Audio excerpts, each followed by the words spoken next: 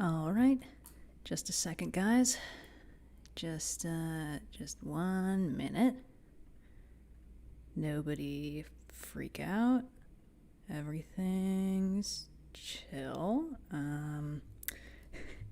I need to add a fundraiser to the video real quick because it won't let me do that before I make the stream live, which makes sense, but it is not convenient for me. There it is. Okay, let's just pop that sucker in there. All right, great, sweet. Okay, as I was saying, okay, let's just pop that up there. Move that so I'm slightly more comfy. And get back to the game. Okay, so I also need to load this bad boy up so I can, like, tweet it and stuff. And then also, like,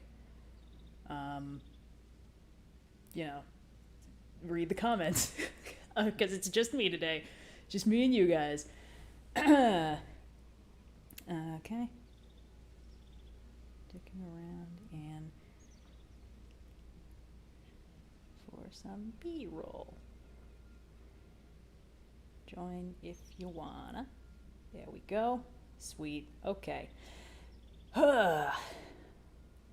Yeah, so let me just pop this sucker in there and grab. Yeah, great. Okay, so hello everybody. So basically the gist of what's going on here is that you guys can hear me, right? The audio's good? Sweet. I say without giving you time to respond. I'm just assuming we're good. Basically, I am working on my notes for like a detailed diatribe that I want to do. And I'm going to need a lot of just nice footage of the Tears of the Kingdom Sky Islands and such like. Whoop, excuse me. And I figured the easiest way, legitimately, the easiest way for me to get that footage is to just stream this and then download the VOD later. It's much more memory sensible than dragging it straight from the capture card. The quality will be indistinguishable when it goes on YouTube later. So that's my cunning plan. And yeah, so I figure I'm just going to be running around getting some nice cinematic shots of various parts of the Sky Islands. You know, all that good stuff. And yeah, so because this is not at all in line with, you know, doing the actual plot or anything like that, this is my other file. This is my 100% save file. This is, I mean, I say 100%. It's, yeah, under 60%. I've been trying. It's not my fault. Anyway, I figured, you know, the other save file, the one where we did the big charity mega stream, just got the Master Sword, you know, stuff like that. Speaking of which, let me just, no, come on, fuse something to it. God damn it. Yeah, there we go. Yeah, so you guys get to see my 100% save file a little bit. Ambitiously titled 100% save file.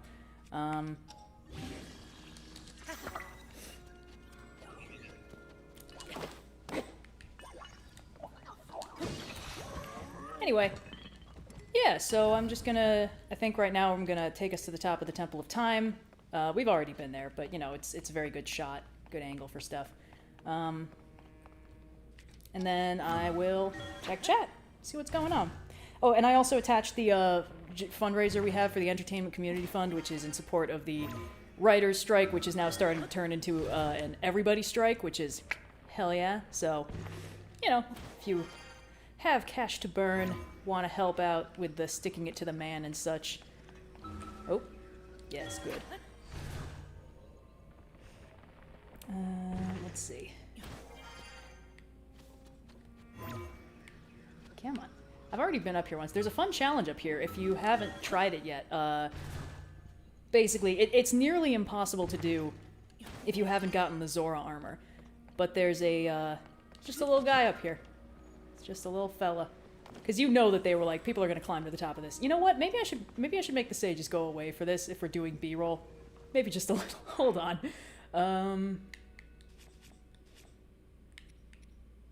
Oh yeah, I'm still down on... How much? right. I need 2 more Sage's Wills. That's all I have left in this.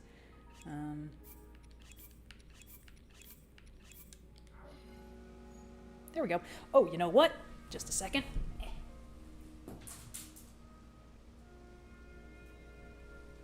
Sorry about that. I forgot that the other thing I can do is I can close out of Chrome so that my browser doesn't make my fan spin up as much. So yeah, there's just a little guy up here. What's up, my dude? Oh yeah, I forgot about this. But yeah, tell me the story. As you wish. The Temple of Time and the land it sits upon were once found on the surface of the world. This has changed. Its land and the lands surrounding it now float in the sky. There is a reason for this. The hero who will defeat the Demon King will one day awaken at this very site. The site must be kept safe from the Demon King and his followers. It was therefore raised high into the skies. The tremendous power of the sages accomplished this feat long ago. We have brought you into our confidence. Please take good care of the token I have given you for completing... Oh yeah, I forgot I already did the ceremony. It won't let me do it again. Basically, you have to fly around the Great Sky Island without touching the ground, but they drop down a bunch of waterfalls that you can just automatically swim up if you have the Zora armor, so it's not actually that hard. But it's kind of nice. Let's see. I'm just gonna get up to this nice little viewpoint, do a little panning shot, and then I can actually read the comments.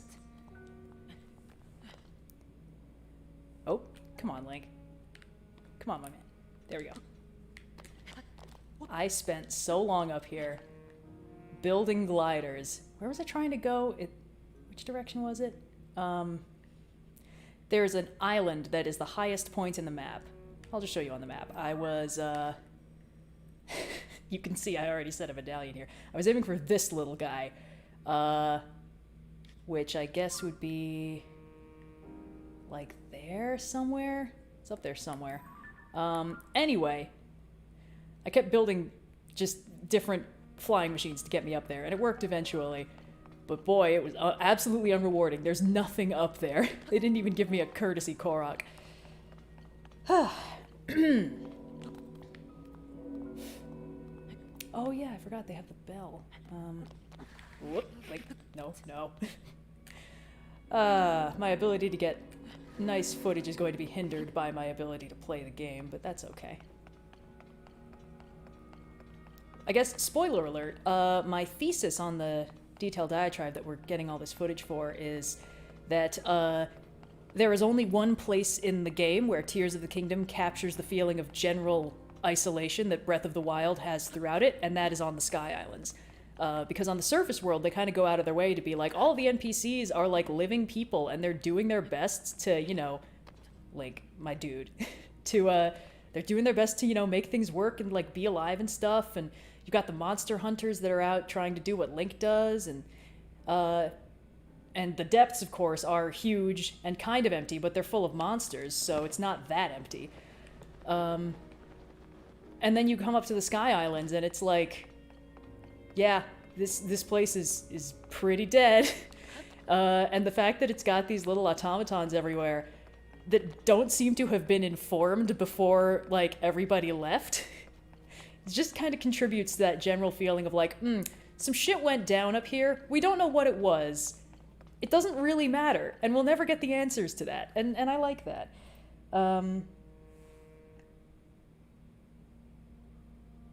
Oh boy, what's going on? Let's see. What? There's a fake Zelda? Huh. Cool, I have no idea what you guys are talking about. Yeah, the constructs are cute. So there's, like, parts of the Sky Islands that were, like, on the ground. The Temple of Time was on the ground. But a lot of these definitely weren't. Like, a lot of the flying islands, the Sky Islands, were built that way. You know what? Let's warp to my handy-dandy travel medallion. So the Temple of Time was raised into the sky. But a lot of the Sky Islands clearly weren't. Like, the Zonai came from the heavens, and a lot of this is, like, Zonai stuff. So there's this kind of implicit question of, like, hey, where'd they go? What happened? Like, look at this thing and tell me this was ever designed to be on the ground. This was built to be a Sky Island.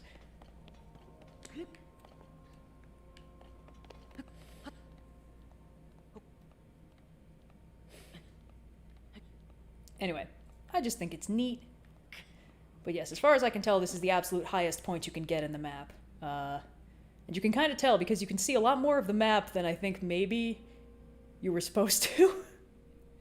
Because it's like, oh yeah, your natural eyeline just takes you past the boundaries of Hyrule and you're seeing all the like low poly, just sort of random mountain ranges that form the background. And that's the entire world down there. That's everything we got.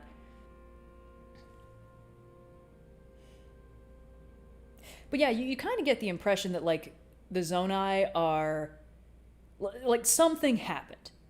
Like what we got from Rauru and Minoru and the others is like, okay, so they were here, and then they're all gone.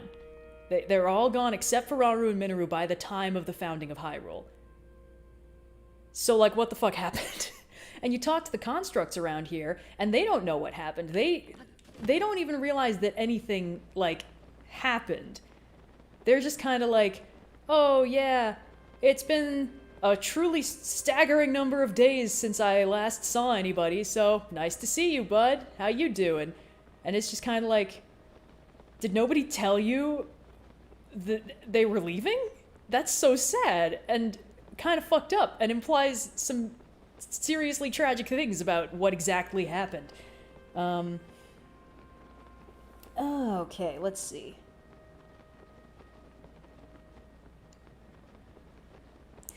The thing is, this game has a ton of Ghibli movie influences. And Breath of the Wild did too. Breath of the Wild had... It had a lot of the aesthetic. It had a certain amount of, like... Oh, I want to say Castle in the Sky vibes, just because it had that, like, soft post-apocalypse, like, the overgrown craters, grasslands and stuff vibes, but, like, you know, practically speaking, we didn't get really Castle in the Sky vibes until this game, what with all the flying islands and such. And this game added, like, 5 other Ghibli movies worth of influence. You have Nausicaa of the Valley of the Wind and The Depths, which are a dead ringer for the Sea of Decay. You've got Princess Mononoke vibes. A lot of people pointed that out with Link's fucked up arm. But those were always present to a certain extent with the Lord of the Mountain, who draws very heavily on the forest god. And, of course, there are some Spirited Away vibes when it comes specifically to how they handle dragons in this game, and some of the plots thereof. And that's just interesting to me. But a large part of that, of course, is Castle in the Sky. The whole flying island that is completely overgrown ruins. Anyone who lived there is long gone. It's not clear if they all died or if some other shit happened. Like, all of that is... Oh, right. Hold on. Ah, you big baby. Let's put on your special I'm not going to be cold anymore hat. There, see? He's fine. Anyway. And, of course, the autonomous robots hanging out that were clearly designed to serve the people who lived here, but are now just kind of going through the motions without anybody to direct them. That's all straight out of Castle in the Sky, which is interesting. That's an interesting thing for them to draw on, because there's a big theme in Castle in the Sky of, like, yeah, some shit went down up here, but it wasn't like a... Like we see in the opening montage, it's like, oh, you know, a war happened. We have shots of, like, black lightning and you know, castles like the Castle in the Sky falling and people streaming out of the ships and just sort of forming new lives at home on the ground. You know, there was clearly some kind of, like, massive conflict, but it wasn't, you know, it's not like, oh, everybody died in some kind of massive dramatic cataclysm. It's just like, everyone's gone. Where did they go? Somewhere, but they're gone, which is, you know, harrowing and melancholy. It's not the kind of, like, late to the shit show horror story, you know, it's not the Mines of Moria, it's just sad. But in the climax of the story, there's a showdown between Shita and what's-his-face, the bad guy, Moose something? He's voiced by Mark Hamill in the dub, which is the only good thing about the dub as far as I'm concerned. And he's like, I am a descendant of the kings of Laputa, and so are you, and we should rule, you know, we should use their advanced technology to fuck things up with space lasers. And Shita basically says, hey, the reason why Laputa died is because you cannot survive apart from the Earth. Like, you cannot cut yourself off from nature and just be okay. This whole place withered and died. Like, of course, there's so much tree symbolism in that movie. Laputa has been completely overcome by this massive tree. The greenhouse has been completely overgrown. And everything is sort of being reclaimed by nature, even as they tried to cut off from nature. And in the end, the trees, the roots are the only thing that holds Laputa together after its attempted self-destruct. So there's this big theme of, like, you try to cut yourself off from nature, it doesn't work. Which is very interesting. And I think that that's kind of just what they did with the Zonai in this game. It's like, well, they lived in the sky, and now the sky is dead and empty and deeply, crushingly alone. Have fun! Let's see. Say the Zonai give off Dwemer vibes, aside from the we are better than the gods thing Dwemer got going on. That's so interesting to me. So, for those of you who are not in the know, I did a Skyrim fandom wiki walk one time because I was curious and slightly fascinated by the fact that Skyrim has, like, canonized, I guess the Elder Scrolls franchise in general has canonized, like, yeah, all of the paths are canon. There are times where just the universe fucking splits, like the timeline goes bananas, a star rises in the sky that is only seen when the universe is splintering, and then all these things happen simultaneously to each other, and we all just gotta deal with that, and I just think that's so fun. And the Dwemer, where the Elder Scrolls dwarf equivalent, because of course Elder Scrolls is very, very standard, like cookie cutter fantasy. It's, you got your elves, different flavors, you got your lizard folk, etc., humans, yada yada. And then they're like, well, what about the fucking dwarves? And it's like, what about the dwarves? They all seem to have mindfucked themselves out of existence by pulling some, like, universe no-clip shit, and it didn't go good for them. And I just think that's really interesting to me. But that one definitely has more, like, Mines of Moria vibes, probably intentionally, considering they're both different kinds of dwarves. But in the sense that, like, oh, the dwarves pulled some fucking, like, sci-fi shit in a fantasy setting and it went badly for them. Yeah, that makes sense. Whereas with the Zonai, I think it's intentional that we don't know where they went. Rauru and Minoru clearly weren't interested in telling anybody where they went. There's this kind of vibe that Rauru is, like, it's a sore subject for him. Like, when Ganondorf brings it up in the Ocarina of Time Redux cutscene, it's very clearly, like, a sore spot that he's poking on purpose to fuck with him. But that's all we get. The implication that, well, some shit went down, and Rauru has bad feelings about it that I think is very interesting. Oh, let's pop into one of the dungeons. Why not?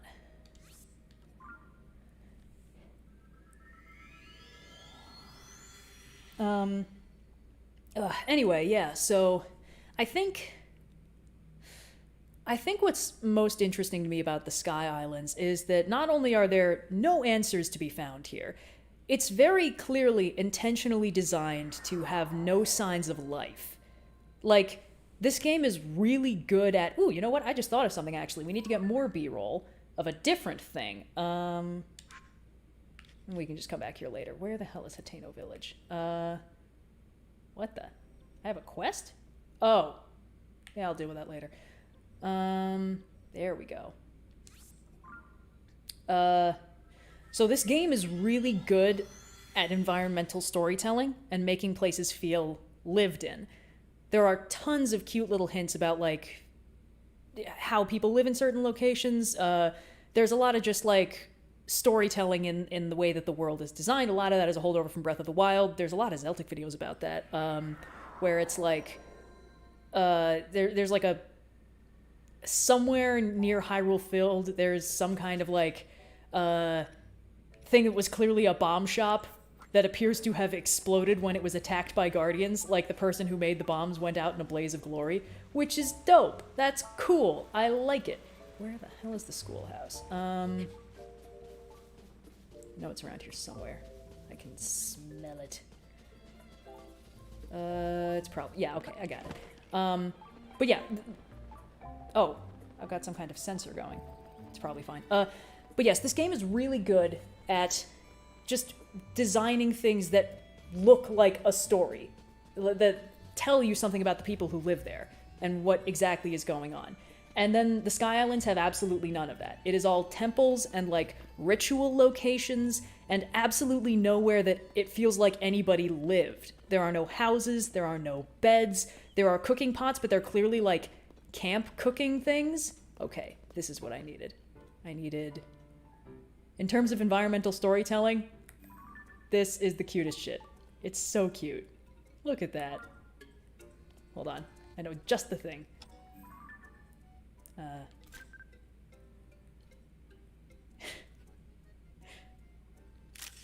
Yeah! Anyway, oh. Nah, let's keep the old picture. We look good in that one.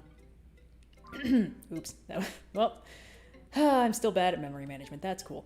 But yeah, you can see, like, how much intentionality there is. Like, somebody decided to draw these cute little decals. I guess they're, like, stickers, but it's also totally possible that one of the students just went bananas with a... Hello? With, like, a paintbrush or something. They've got all these extremely cute little drawings of Zelda and a cuckoo and, you know, fruit, you know, plants and stuff like that. And it's like you go around the stables and there are recipes just posted up on the walls. And it all makes this place feel like people live here. And then you go back to the Sky Islands and it's like this, I think this is the Forage Island, I think. I hope so. Because the Forage Island is probably the only place in the Sky Islands that feels like, okay, like people worked here. Like this is a place that people went for a reason, and it is still absolutely desolate.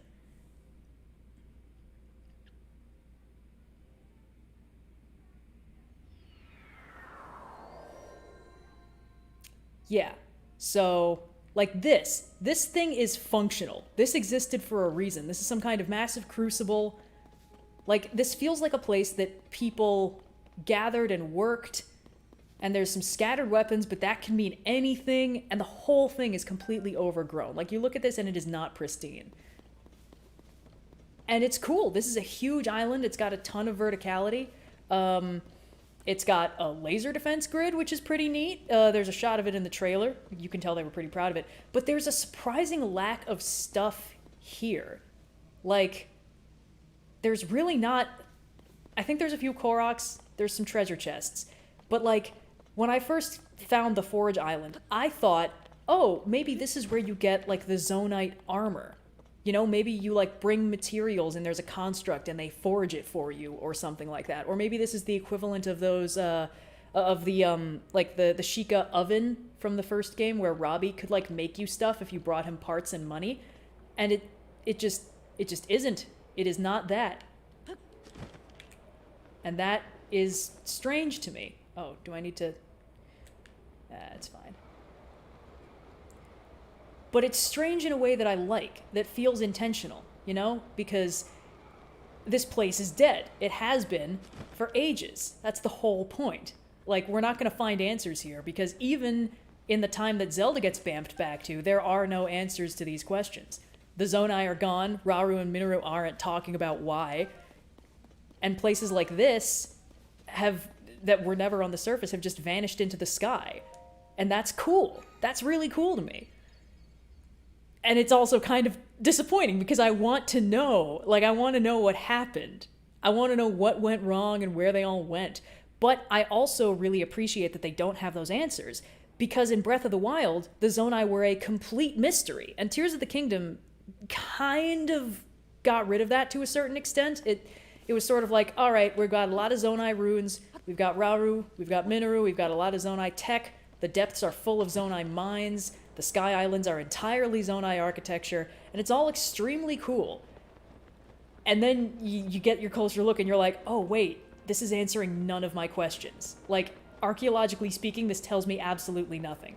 I don't know what the purpose of these big cool vents are. I don't know what's going on. I don't know what this thing was for or why it's so big when it does nothing. I don't know. I just think it's neat. And frustrating, but intentionally so. Like, the things that frustrate me are things it's doing on purpose.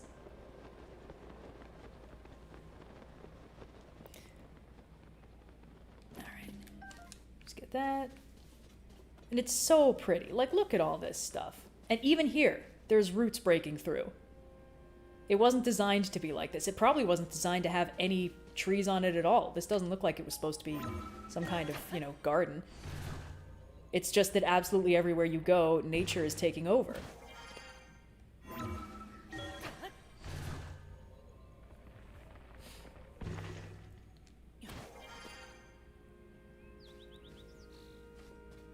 Anyway, I think it's very cool. But this is the only part of the game that really, like, captures that feeling of total isolation that you had in Breath of the Wild, where the entirety of the civilization of Hyrule is, like, crammed out at the edges of the maps, trying not to die, and Hyrule Field and Castletown are just crawling with Guardian Stalkers and completely unlivable. And the only place in the game that you get that feeling up here is the Sky Islands.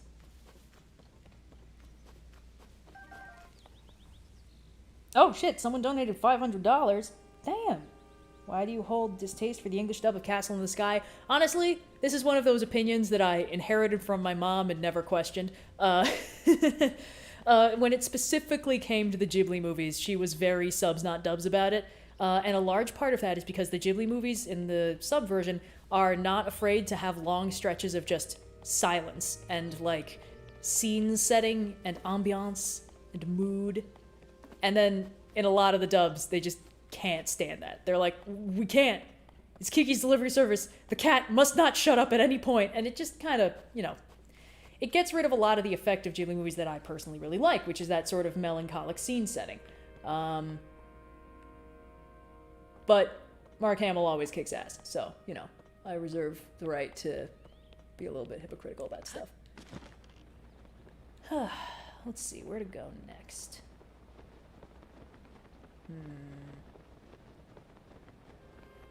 Ooh, we could go to one of the labyrinths. Actually, I'm gonna need B-roll of the labyrinths anyway, so that's a good idea.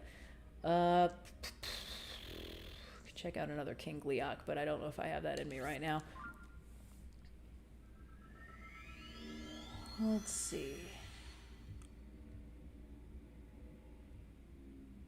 Will you and Blue do any streams together in the future? I mean, probably. He's just got, like, a sensible work schedule and doesn't want to start streaming at, you know, the evening.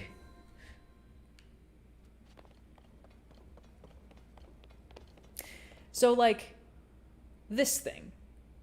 In the lore, the Great Sky Island, you know, we talked to the little robot. The Great Sky Island once existed on the surface of Hyrule. We saw that in the cutscene. When we got the sword geoglyph, we saw that Zelda was in the Temple of Time, and the Temple of Time was on the surface. Like, we know this. But all these other islands, I think, came down from the sky to meet it, kind of. And these were all clearly parts of the actual Zonai civilization. But, like, it's all ritual locations. Like, you come to the labyrinth to prove yourself to the god of all dragons or boars or whatever. And the dive challenges, those big columns in the distance, those are also all ritual locations. Sorry, someone's shouting. Not sure what's up with that. And you go there to, you know, prove yourself as a Zonai youth. You can talk to the little robot and it'll tell you that. In fact, we probably should do that. And it's cool, but at the same time, like, there are no population centers anywhere up here. There's the Wind Temple and the Water Temple. The Water Temple has a purpose. It's called the Great Wellspring of Hyrule. Its ability to produce infinite water is presumably the point. Man, that person's loud. Anyway, so, like, this place had a purpose. It was also clearly the home of the Sage of Water, or at least, like, where they hung out most of the time. But, you know, what's the fucking point? Like, like, it's very cool. It's a big complex. It's a temple. It could just be a place of worship. That's completely fine. But at the same time... Oh, that's cool. I didn't even notice that. Here, hold on. Ta-da! Jeez.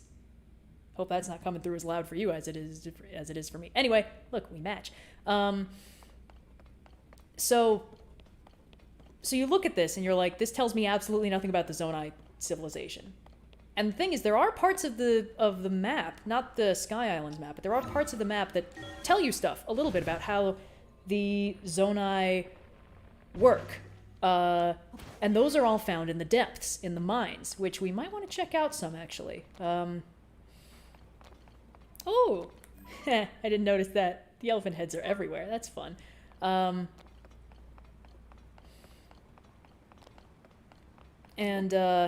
Whoops. I swear, the zero gravity jump thing is really unforgiving. And if you don't pop out the paraglider, sometimes you'll just go sailing right over the edge.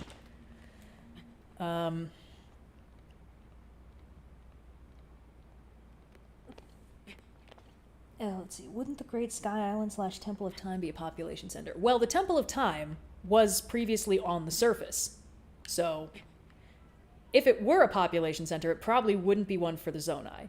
And you look at this thing and you're like, this is big, parts of it are functional. Mostly, here's the thing, mostly this is a dungeon. And the way it is designed is mostly to serve dungeon traversal, stuff like that. And that's fine, you know? Not everything in the world needs to be designed to perfectly work for world building in absence of an awareness of game mechanics. That's fine. I don't mind that. I tell myself. I mind it a little bit, but that's okay. That's just me being unreasonable. But this whole place, it feels like the Lanayru Promenade, which is the same in this game in Breath of the Wild. You basically don't find any other people there, and it's an old causeway that was used for, like, processions of the royal family and like, you know, stuff like that. And like the Forgotten Temple, these ancient ruins that represented things in a civilization that really no longer exists. And that's cool. I like it. But like the whole Sky Island complex is like that. That's what it all feels like. So I wanted to go to the Wind Temple because this is the Stormwind Arc. And according to Tulin, whoops. Oh, I'm cold. Sorry, I was wearing my wrong hat. Oops, I'm still wearing my wrong. Where is the fucking... Oh, I never bought the pants. Whatever. All right, we're fine. Oh, please hold. Anyway, so the Stormwind Arc or whatever, or like the Skywind Arc, I don't remember what it's specifically called, is... Did I not already get this one? Huh. No, I did. Why is my... Whatever, it's fine. Tulin's like, yeah, there are legends about it. Like, the Zonai created it for the Rito to, like, do a thing. And that's cool. Because that means this whole thing is basically a divine beast, but, like, Zonai made. And there's little hints of that when you do the dungeon. Again, it doesn't really matter, because effectively the difficulty of the dungeon is just, you know, it's Breath of the Wild, get all the terminals again, but slightly reskinned. It's open these 5 doors using your sage friend to unlock them. But there's a couple mounted cannons that'll get you, if you're not careful.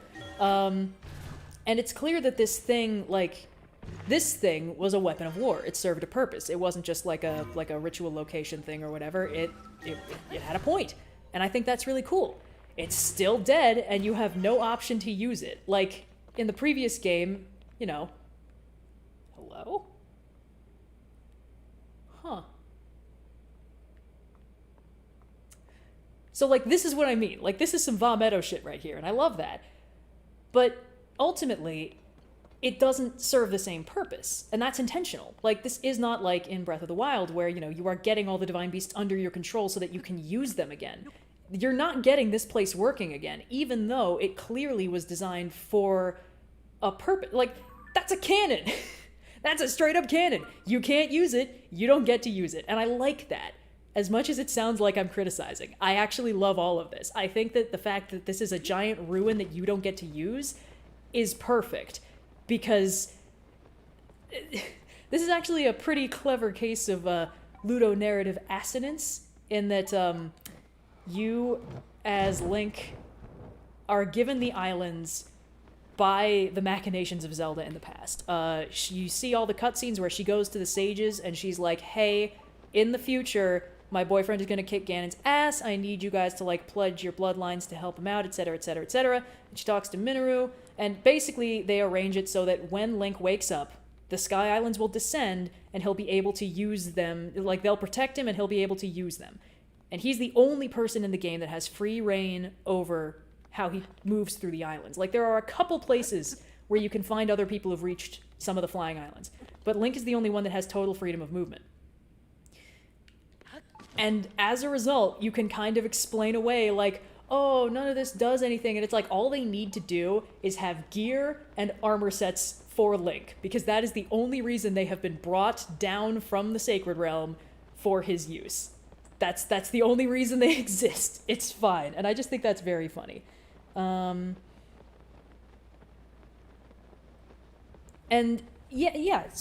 sorry, person said, they clearly put a ton of intention into the design of a lot of these areas, even if it feels sparse. That's exactly it. Like, when I first played through the game, once I did all the dungeons, I was like, I wish there was more to the Sky Islands. Because when we saw them in the trailer, it's like, oh my god, there's so much shit. And what is that? What are those? What do these things mean? And it's so cool. And then you play through it and you're like, okay, most of this is just like a foothold. Like, this whole thing is effectively just a climbing wall.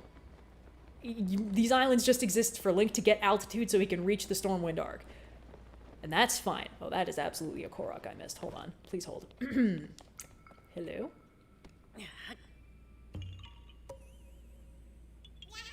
Yahaha!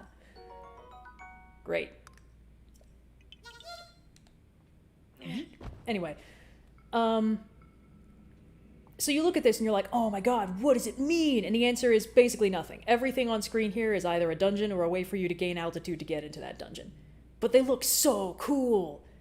And, you know, you look at the, where the hell are they? The fucking, oh, we're near the edge of the map, that's why. You look at the climb towers and you're like, whoa, or the glide challenge towers, and you're like, that's so crazy. What could it mean? And it's like, you get teleported up there, you fall through there, you land there. And that's it. It's like, okay, cool.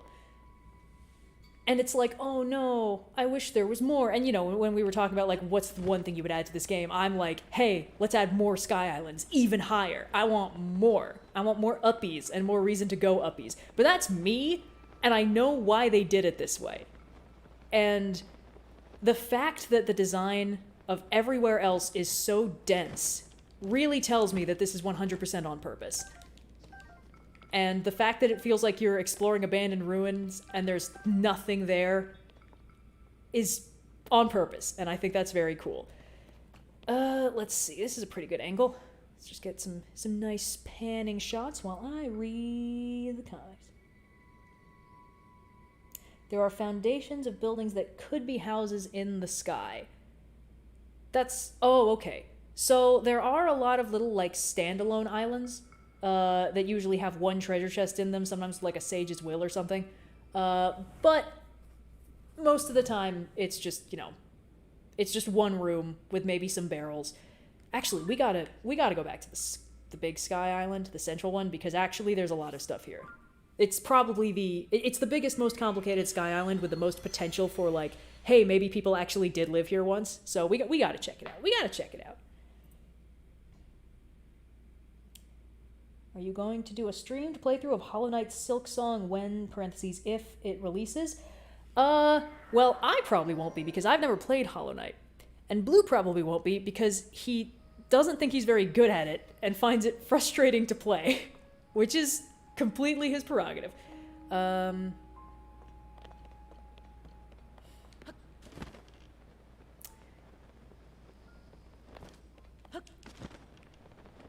Whoop.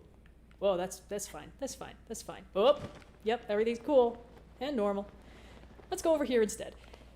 What are the sphere islands for? Those are astral observatories. We can go check one out after we've done some running around up here. But yeah, one thing I find very cool and just haunting about the Sky Island particularly is, like, it was designed for use, but not for people to live here. Every sign of life here is from an automaton. Like this guy. Tomorrow I will resume woodcutting. I'm resting until then. Woodcutting? Tell me more about woodcutting.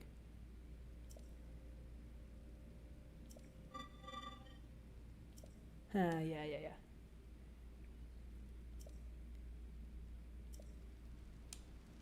So this little guy has been set to the task of woodcutting and has been doing it for potentially 10,000 years. Any automaton you talk to on the Sky Islands will tell you something similar. They were set to a task, they've been doing it forever. Sometimes they're like, you're the first person I've talked to in a while. I'd enjoy further visits from you. And it's like, great, the Zonai made you sentient enough to like company, but not sentient enough to recognize when you've been abandoned and seek out, you know, new pursuits.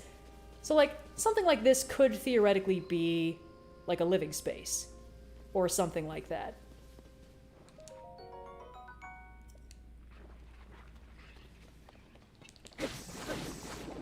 But it really tells you nothing. Like, there's no beds, there's 2 pots, there's just rubble. If this was a living space, there's absolutely no signs of life. There's no art on the walls. There's nothing here. And that is interesting to me.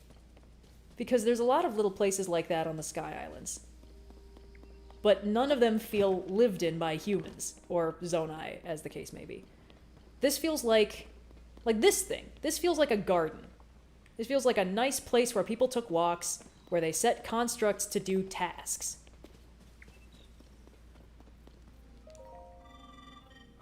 Oh, I don't think I've ever talked to this guy before. Wow, apparently I haven't.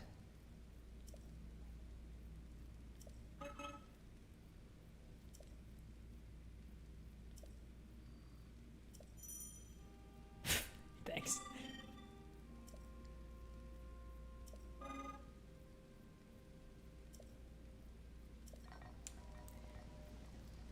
Yeah, so like this thing. This feels like the Zonai equivalent of like Central Park, you know? It's a big curated wild space, and they have little robot custodians to keep the thing going. And then they all went somewhere, and the robot custodians don't know that, and they don't know what happened, and they don't question why they're all gone. And some of them have noticed that it's been a while since they've seen anybody, but like, that's it.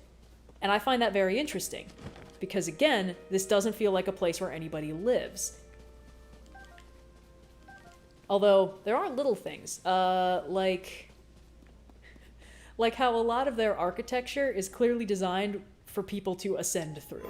And that's, again, is that a story thing? Is that a gameplay thing? I don't know. But I like it. Like, there are places in the depths where there are these columns that are very clearly designed, very purposefully, for you to look up and be like, oh, I can ascend through that to the surface. And I think that's neat, because that is a piece of, you know, environmental storytelling that tells you, oh, okay, a lot of the Zonai could do that. Possibly all of the Zonai could do that. Because that tells me that this world was designed with that ability in mind, not just by game designers, but presumably by the people who actually built the damn thing. And so whenever you see like a pillar that kind of looks like that, or not this one specifically, but like there are a lot of pillars that kind of look like that with a flat area on the bottom, it's like, that was designed for me to ascend through so I can pop out in the middle. That's pretty cool. And you look at all this and you're like, what was the point of this? What was the purpose? They've got these sentry constructs all over the place. They wouldn't have attacked the Zonai. Raru's ghost, when you show up here in the tutorial, is like, oh yes, the constructs will read anybody who is an intruder as an enemy. So, sorry, can't do anything about that. You're gonna have to just kill them. There's more where that came from. We have a lot of automated systems for that stuff. And it's just so fundamentally... Am I being attacked? Nope, we're fine. It's just so, like, absolutely fundamentally tragic that this place is just absolutely full of automated defenses and things that were meant to make the lives of the Zonai easier. And the Zonai have been gone for so long, and they disappeared in such a way that none of those automated systems have been switched off or even updated on what exactly is going on. And that is interesting to me. Let's see.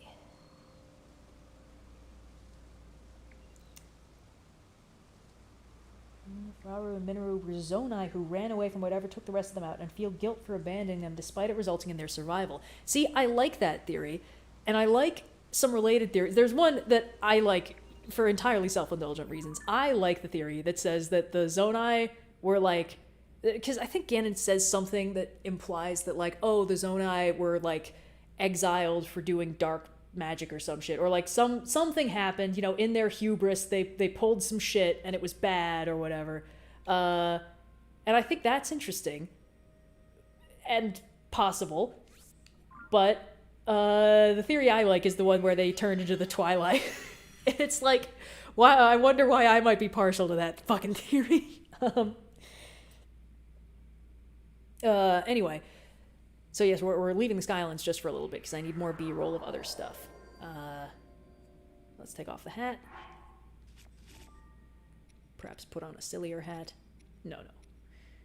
It's my B-roll. I'll make us as pretty as possible. Where's my fucking... There it is. Great. Okay, as I was saying. So the depths are one of the only places where everything feels like it was actually built for practicality. You know, like, you've got these little way stations all over the map where you can stop in and use your handy-dandy Zonai building abilities to just grab some materials and build stuff and use it.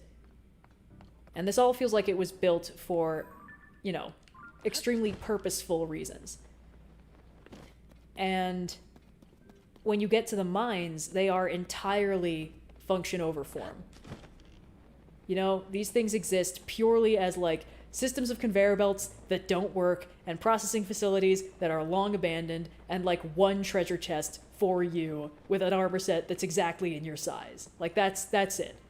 These things do not exist for people to hang out in, and they were probably staffed by constructs, because in a lot of these places, you find little wrecked constructs everywhere. In fact, let's see if we can find one here. There's definitely one over here somewhere. And if you talk to the little guys in the Zonite processing plants, they'll be like, oh yes, this is a facility where a great deal of Zonite was once mined, but, you know, it's pretty much drained dry now, so whatever. And that's kind of the vibe. These places used to be bustling, and now the Zonai are all gone. So, like, and, you know, the constructs that were here eventually wore themselves out and broke, and there's almost no Zonite left. So like, what the fuck happened? And, like, the most obvious theory probably would be, there was some kind of, they depended too much on Zonite, and they ran out, basically. And that's another Castle in the Sky thing, actually. They, nope, that's not what I wanted. Where the hell is it? There he is. It's much more efficient than using bombs. So in Castle in the Sky, there's this fictional element that I don't remember what it's called. But it is basically the stuff that makes the castle float. And Shita has a necklace of that material, and it glows in the dark, and there's this really powerful moment where they're like underground, and there's this miner, and he's talking about how, like, there are deposits of that in the rock, but he's never seen a crystal of it that pure, and it kind of freaks him out. Like, it's beautiful, but it's also a little bit fucked up and scares him. And there's a crystal of the stuff at the center of Laputa that keeps it in the air, which is cool. Oh, let me send Yunobo away. Sorry, bud. It's not you. It's just the B-roll. All right, bye. And the Zonite in this game is clearly the equivalent of that. It's a standard issue magical sci-fi element. It can do whatever the plot needs it to do. And it would be very easy to be like, oh, maybe the Zonai had like a civilization that was based on exploiting the natural resources of Mother Earth, etc., etc. You know, very standard stuff.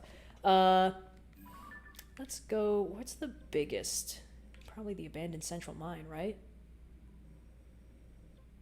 Yeah, that's pretty big. But again, we have no hints. Like, all we get is, oh, there were Zonite mines, they're mostly exhausted. There's clearly still enough for them to keep making constructs and like Zonite devices for you and stuff like that, but that's all you get. Let's see. Like the big crystal... Ethereum? Really? That might not have been what it was called in the sub. In fact, that was almost certainly not what it was called in the sub.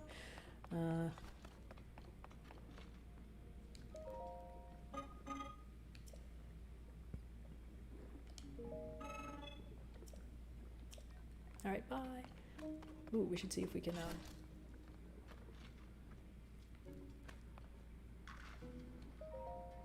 yeah, let's do a little shopping, why not? The constructs are always so polite, and it makes me even sadder that they have no idea what happened. Oh, I should turn some of these crystallized charges into, like, stuff.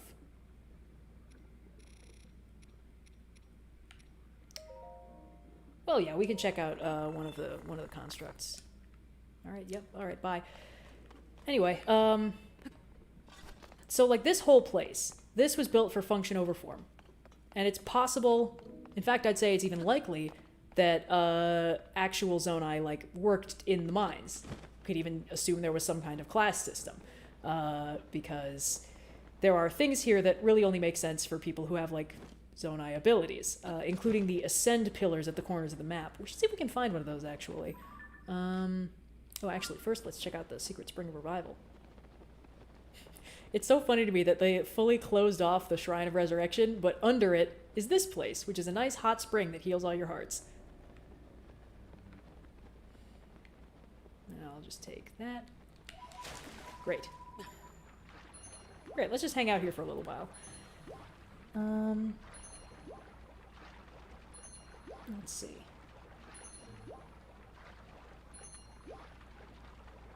There was definitely a class system. Consider the chains on the minor armor. That's an interesting point, and not one I wanted to think about. Let's see. But yeah, I think it's interesting that there's really never an indication that something horrible happened to the other Zonai. It feels a little bit more like something that we know Rauru doesn't want to talk about, but like that's kind of it. Oh, we should go to one of the labyrinths, actually.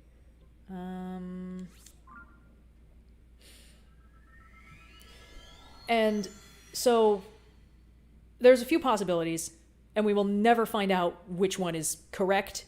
Odds are good. There is no single explanation that is correct. This is probably a mystery that was written to be a mystery and doesn't necessarily have an inferred solution. Really, all the important thing is that the Zonai are gone, and Rauru and Minoru were left, and that's it. And there's enough implications of a greater mystery that can keep us guessing forever, which I think is cool. I think that's fun and neat. Funky fresh, you could say. Maybe I should turn off my shrine sensor. I mean, my treasure chest sensor. It's fine. Ooh, there we go. Perfect. That's an ascend pillar, I think. Or it's a mine. Either way, good to get B-roll of, but no, I think that's absolutely an ascend pillar. That's what that is. Maybe they just mined what they needed and returned to the sky? Maybe.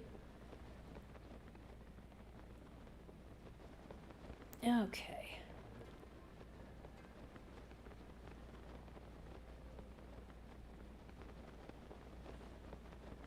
How would you feel if there was a story DLC that explained more context to the Sky Islands and the depths? I would like it, much like I like the rest of this game. I like that there is a mystery here, but it wouldn't exactly break my heart to get answers. I just don't think that they wrote it with answers in mind. So this is incredibly intentional design. It's not just incredibly intentional game design. If we accept that things in the game are there because somebody in the universe of the game built it, this is a big target, and that probably even says, like, Ascend in Zonai Ruins. I don't know. I'm just guessing, but it clearly has a message on it. Like, that's what this thing is for. Very clearly. You get out of the depths this way. And I think that's very cool, because that makes a ton of sense. And, like, the only way for us to access the depths is because these chasms opened. Oh, we're going to start freezing as soon as we leave, aren't we?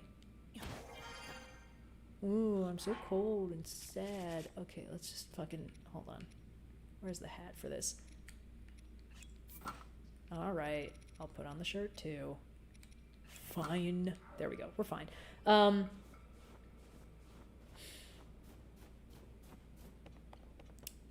here, there's more ruins, kind of. They fell in a straight line, and I think it's because they're supposed to be from the Rising Island chain. They've got the same architecture as the other Rito-influenced stuff, which I think is neat. But yeah, so, you know, we're here on the surface and like, yeah, this is pretty desolate, but it makes sense that this would be desolate. There are plenty of other places that are not desolate. You go to any of the towns, they're bumping. Honestly, even out here, if you're here at the right time of part of the game, there are gonna be, like, monster hunter squads. Or, like, people visiting the Great Fairies or whatever. You know, it feels like Hyrule is coming back to life. And there are always little signs of, like, people trying to make a living and, like, make things more habitable and stuff like that. And, you know, if worst comes to worst, there are bokoblin camps, and those feel lived in, even if it's lived in by people that you don't like. Or, you know, monsters and stuff like that. But, you know, in Breath of the Wild, there would be parts of the map where you know, you run into, like, adventurers or treasure hunters, and they'd all be like, oh, it was stupid of me to come out here, I nearly died, I'm leaving. Which is completely fair. Guardian Stalkers are terrifying.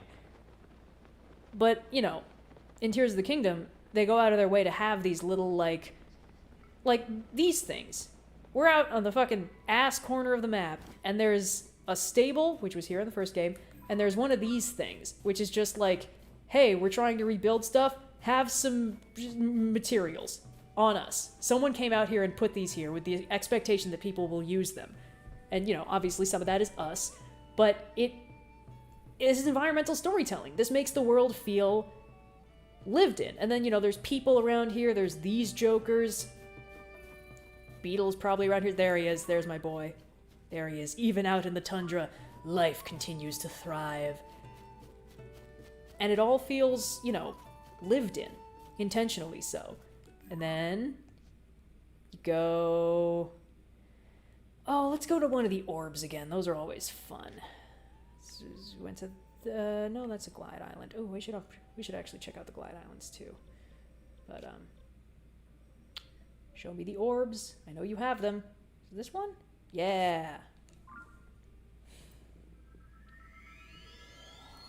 What if the rest of the Zonai panicked and evacuated back to wherever they came from after their king died and Ganondorf was temporarily sealed underground? The Zonai have already left by the time Rauru establishes the Kingdom of Hyrule, because Ganondorf mentions it when they have the Ocarina of Time Redux thing.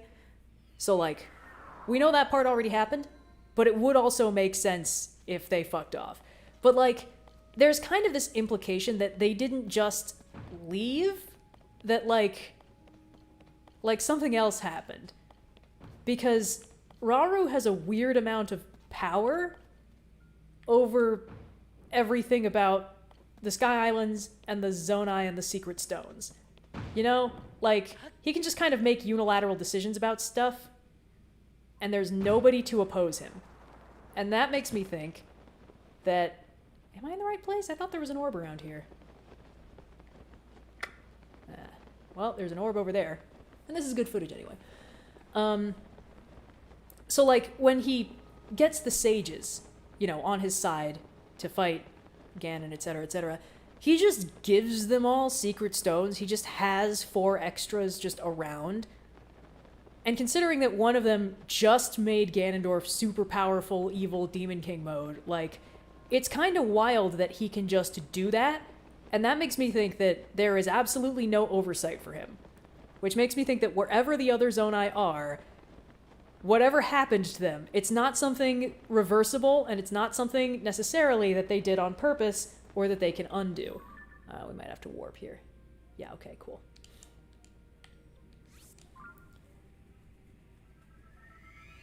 Let's see. I think it has something to do with Dinral, Forage, and Naydra. I'm so glad you brought that up, because that is one of my favorite theories about this game. The fuck? Damn, someone's got a loud engine. So, when the designs of this game were first shown, everyone was like, oh shit, that guy is a dragon man. That's awesome. The Zonai were dragon people. That's so cool. And then when we see... Spoiler alert, the light dragon and what she looks like, it's like, oh, huh, she looks completely different. Does he look like a dragon person? Or do the dragons look like the Zonai?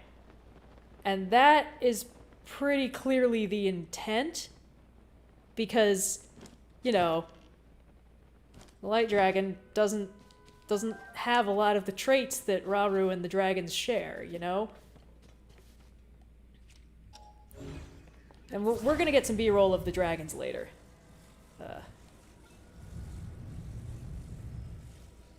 Can I get a good camera angle on this and control it? No, I can't. Okay, cool. But yeah, so these things are clearly like astral observatories or whatever. This is very definitely for like observing the sun and stuff.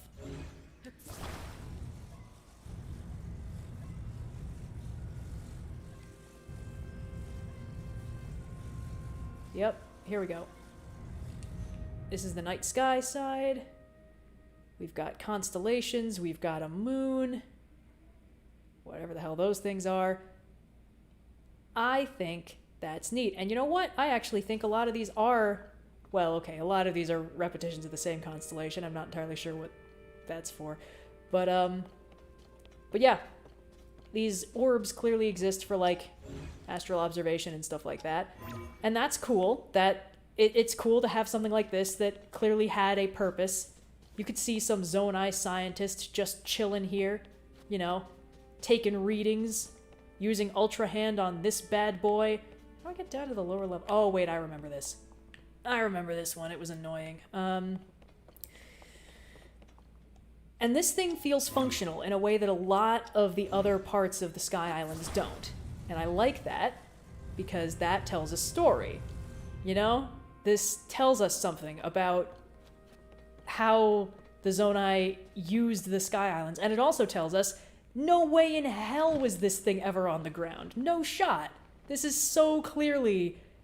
This was designed to float. You cannot do this anywhere but the sky, which means that the Great Sky Island, you know, started on the ground, but most of these... Or sorry, the Temple of Time started on the ground, but most of these islands didn't.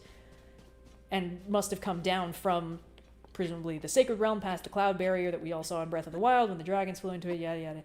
So, it's interesting. It's all very cool and it's all very intentional. But the overall effect is that there is absolutely nothing to do on the Sky Islands. Like, you can run around, you can get treasure chests with stuff in them, and that's all great. But there's nothing to do. And there's no answers to be found here. Because they brought down this island for Link to use. Not for whatever its original purpose was, but because there used to be a treasure chest in that basement before I got it. That is why this thing was brought down. So it doesn't matter what it used to do, and we will never be able to find it out, because everybody who could have used this for its intended purpose was long gone by the time Zelda started, like, setting all this up for us. And that's interesting. Let's check out one of the glide towers, and then let's start doing some dragon hunting. Because I'm gonna need that footage too, because they are the only exception to the rule of there being absolutely fucking nobody up here. Where the hell? Oh yeah, this guy? No. This guy. I like how all of the glide islands are named synonyms for courage.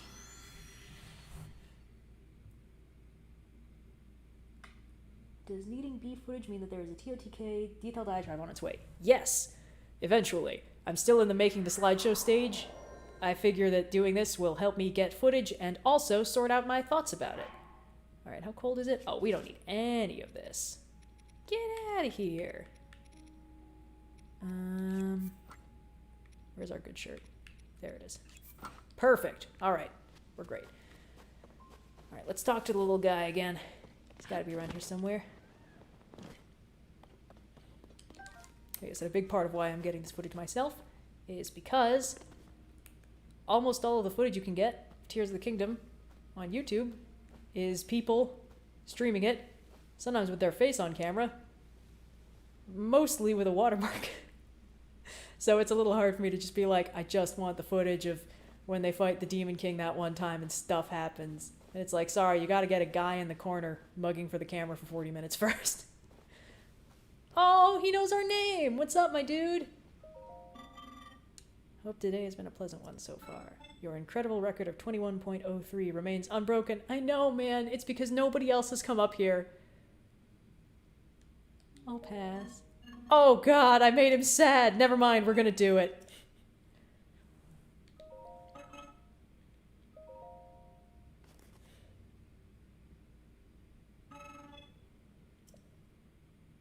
Yeah, there's no way I'm setting a new record.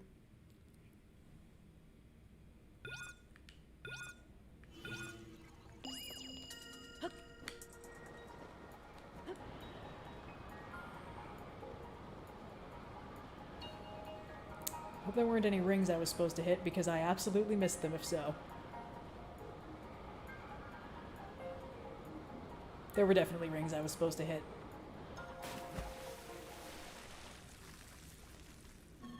Yeah, okay. Yeah, alright, that's fine. I just don't want him to be sad. But I think that means it's impossible for me to beat that record. Thank you, Stuart Construct.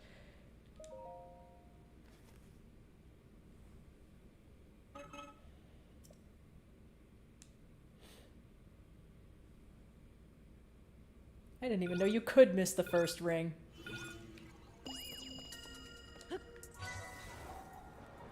Oh. I see it. Okay. Whoop. Okay. We're spending all our Zonai charges today, but I don't care. Alright, we'll take it slow and accept that we're not going to beat our record.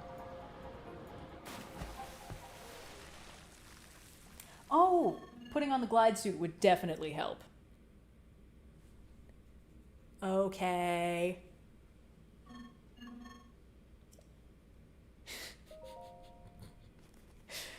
I just want to make his day better, man. I don't care.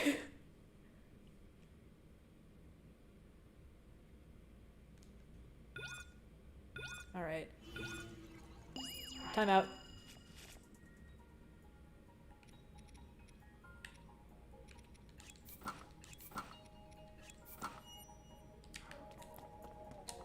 Go, fuck.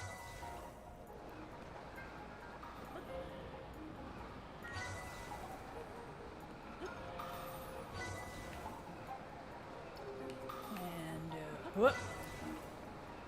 And, ah! Haha! Haha haha! Oh, well, we didn't beat our record, but that's okay. He's not gonna be sad. How do you like them apples, bud? I put on my special pants just for you. Yay! Oh, sweet.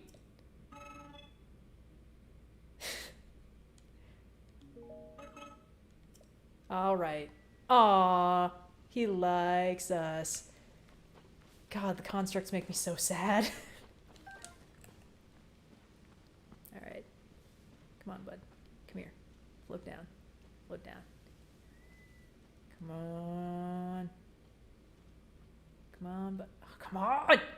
Whatever, it's fine. We'll just hang out here for a second until it decides to grace us with its presence. To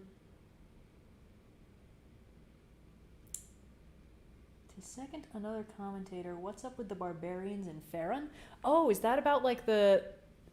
Yeah, that was some of the Zonai lore from the first game. The barbarian armor had stuff about it like made by like a warlike tribe that lived in the Farron region, etc., etc., etc. And it was all, like, the prevailing theory was like, oh, those were the Zonai. And maybe they were, like, evil. Maybe they worshipped the Demon King or something. It seems unlikely, but, you know. Oh, yes. You've made a grave mistake today, little fairy. Yes! Okay, great. We're fine. Anyway, let's put on our regular outfit again. You know how it is. Or we could put on the really cool one that I went through absolute hell to get and then have never worn since, because actually losing rupees instead of hearts is kind of devastating. No, we want to get dragon footage. That's what we want, so let's dress for the occasion. Even though that won't actually protect us from being set on fire. But that's okay. Who even cares about that stuff, right? Like, whatever. Whatever.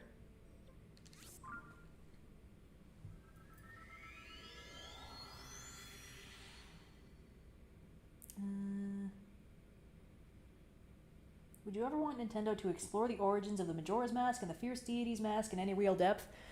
I don't think so. Bearing in mind that I've never played Majora's Mask, and basically everything I know about the lore of the Fierce Deity armor is that I got all of it in this game, and I think it's fun. Let's see. Odds of Dinrel being on the surface are pretty low. Yeah, it doesn't look like she's up here. Well, we could always go near the other portal. Paraglide down, see if there's anything interesting. Oh right, I forgot I don't have the map up. I remember how this works. I so rarely use the, like, the no HUD thing that I keep forgetting how it works. Let's see.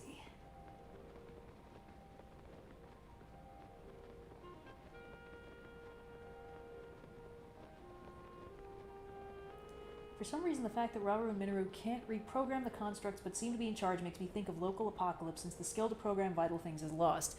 I agree with that theory. I think that that makes the most sense. Minoru is clearly extremely knowledgeable about constructs. Like, you know, she has the whole construct thing going. She built herself a spare body. Spoiler alert. And Rauru is clearly very knowledgeable about secret stones. But, like, oh, I'm not even over the hole in the ground. There it is. So, like, whatever happened, they clearly have a certain degree of knowledge. But I think it's one of those things where it's like, you can be as knowledgeable as you want, but if infrastructure fails, there's only so much you can do by yourself, you know? So it's like Rauru has access to all the secret stones he wants, but that does not give him the power to bring his people back or save them or whatever the fuck happened. And Minoru... Oh shit, we found Dinraal. Hell yeah. Wow, we must have just missed her. Okay, well... we're gonna ride on her back. Oh shit, hold on. Let's be less on fire. Oh god, we're gonna have to wear our ugliest armor set. Fine. Alright, you know what? Let's just complete the look. Where's our hat? Perfect. This will not actually stop us from being set on fire. But at least we'll look appropriate. So we're gonna ride this loop all the way to the surface and then get some B-roll of us in the Sky Islands with Dinraal. Because these guys are the only exception to the rule that you are alone in the sky. And then I think we'll probably bamf around the map and see if we can spot the light dragon and get some B-roll there too. You know how it is.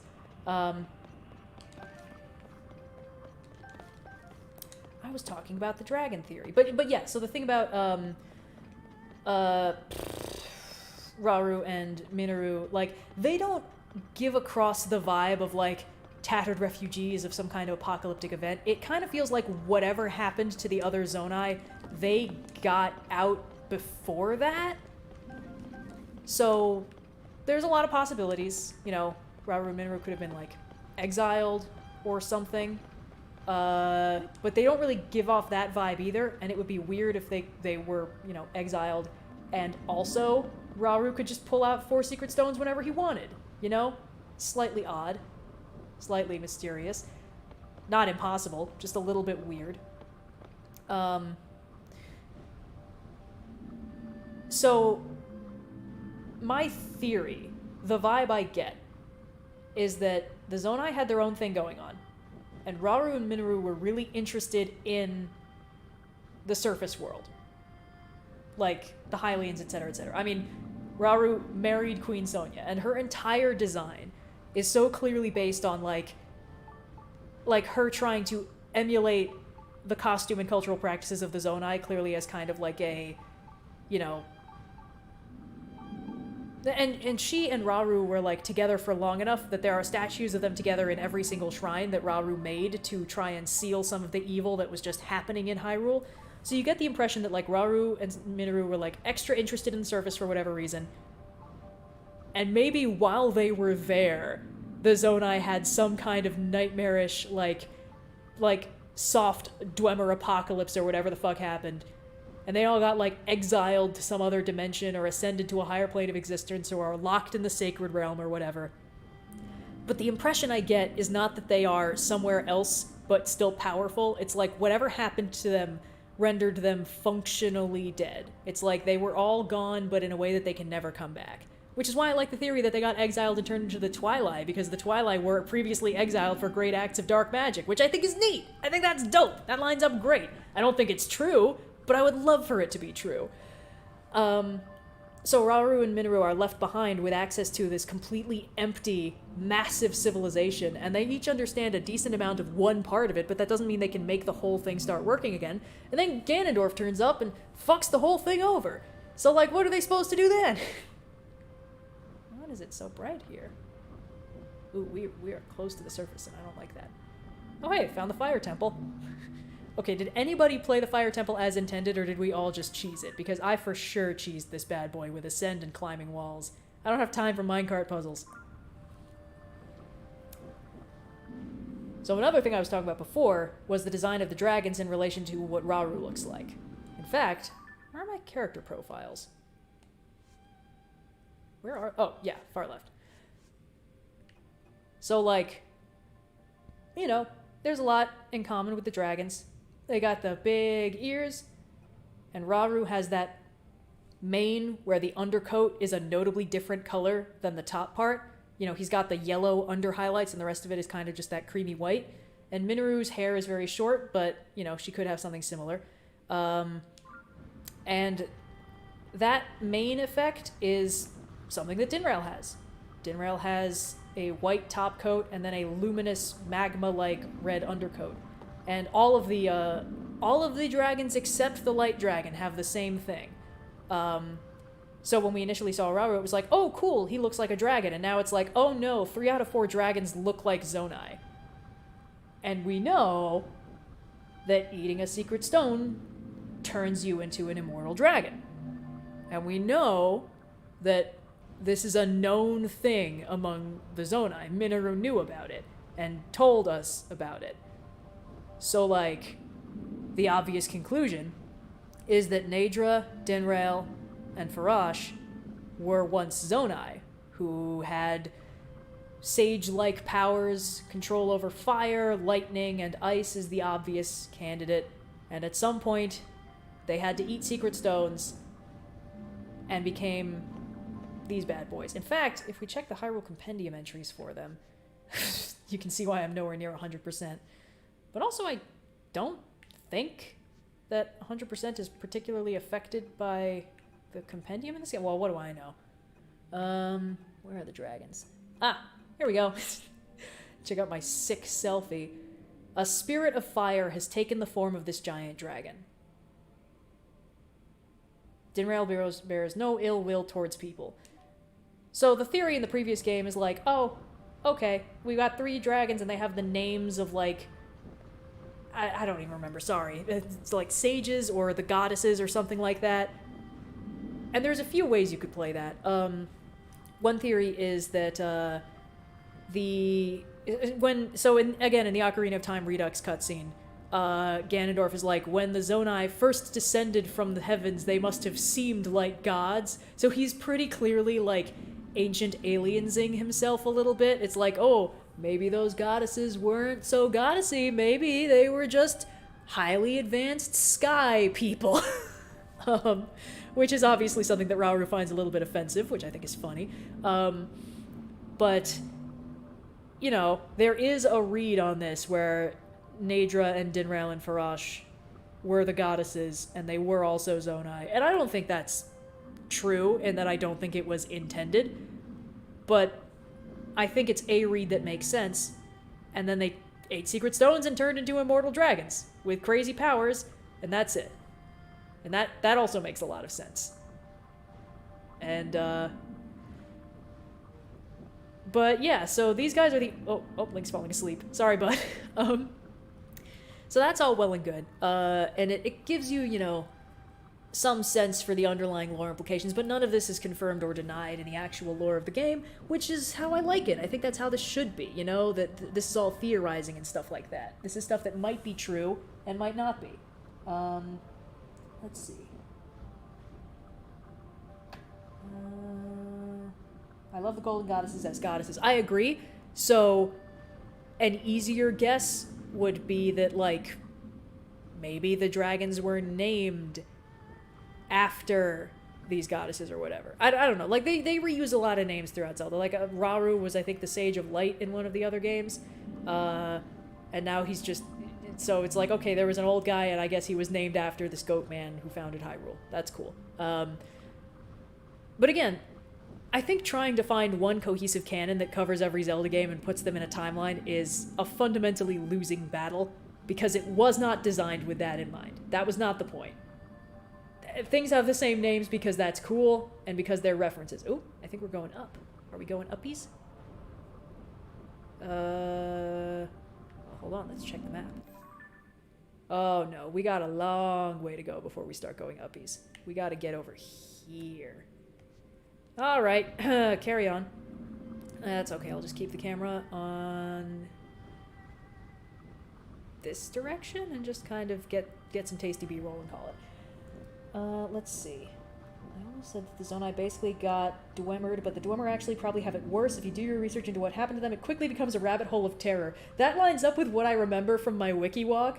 I legitimately love that Skyrim and the Elder Scrolls in general were like, the period when a game is happening is nightmarish unrest for everyone in the world. The historical records go fucking crazy. Time splinters and then reintegrates together after the game is over.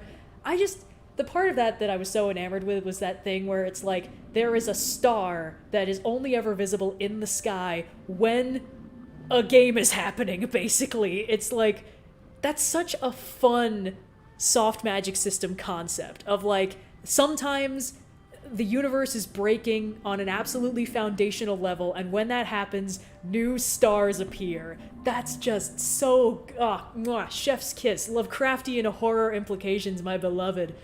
Oh, poor Link. I should let him sleep in a bed one of these days. He's fine.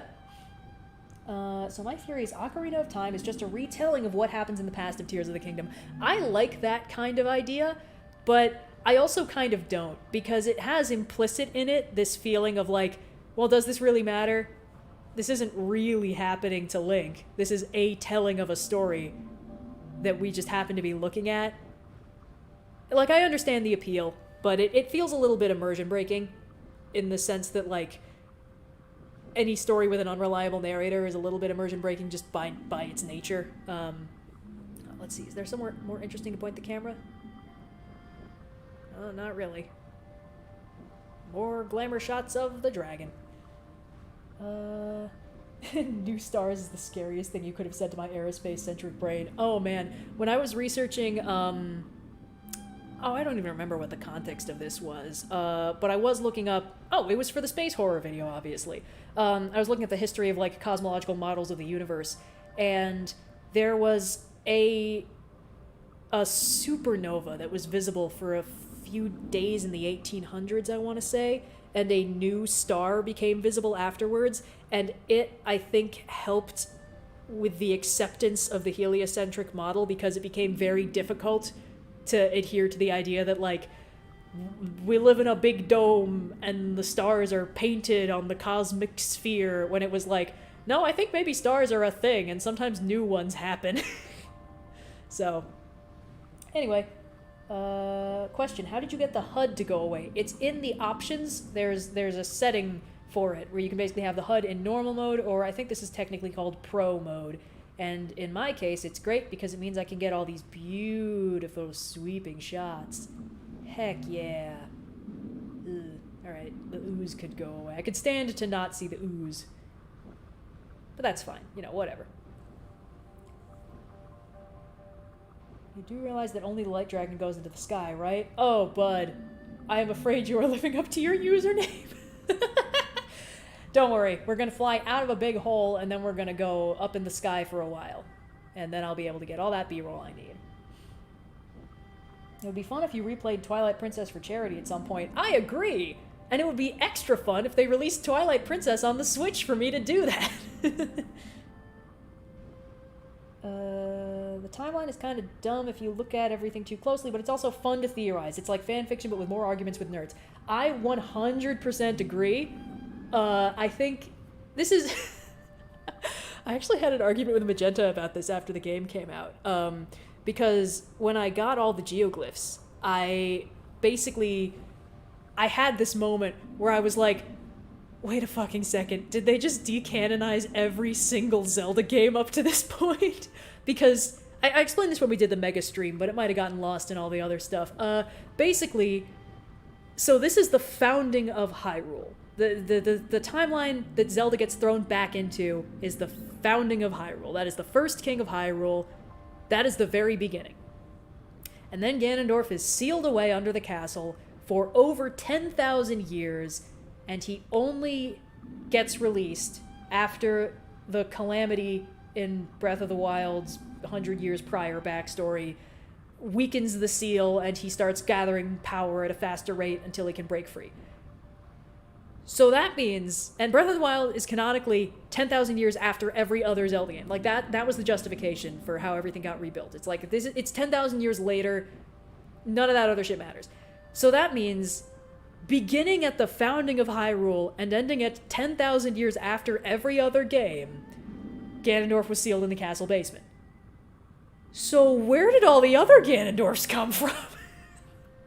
Because then you run into the problem of like, wait a fucking second, there's a Ganondorf in Ocarina of Time, and then he's the same Ganondorf as the one in Twilight Princess, and also Wind Waker, and like 3 other games. And then you got like the earliest Zelda games where there were Ganondorfs running around that were a lot more pig-like, so like, where the fuck did those guys come from? And a lot of those were taking place in Hyrule. And like, the only game that this didn't explicitly fuck with was Skyward Sword, because that takes place before the founding of Hyrule. I went and checked, and Hyrule does not exist in that game. The name is never mentioned, and that's cool. That's good. That's great. That means, and you can kind of tell that the game knows it because you've got the Master Sword and you've got the Fee chime and all that, and Zelda being like an ancient voice sleeps in the sword. So like they're explicitly acknowledging like whatever else is going on, Skyward Sword for sure happened. And I was like, I just don't fucking get it. I don't get how I don't know how to accept that this game is happening and also that the other games happened. And Magenta was like, my dude, it's like a myth cycle. You gotta just chill out and be fine with it. And I was like, no, I want to believe that all of these things could have happened. And it was hard to figure out why exactly. Because on the one hand, like, the continuity of one of these games does not affect the continuity of any other. But it is still fun.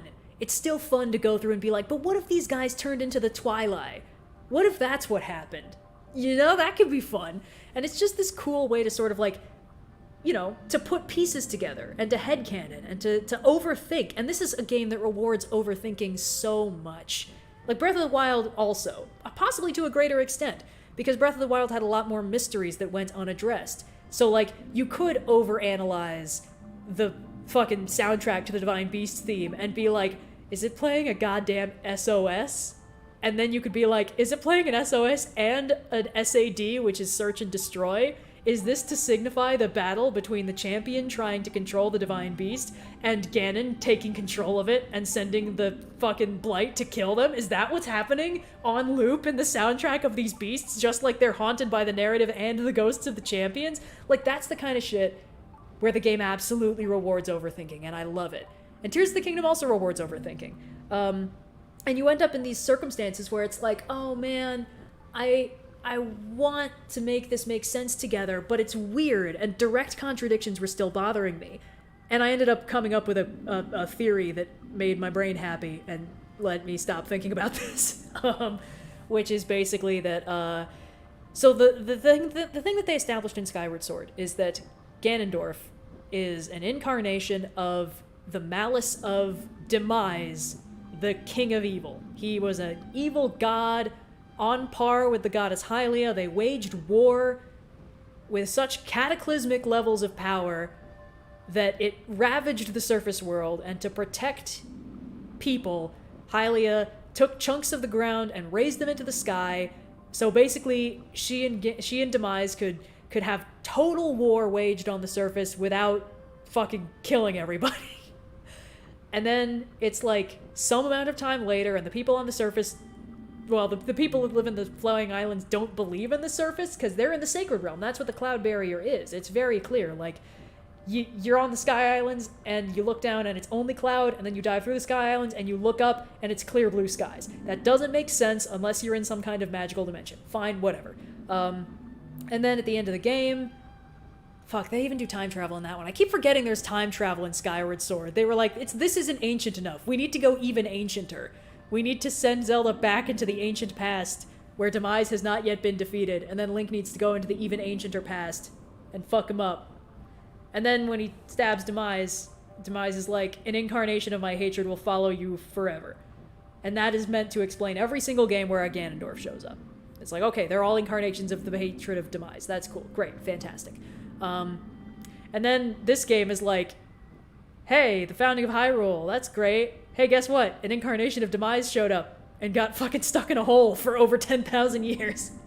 So So the way that I rationalized this is that Ganondorf becomes the Demon King and is, you know, Demon King Ganondorf as he is in this game, is terrifyingly powerful. Like, fucking with the moon powerful is not the realm of, like, the abilities of any previous Ganondorf. And yeah, he's hopped up on a secret stone, but that's meant to just unleash whatever power he has on the inside. So basically what I think happened is he got incarnated, and then he had the secret stone, and that basically downloads like 99% of the power of demise into him. And he becomes basically an incarnation of the Demon King. Just ridiculously OP. And then that gets sealed away under the castle. And Demise is like, well, fuck. Now I'm running at like 1% battery forever. So then his incarnations are like, I don't know, he's just some dick in the desert. He's a thief king with an evil sword, and he has to like actually study magic and shit. And, you know, use powerful weapons because he himself is not crazy hopped up on demon juice or whatever.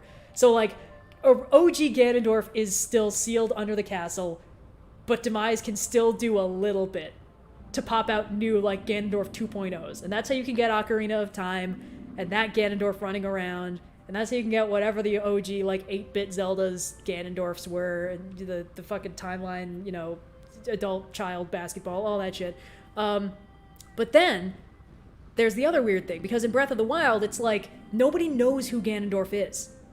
All they've been experiencing are calamities. They know the name Ganon.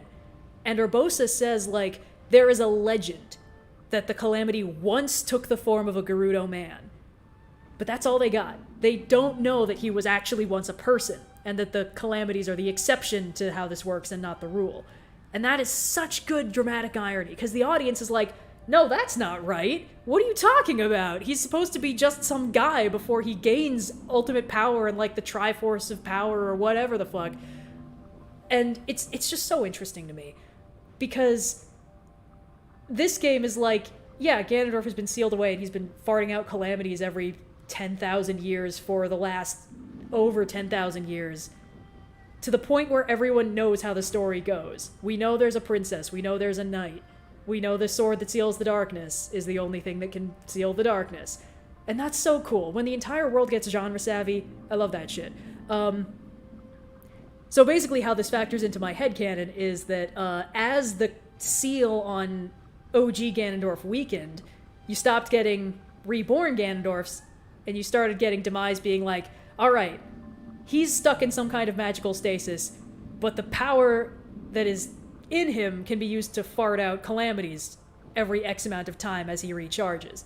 Until eventually he gained enough power for OG Ganondorf to come back, which is the plot of this game, of course. Which allows for previous weak sauce Ganondorfs to still exist, and for all the other games to not have been immediately decanonized, and that's all I needed. That's all I needed for my brain to be happy. Let's see. Could they all be fake Ganondorfs? No, that's not as fun. I think it's better if all the Ganondorfs are an incarnation of Link. Come on, no sliding off. Okay, perfect. We're going up, lads. Oh, the most cinematic shot I could have possibly found. Alright, nostril cam is done. Oh god, this is so intimidating.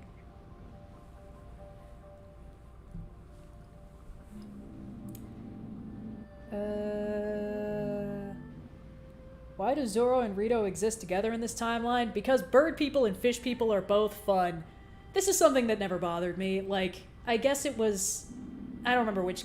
Oh, it was Wind Waker, where they were like, the fish people evolved into bird people as a natural response for the world being covered in water. Like, I don't want to fucking sass, but that doesn't even pretend to make sense. And so they were like, yeah, it's fine. It's fucking fine. There can be bird people and fish people, because both of those things are cool.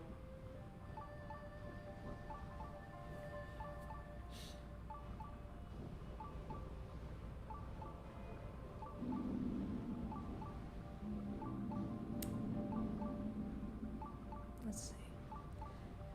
a thing I just thought about. Maybe the Zonai extinction event is the same event that the red-haired hero was a part of. No, we actually know for sure that is not what happened, because the ancient hero, the red-haired armor set, that I actually have, if I put it on, but we'd be set on fire. The ancient hero participated in the previous Great Calamity. So, the 10,000 years ago one.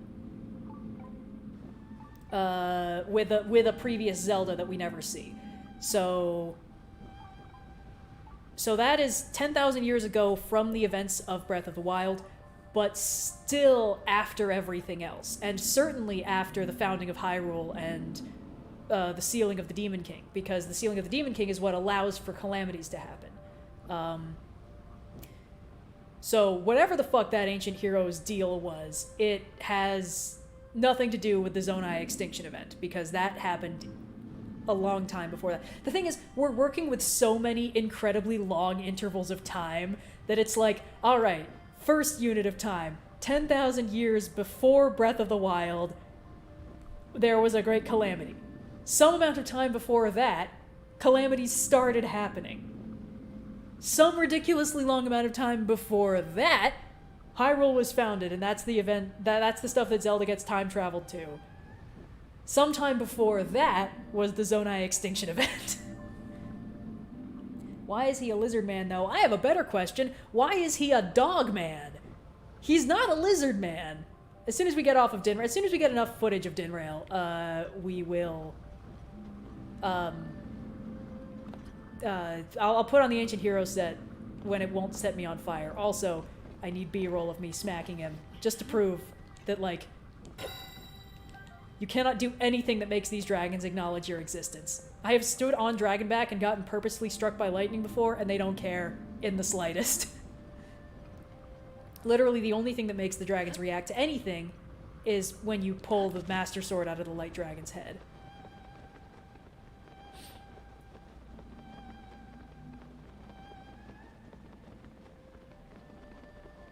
Alright, great. Let's get some footage. Perfect.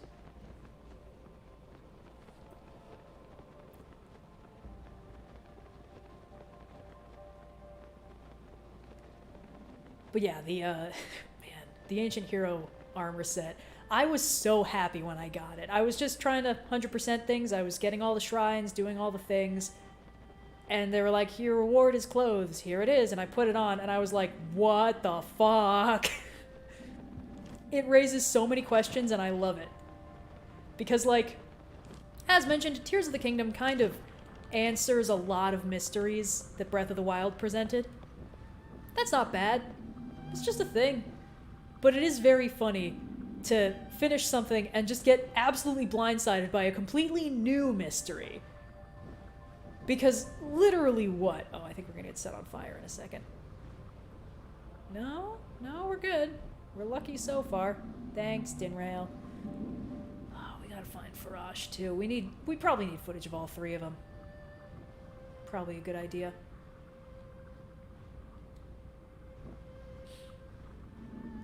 In fact, let's see, I have them marked. Alright, that's the Dinraal route. Nadra, right. Nadra does the weird Lanayru route. That's fine. Maybe she's airborne already. We'll be able to see.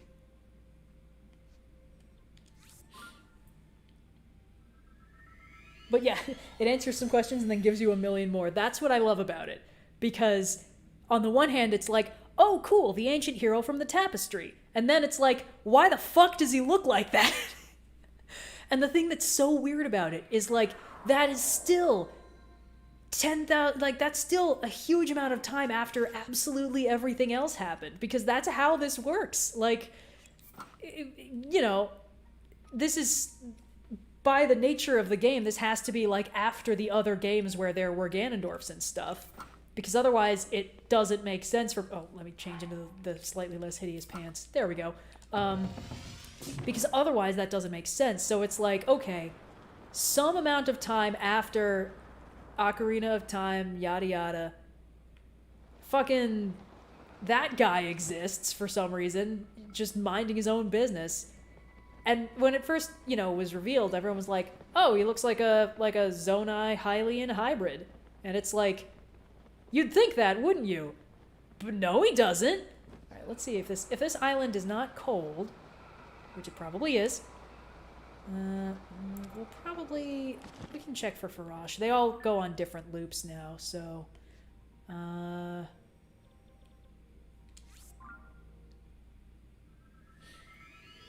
let's see. Yeah, that's the thing. Zonai didn't have tails.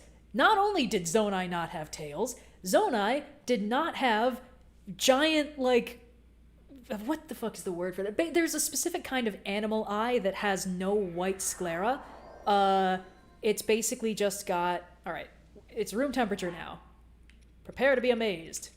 For those of you who haven't seen what the fuck this looks like before, behold! Like, what the what? What? What? Why does he look like that? Like, here's what I'll say for it. That is an extremely Link facial expression. No complaints there. And the thing is, he is wearing the Zonite armor set. In fact, I will prove it by putting Link in the Zonite armor set, and you will see the ancient hero is wearing the Zonite armor set. Cool. Great. And the arm is preserved throughout all the armor sets. That's clearly just Link's arm. That's just how it looks. That's fine. So all that effect we can assume was not part of the original Ancient Heroes design. Everything else, fair game. So, he's got, like, pointy Hylian ears, but they are also furry. He's got a tail. The Zonai don't have tails. And he's got digitigrade feet, which the Zonai do not have. It's easy to forget because they look like weird goat people, but no, the Zonai, you can't see it on these, but you have to promise me, they have weirdly human feet. I hated that I had to Google that when I figured this out. Wouldn't recommend, by the way. But like, what the fuck? What is this? Why does he look like this? And I checked, because there's also those statues in the depths of these sort of dog-like people. They don't have tails either! So what the fuck? And the thing is, all these weird features kind of look wolf-like. Like, those are like wolf paws. He's got like a wolf snoot that the Zonai don't have. And he's got extremely wolf-like eyes. He's got like divine beast, blue-eyed beast. You know, he looks like if someone made like a furry design for Link based on the wolf form he takes on in Twilight Princess. That's weird. And it raises so many questions that I don't have any answers for, and I love it. Because that's what I like about these games, when they don't give me all the answers. Damn it, Link. Put on a fucking shirt. There we go. Great. Anyway, let's see if Forage is around here.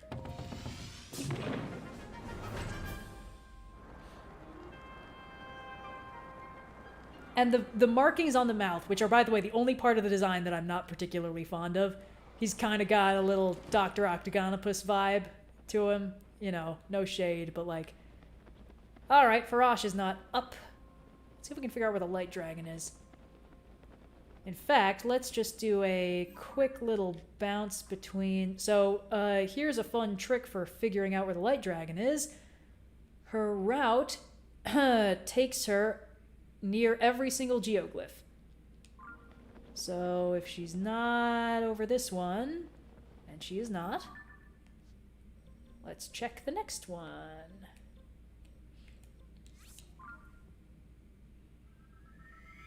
There is also the Ganon-like jewel on his forehead. There are so many weird things about the ancient hero armor set, and I love it, because what the fuck? I like that this game doesn't feel like a closed loop. I like that it still has a lot of questions. That's good. That's good stuff. Oh, we're gonna start freezing again, aren't we? Ugh, you big baby. Oh no, he's fine. See? We're fine.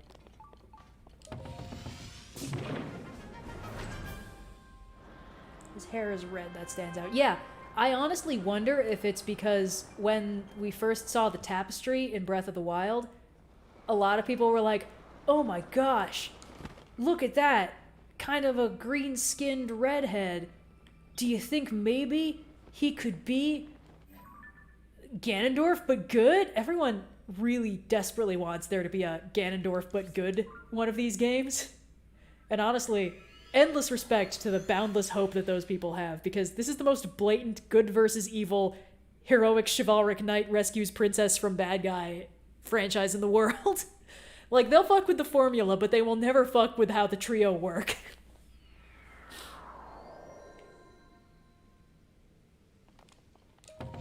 And I honestly think they might have just put in the ancient hero armor set to be like, no, it's Link again.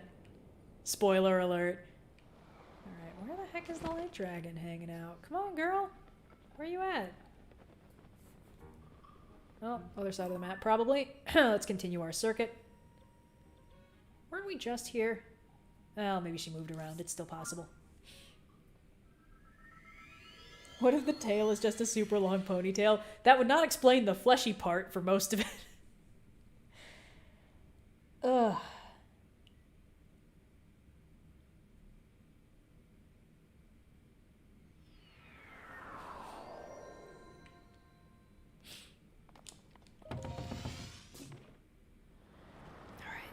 Is she around here somewhere?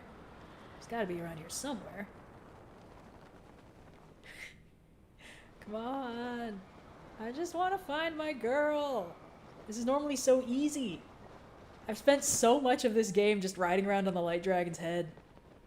It is incredibly therapeutic when you just want to get away from it all and make yourself really sad. Alright, well, she's not here, so... Next, geoglyph. Well, she also sometimes goes by the castle. Kind of like makes a little loop.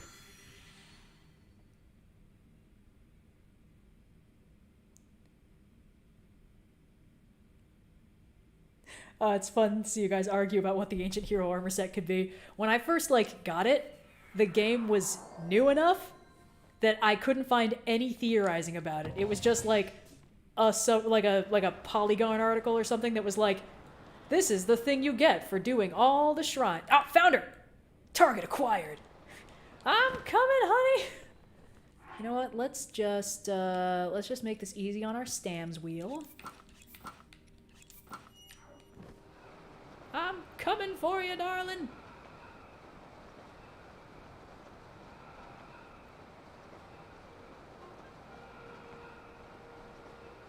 I wish it would stop. There we go. I know I can glide. Stop giving me the button prompt. I want this to look cinematic. Oh, hell yeah, there she is. Why is it playing combat music? Alright, back in the actual outfit that we like. Nope, not that one. I should have really dyed this stuff a fun color before I started recording footage. It's fine. Great.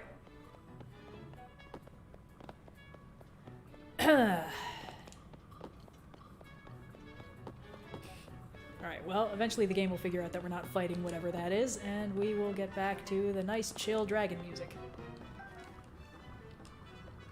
Oh.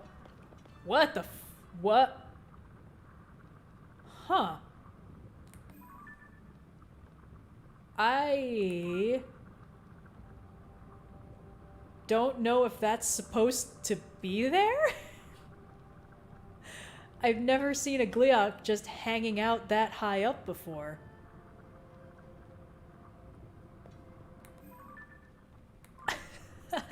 I have so many questions.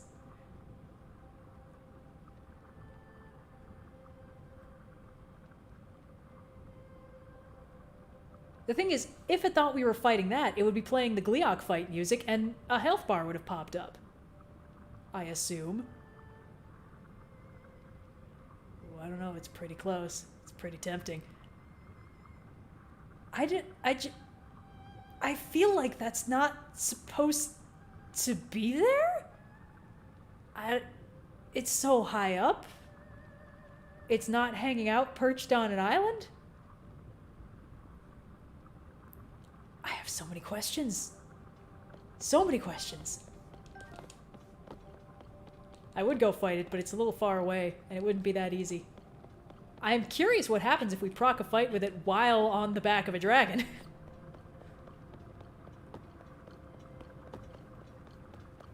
Come back, bud. I'm over here. Oh, it'll be so fun. Come on. You know you want to. Nope. Do I have like a sniper bow? Something with actual range? I do. Eh.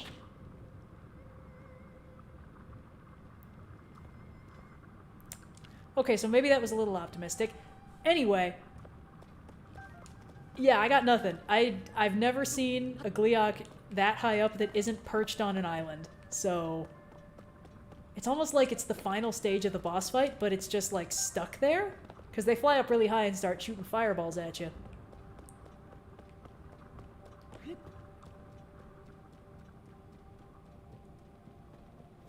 Hey girl. Pardon me. Just gotta re-up a little. No, I wanted the horn. Ugh, I guess we have to hang out here for 10 more minutes while it recharges. Seriously, what is it doing there? I swear that's not supposed to be there.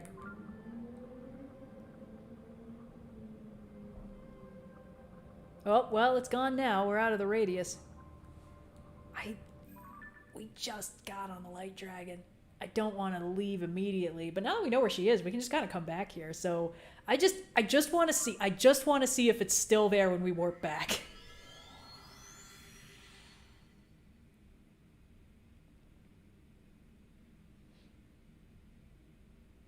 It is supposed to be there. What? That's weird. Why is it like that? All right, and it would be to our right? Oh, well, shooting star.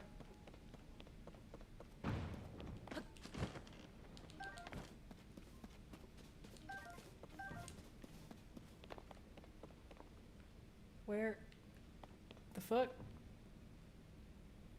I don't understand what's happening.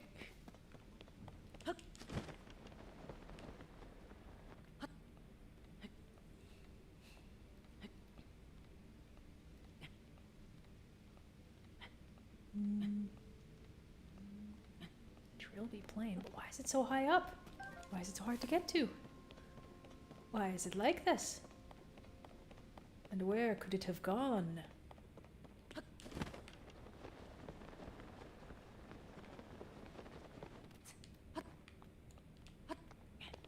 If I'd known about this thing, I probably would have had an easier time. Oh, I see it. Oh, it's way lower than I thought.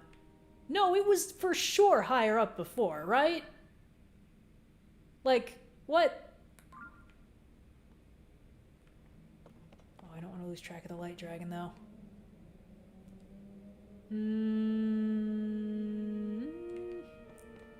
I feel like maybe it spawned really, really high up.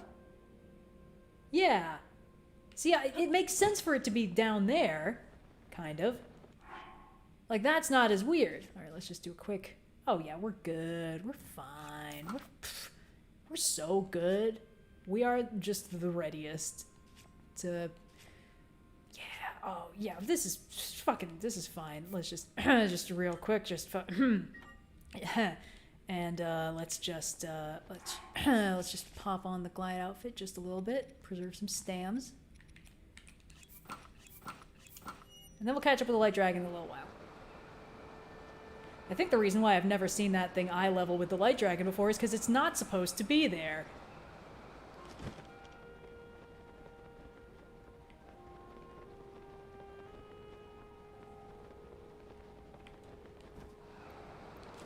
Face me, coward.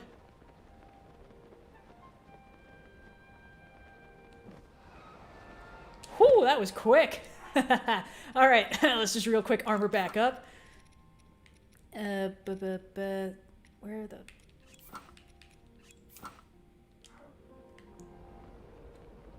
This is so weird. Why is it like this?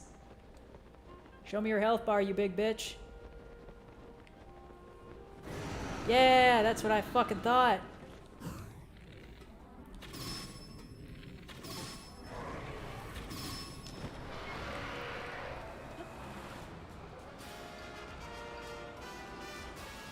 Please just take all of that as fall damage. What? That's pathetic.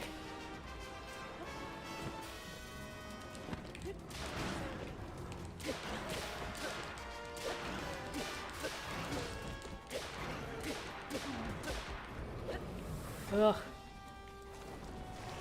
Whoops! Oh, you know what? No, wait. Oh, right. Yeah. Yeah, I forgot, because it's hot. None of our other armor sets are as good as this. Come on. We just need something that's nice and breathable. Yeah, that's probably fine. Alright, let's see. Do we have any, like, rocket shields? No. We conspicuously do not have any rocket shields. Link. Alright, I kind of just wanted you to keep running. Alright, so now it's just landed. Let's see. Do I have time to... Yeah, I could probably use that. Oop.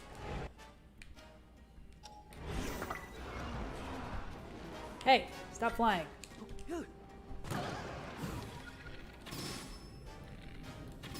Yep.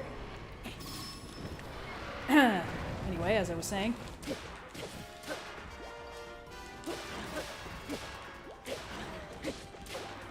Yeah, I guess I've never fought this one before.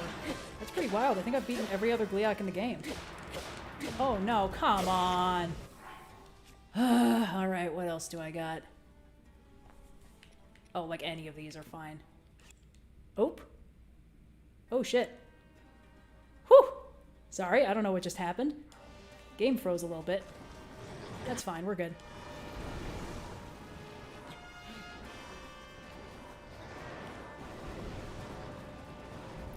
Alright. Ow! Dude! I'm busy. Ow! Alright. That's fine. Alright, that one was my fault.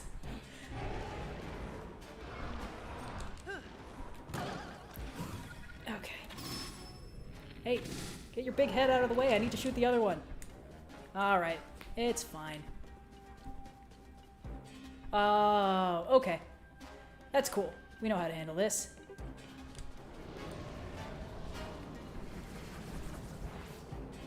Come on, big man. Great. And now we run. And now we catch the updraft. Any minute now. Now we catch the updraft. There we go. Oh! Devastating. It's a little annoying. Alright, you got another one in ya? I need another updraft.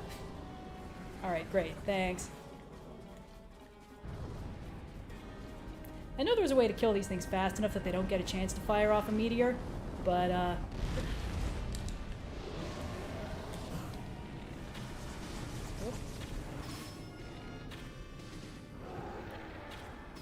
Oh, I see. The spread's a little wide. Alright, we're good.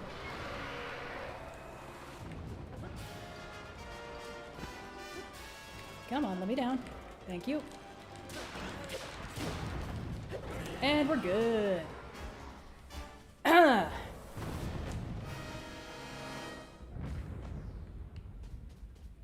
Alrighty. Alright, where do we think the light dragon's gotten to by now?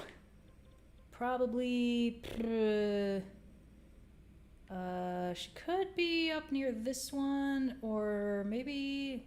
This tower's probably a good bet.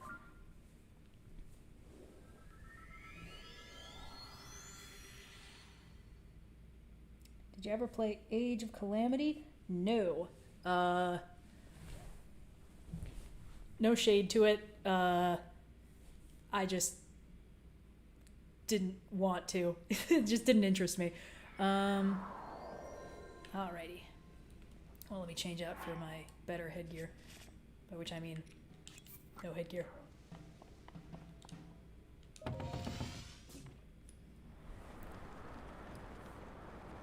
Alright, where could she be? we got a geoglyph down there. Oh! No, that... Hold on. Which one is that? I think that's Forage. But then we'd have to ride through the depths for like 20 minutes.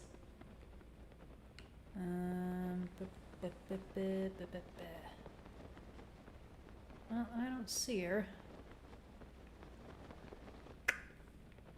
Alright. Next batch of geoglyphs. If I donate $100, do you lose warping? No, we're getting B-roll. I'm not doing challenge runs. I killed that Gleeok because I was curious.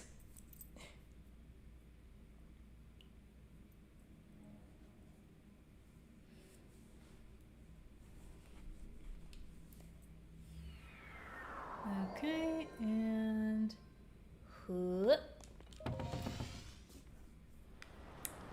Alright, where are you at, girl? Where is she? She can't have gotten that far. We didn't take that long killing that thing. Let's see.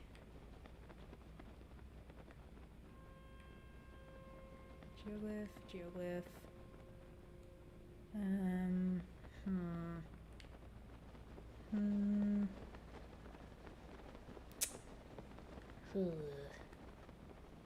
Well, I'm not seeing her, but she could still be around here. Farming teeth on nature right now, trying hard not to fall off. It's not easy, but once you get one of those freeze-proof helms, it becomes a lot more manageable. Well, I guess if we retrace our steps a little, we're going to run into her eventually.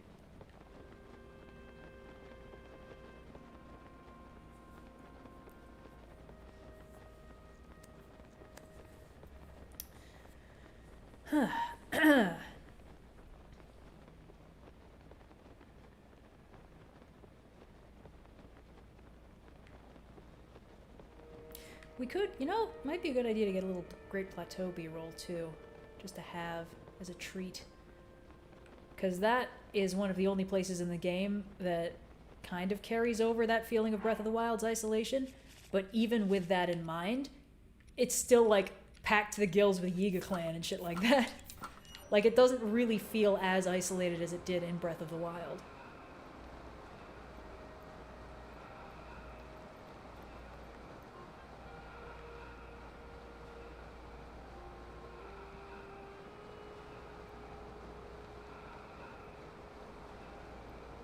Oh wait, are you guys seeing her?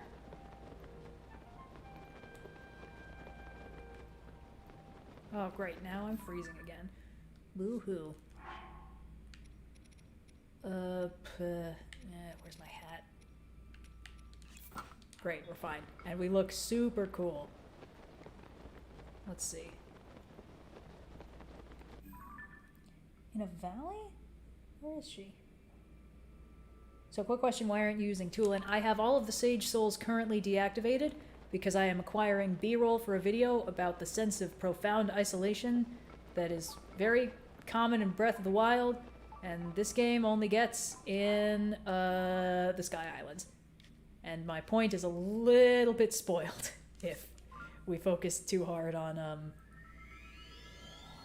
having just the sages everywhere cluttering up the shots, trying to scramble out of the way of the camera.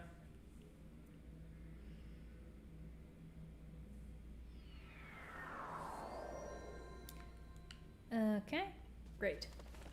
Alright, where is she? I know she's around here somewhere. This feels like it shouldn't be that difficult. This is technically the easiest she's ever been to spot. But like, what the fuck, man?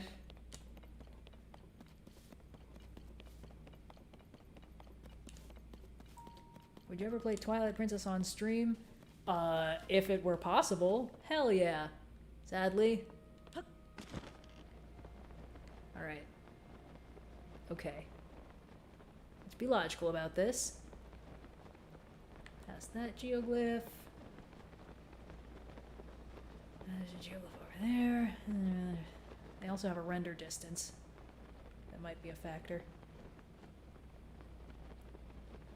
Mount Lanayru, the way that she's moving, she won't be near there anymore.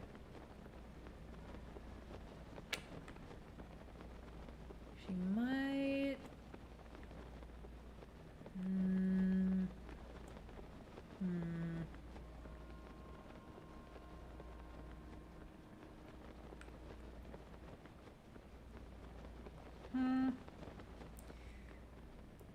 just had to go and fight that Gleeok, didn't I? I just had to get curious because it spawned like 300 units way too high for some fucking reason. And now I've lost her again. That's fine, we'll find her. She's an enormous fuck you dragon. How hard could it be? Do we want to fight the other Gleeok? No! We're on a mission. Focus. Didn't Point Crow stream Tears of the Kingdom? I'm not saying it's impossible to stream Twilight Princess. I'm saying it's a little bit inconvenient for me because my stream setup is very heavily based on the Switch, and they haven't ported Twilight Princess to the Switch, and they probably never will. So, in absence of a console that can play it, yeah.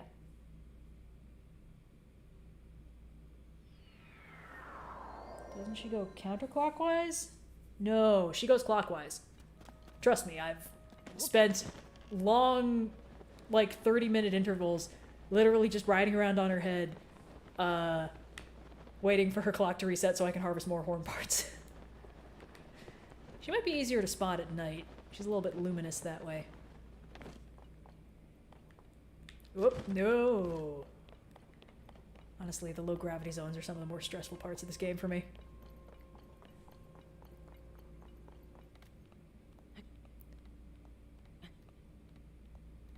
What if they made the game twice as long by making us play as Zelda being sent back in time and we set up everything for Link, then after you complete all the story beats you wake up as Link?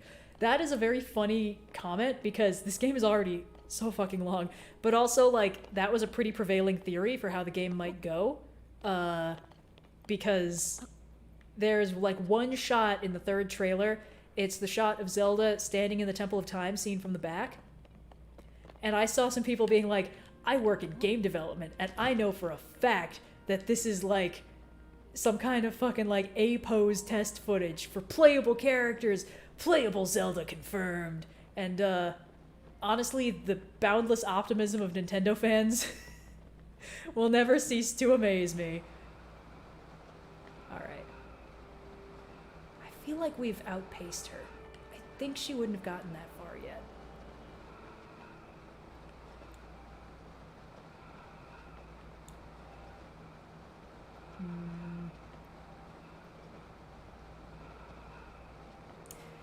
Campfires will not accelerate this. They don't cheat the movement of the dragons. It follows real time, which I think is cool.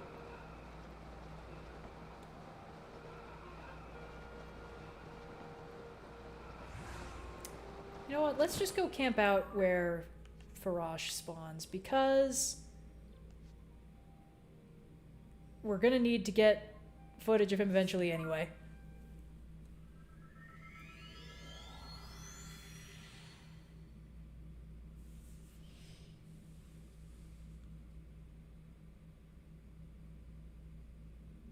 How are you playing without the HUD? It's not too bad. I basically just don't have the mini-map or my hearts or stamina, but I have so many hearts that it's not like a huge problem. Let's just fucking put on some pants that we actually like. I don't know, the glide armor's aesthetic doesn't quite work for me a lot of the time. That's fine. Oh, and let's take off our stupid hat too. Sorry, Rivali, I don't miss you that much. Alright, let's go.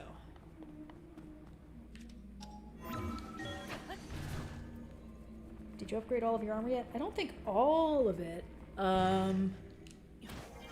But it's pretty heavily upgraded. On the subject of giant, abandoned, desolate wastelands.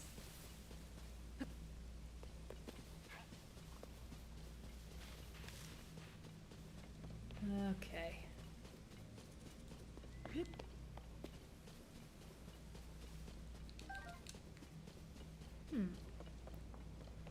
I almost wonder if this tree overgrew something that was supposed to be here, because otherwise that staircase is a little bit strange.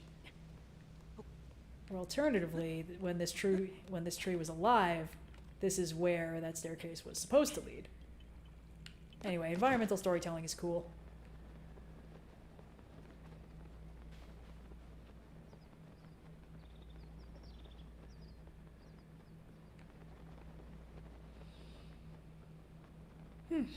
Let's see. Oh, this is good stuff. We need the Great Sky Island. And this top-down perspective is fantastic. Temple of Time. Alright. Oh, right, I was here to see if I could spot Forage. That's what I was doing. Well, we are heading exactly the wrong way for that.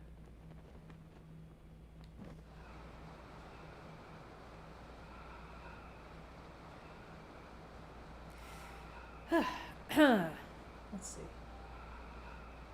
Why are you getting B-roll? I'm planning a future detailed diatribe about the sense of isolation the game purposefully creates for the Sky Islands layer and how it's not mirrored in any other part of the map. Oh, good. Oh, nice. And how it's definitely very intentional on their part to create a part of the world that feels a little bit less crowded and busy, while also giving the player free reign of it. It's just fun. It's just neat. Can also wait in Kakariko Village. I know that's where... Well, that's where Nadra flies in. And if we want to get B-roll flying through the Sky Islands on Nadra's back, that is an inefficient place to do it.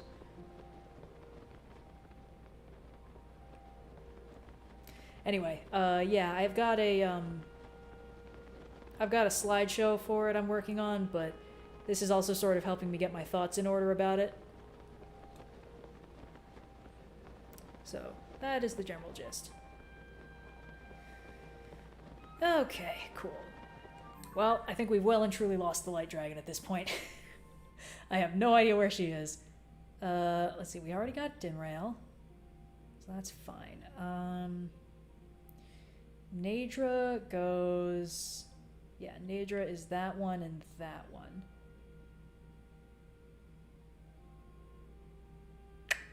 Well, may as well. Do you think this game retcons Skyward Sword? Aggressively, no. I think this game goes out of its way to preserve the continuity of Skyward Sword. I think the easiest explanation is simply that there have been multiple groups of magic people that came from the sky. I think that solves a lot of problems.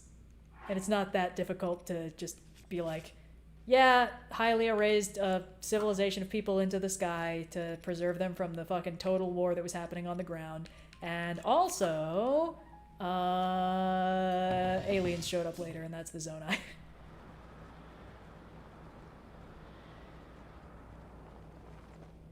Okay. Oh! Which one is that? Great! Found our girl. Wow, we really overshot. All right, what's the closest tower to her? Great. Fantastic.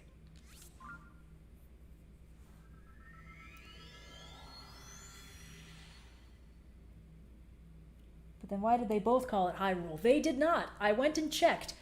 The kingdom in Skyward Sword is never referred to as Hyrule.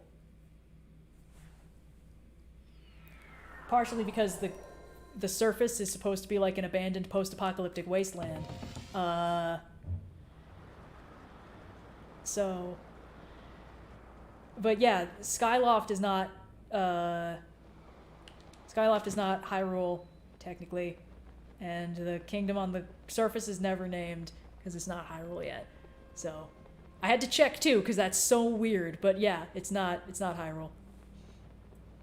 They call it Grooseland in Skyward Sword? Yeah, see? Continuity preserved. I love how... Like, I like some Zelda theorizing, but I also like leaving room for, you know, a little freedom of movement in the lore, like things that aren't directly connected to other things, or at least not everything being directly connected to everything else. One of the fan theories that's, like, just on the edge of what I'm willing to tolerate is that, like, Groose establishes a lineage of, like, cool red-haired badasses, and that's why they're all like that. And it's like, no, that's stupid. But I respect your right to come up with that theory.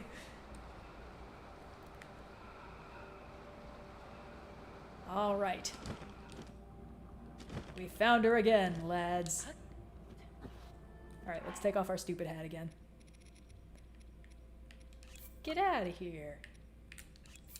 Great, we're back. And let's pull out the sword. Perfect. Now we can get all the B-roll we want, while being very sad. I want to know more about this Groose theory. I assure you, you do not. I know so little about it. It's not that important. It's just like, hey, Groose is a big hero, and there's a lot of redheads in the Zelda franchise if you squint, and it's like, no. Stop it. Nope.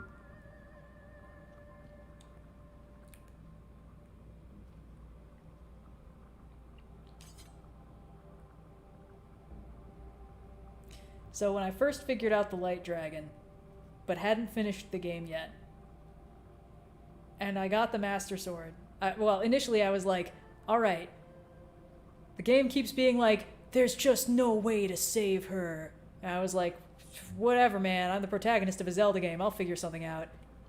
Let me just, excuse me, Zelda? Perfect. Anyway, just to reset the clock a little bit, and I thought, maybe when I get the Master Sword, she'll be okay. And then she wasn't. And I was like, maybe there's like some other thing I can do. And then there wasn't. So I just kept coming up here and making myself sad. Which is great. Honestly, gameplay as intended. Like, you are definitely supposed to be able to come up here and be like, boy, it sure is cool how it seems like she's not even aware of my presence. You literally can't even make her blink. I purposefully stood on her head and got myself struck by lightning one time, and she didn't react. Sometimes Sky Island rocks will fall near the dragons, like that one, and sometimes they bounce off of the dragon, and the dragon does not move. They're like the trains in GTA 5, they just don't stop.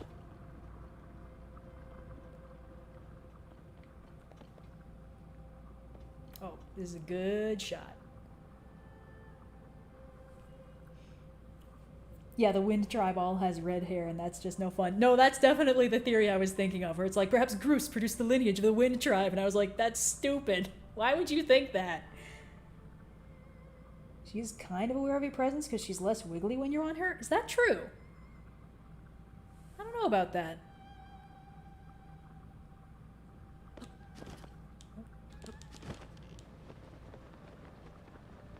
I feel like she's similarly wiggly whether or not you're on her. It's just you reposition relative to her pretty smoothly, so it doesn't feel that weird.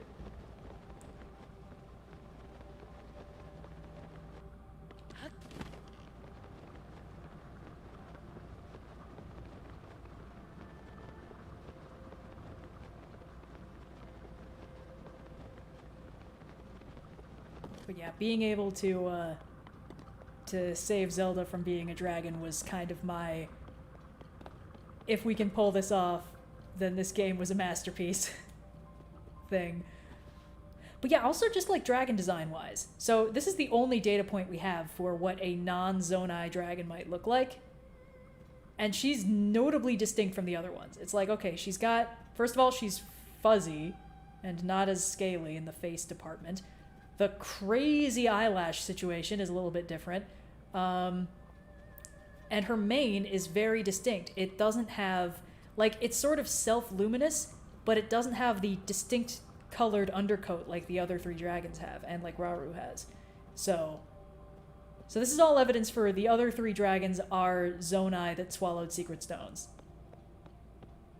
Let's just do what I call the patented diving board maneuver.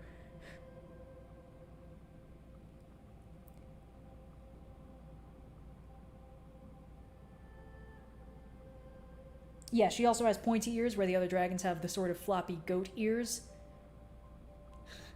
Me and the bestie. Anyway. Let's see. She's also got antlers where the others have different shapes of horn. And also the fact that you can get, like, Zonai outfits. Well, let's just put one on, actually. Where are they? Let's do the Forage one. I like that one. No, let's do the backless dress that everyone was talking about. There we go. Hell yeah. You can really appreciate how backless it is with our current gear equipment. But like, they had armor sets specifically designed to resemble the three dragons. And these are used in ancient rituals These are Zonai things. These are Zonai stuff. So, like, you know, kind of implies that these dragons existed in the Zonai times, which lines up with Minoru knowing about what draconification is. Oops. I wanted to do a little spinny. Yeah, there we go. So, like, that's interesting. Lines up pretty well with the internal lore. Like, that's not that weird. But there's still so many unanswered questions about him, and I like that. I think that's fun. Perfect. All right, back to business. Oh, shit. Damn. Well, thanks to the anonymous person who donated $1,000, raising us to 10K. Assuming the Zonai were the three goddesses feels off since the Triforce already existed in Skyward Sword, so the Golden Goddesses should predate Skyward Sword and the Zonai. I agree. I think that the whole Zonai Ancient Aliens God thing is not meant to account for all of the goddess activity in these games. I think that the three Golden Goddesses existed, and, like, I don't know. I think if you try and combine too many things, it makes the world feel rather small and uncool, which I disagree with.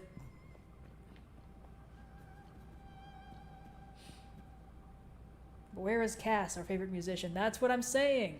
We need DLC that puts Cass back in the game at the top of the highest sky island. Reward me for my uppies endeavors. Weird color to our eyelashes that they're, you know, golden versus the vivid orange in sunlight. Oh, baby, it's blood moon time. Show me the footage. I need that cinematic. Where the hell is it? Oh, found it.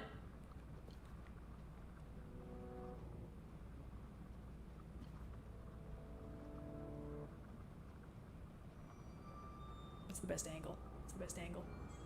Yeah, this is all right. Cass becomes a dragon. Let us see what Rito dragons look like. I know.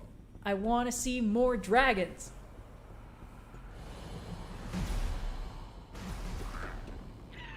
How can Zelda narrate the blood moons? Well, I guess spoiler alert. Play through the game's main quest line to find out what the fuck is going on with that. It's great. Slurp. Is she wall-eyed? A little bit. I'll be honest, the dragons don't look as majestic when seen from this specific angle. Kind of takes away some of their majesty and mystique.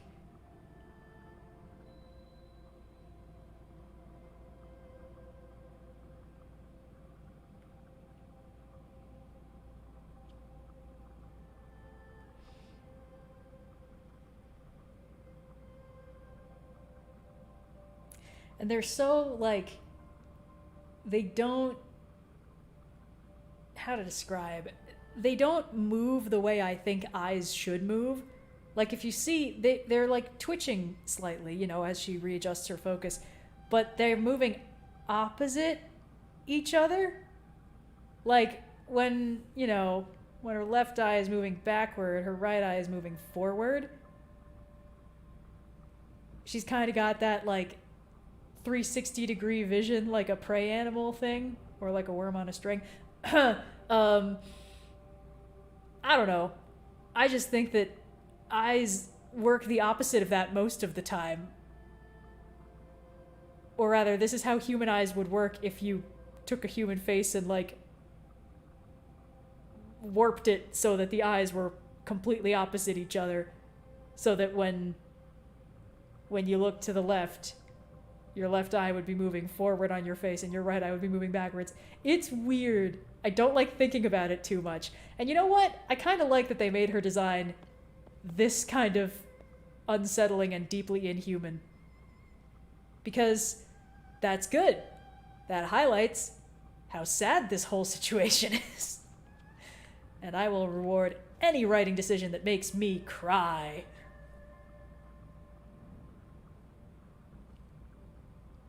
Would you still love me if I was a worm? Yeah, girl. Yeah, I would. Alright, let's see. We should check on the other dragons, too. We might be able to snap... Whoop! Ooh.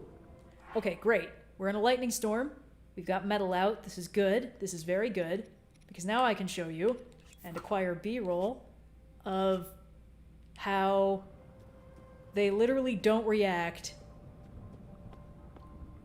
even if you get struck by lightning right on their face.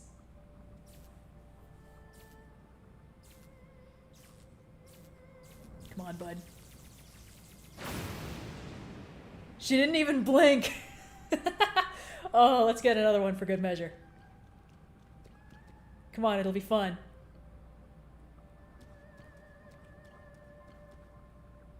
Wish I could power up the Skyward Strike. Nope. Nope. Oh, I think we might be out of the storm. Oh well. There's only one instance where she reacts as the final boss. That's not quite true. There are 2 instances where she reacts. One of them is when you pull the Master Sword. She feels that, but that's kind of it.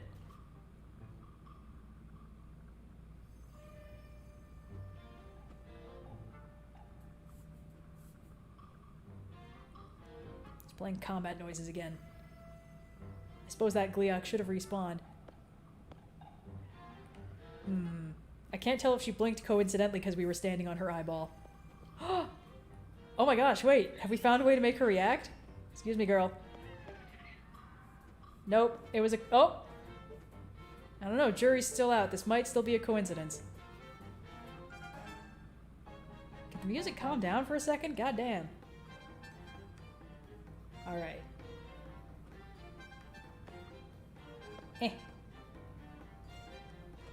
Okay. She feels it a little bit. We can successfully make her blink by standing directly on her open eyeball. I'll take it.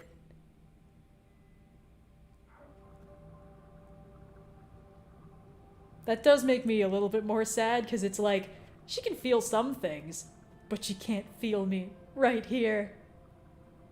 I'm sorry, girl. Alright, anyway. Let's start looking for the other dragons that are a little bit less cooperative. Alright, let's see. Nadra... May as well.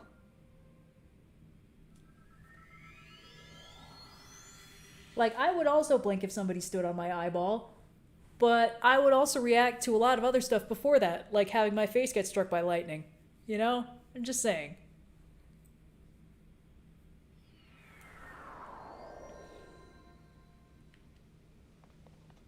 Alright, let's see what we got. Freezing to death. Is it Christmas already? Little match girl energy. Alright. Nadra emerges from this portal. Oh, we're probably freezing, aren't we? Ugh. You know what? We're gonna need, we'll deal with that later. Anyway, Nadra emerges from this portal, which means if we go down it and backtrack, we might be able to spot her in the depths and reach her early.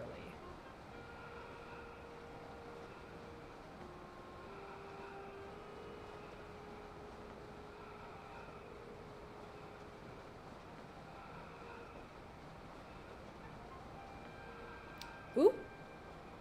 Haha! I was right. I found it. Okay, hold on. Let's put on our unfreezable outfit. Where... Oh, it's our dumbest helmet, but you know what? It's fine. Not our greatest outfit, but that's okay. Hey, buddy. It's me. Let's hang. Great. Great. Good talk, bud. While we're here, hell yeah. Perfect. If they made an ancient hero version of Zelda, wouldn't that look a lot more like the dragon form?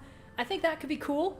But I think it's notable that if you look at the tapestry... In fact, I might actually have a picture of it that we can just check.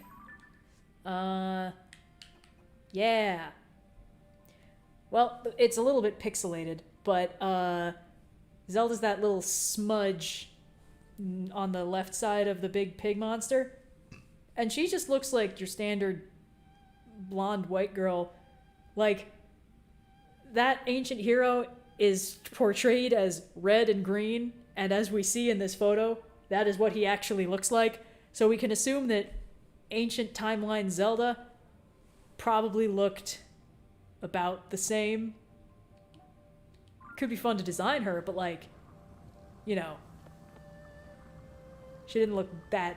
She didn't look like that guy. He seems to be kind of one of a kind. All right, I don't think we need the dumb helmet. We are very cold, but that's fine. Let's put on the better outfit. Oh, boo-hoo, I'm so cold. Yeah. Great, we're fine again. As long as we don't stand in the way of one of those things that'll freeze us, we're good. We're chill. Get it. Anyway. Because we can't have monster women, I think that a certain princess of the Twilight would beg to differ. Let's see. I do like how it's explicitly canon that, like, all of the Zeldas are a distant descendant of Rauru, because the Hylian royal family... Like, when Zelda meets Queen Sonia and King Rauru, Sonia cannot stop talking about, like, wow, it's cool how both of our powers live in her, and I sense we share a blood connection. And it's like, I get it. You fucked the goat man. Good job, girl. Tumblr's very proud of you. But I get it. Anyway. So it's pretty clear that, like, Zonai influence doesn't leave a visible effect after, you know, 10,000 plus years worth of generations, but also just, like, in general.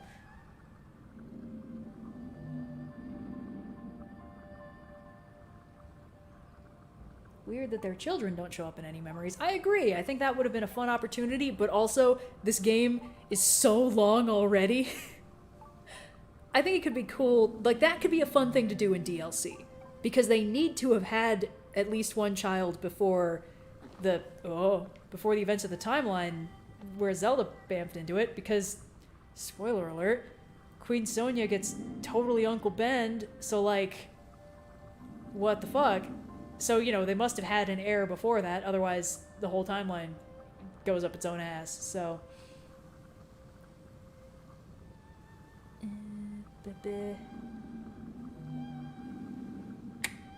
I wonder if the Master Sword breaking was because it never dealt with a full power Ganondorf. I like that theory, because it works together with my theory about how all previous Ganondorfs were like 1 to 5% of Demise's available power getting channeled into it. Are we already going down? Oh, I think we are. Oh, we gotta get over the horns. Come on, man.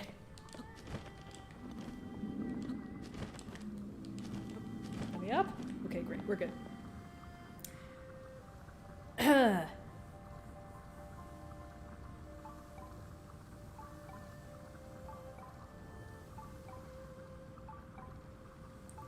Let's see.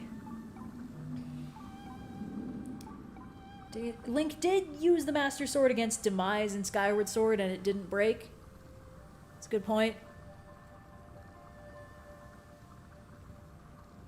I don't know. Anything could have happened. I feel like it's kind of got that shonen battle power scaling problem a little bit, where it's like, oh, your ultimate attack that defeated the last 3 seasons' villains will have no effect on me, the 4th season villain. You know, like, this is the only weapon that can defeat Ganon, and it broke on the 2nd swing. Oh no! And then it, you know, bastes in sacred power for like a 10,000 plus years, and then afterwards it's like, good news. Now it only temporarily breaks after the 4th swing.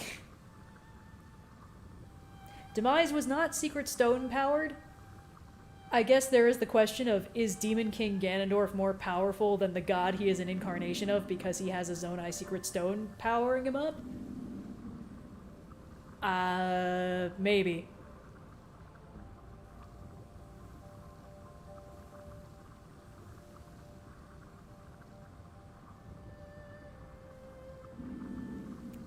What even are Secret Stones? Secret Stones are the standard issue Zelda 1 per game MacGuffin that do weird stuff, there's always something. There's always a gimmick. And in this case it is, they make you more powerful. And considering how much this game is tied in with, like, themes of, you know, oh, this ancient civilization probably ate itself in its own hubris or whatever, so let's take an object lesson from their vague disappearance and call it a day.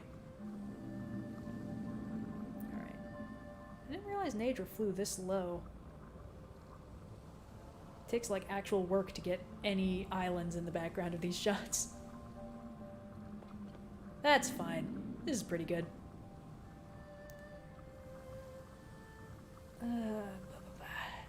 What is the B-roll for? A future detailed diatribe, hopefully.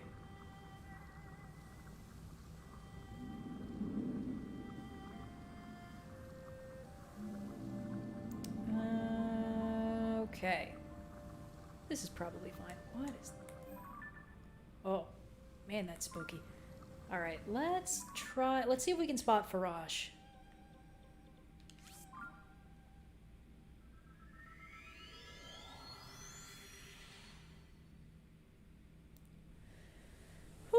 Let's see, Geodas. Oh, yeah, okay. It's only been like a 3-hour stream. This is fine.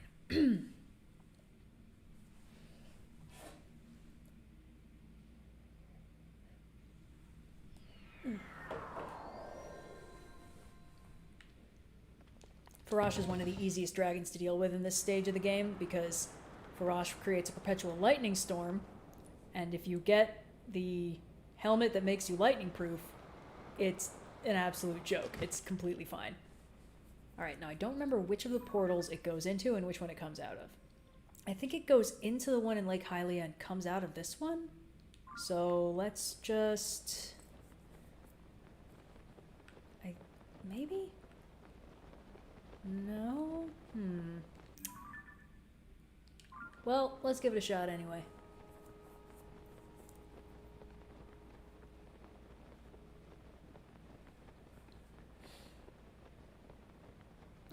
Okay. Then maybe we can check out some of the other glide towers. We could do the laser grid dive in the Forage Island because that thing's just fun. Forage comes out of the chasm near the Gerudo region maze. Oh yeah! Yeah, now I remember that. Alright, let's take a look. Take a gander.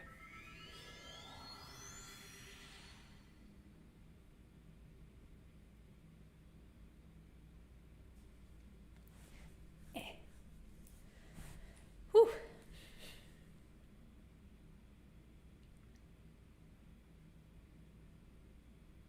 I should use stabilizers more often. I keep forgetting they exist.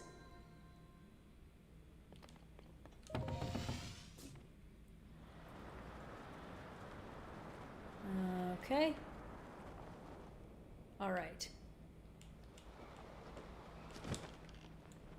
Oh. Okay, great. That's him. Let's see. What's a tower we can bamf to catch him on the way? I guess we're going back here. No, wait, hold on. What am I doing? That's what we have flying islands for. Let's try this one.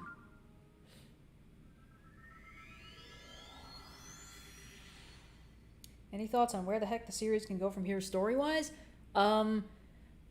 I would recommend they go somewhere else. I think Breath of the Wild left itself extremely open for a sequel in that it did not answer the question, where the hell is actual Ganondorf? Like, what's going on with these calamities?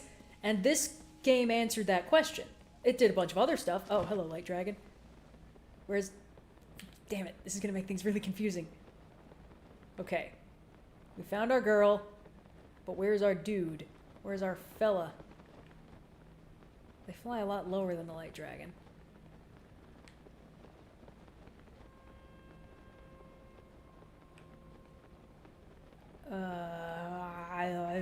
Come on, buddy. Help me out here.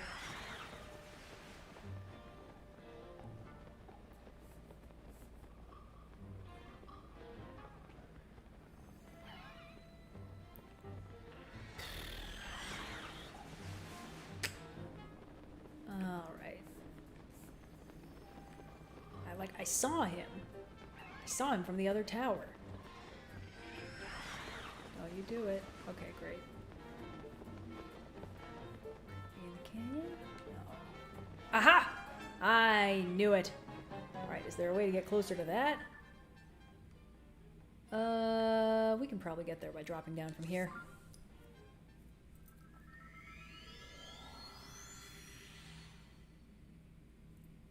But yeah, so Breath of the Wild, like, it was a resolution, but it very much felt like, hey, this is an unfinished story. This is part of a cycle, and the protagonists need to figure out that it's a cycle and how to stop it. And I liked that. And when we were speculating, we tried not to speculate too hard over what the hell could be the plot of Tears of the Kingdom, because we wanted to be surprised and we didn't want to get our hopes up, and I still speculated something that ended up not happening, which is fine. Basically, alright, which direction are we going? Wrong direction. The clearest unanswered question is, hey, what are calamities? Why do they keep happening, and how do we stop them for good?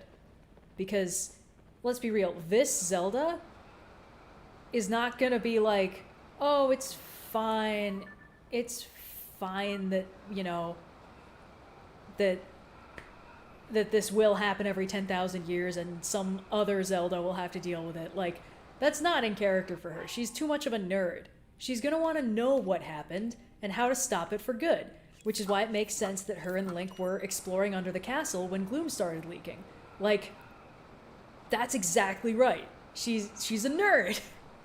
She's a researcher. She's gonna want to know what's going on. And I thought that was great. And because we had the dramatic irony the whole time of like, alright, Ganondorf is a person. He's an incarnation of the hatred of the god Demise. So these calamities are clearly related to him, but he's not, like, they just have legends about him. They don't actually have an answer to what he is. So, obvious next game is, hey, what the fuck is even up with the calamities? How do we stop them for good? And that's great. That makes so much sense. And that's what they did. And they did a bunch of other stuff too, which I have no complaints about. I think that's really cool. But I also think that Tears of the Kingdom doesn't really leave the same kind of unanswered question that Breath of the Wild did. So the next place I would recommend they go is somewhere that is not that. You know, just do something else. Great. Alright, well, we got the perfect angle. Let's see if we can get some Sky Islands. Ooh. I think we're just gonna get struck by lightning every, like, 15 seconds if we keep this up. Fine by me.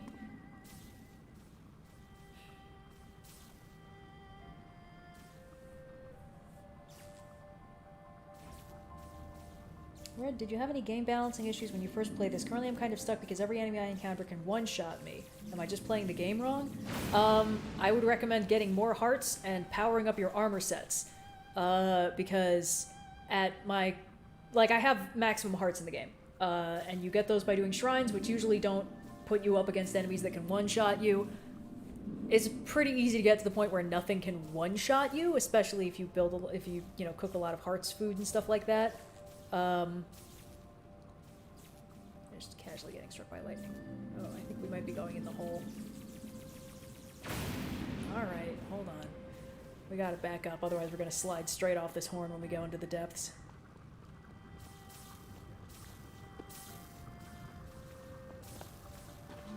Alright, we're good. Ugh.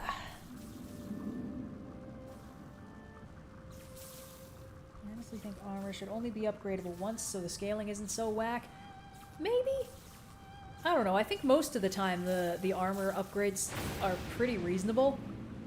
The only one where I was like, this is fucking ridiculous, is the Ancient Hero armor set. Which, in order to fully upgrade, you need 9 Gleeok guts. Gleeok guts are a rare drop from fighting regular Gleeoks, and a pretty much guaranteed drop when you fight King Gleeoks, of which there are only 4 in the game. I tried not to abuse the Blood Moon system for that. I fought all 4 King Gleeoks. I got 4 Gleeok guts. I think I had 1 left over from a previous one. And I went around the map and I killed every single Gleeok I could find, except for the Trilby Plain one, which I didn't know existed. And not a single one of the normal Gleeoks ever dropped Gleeok guts. And then they were all dead. So there was a Gleeok extinction event, and I didn't even get what I needed. I needed to wait for a Blood Moon. And then I needed to wait for a second Blood Moon. That was the only upgrade where I was like, that's fucking stupid.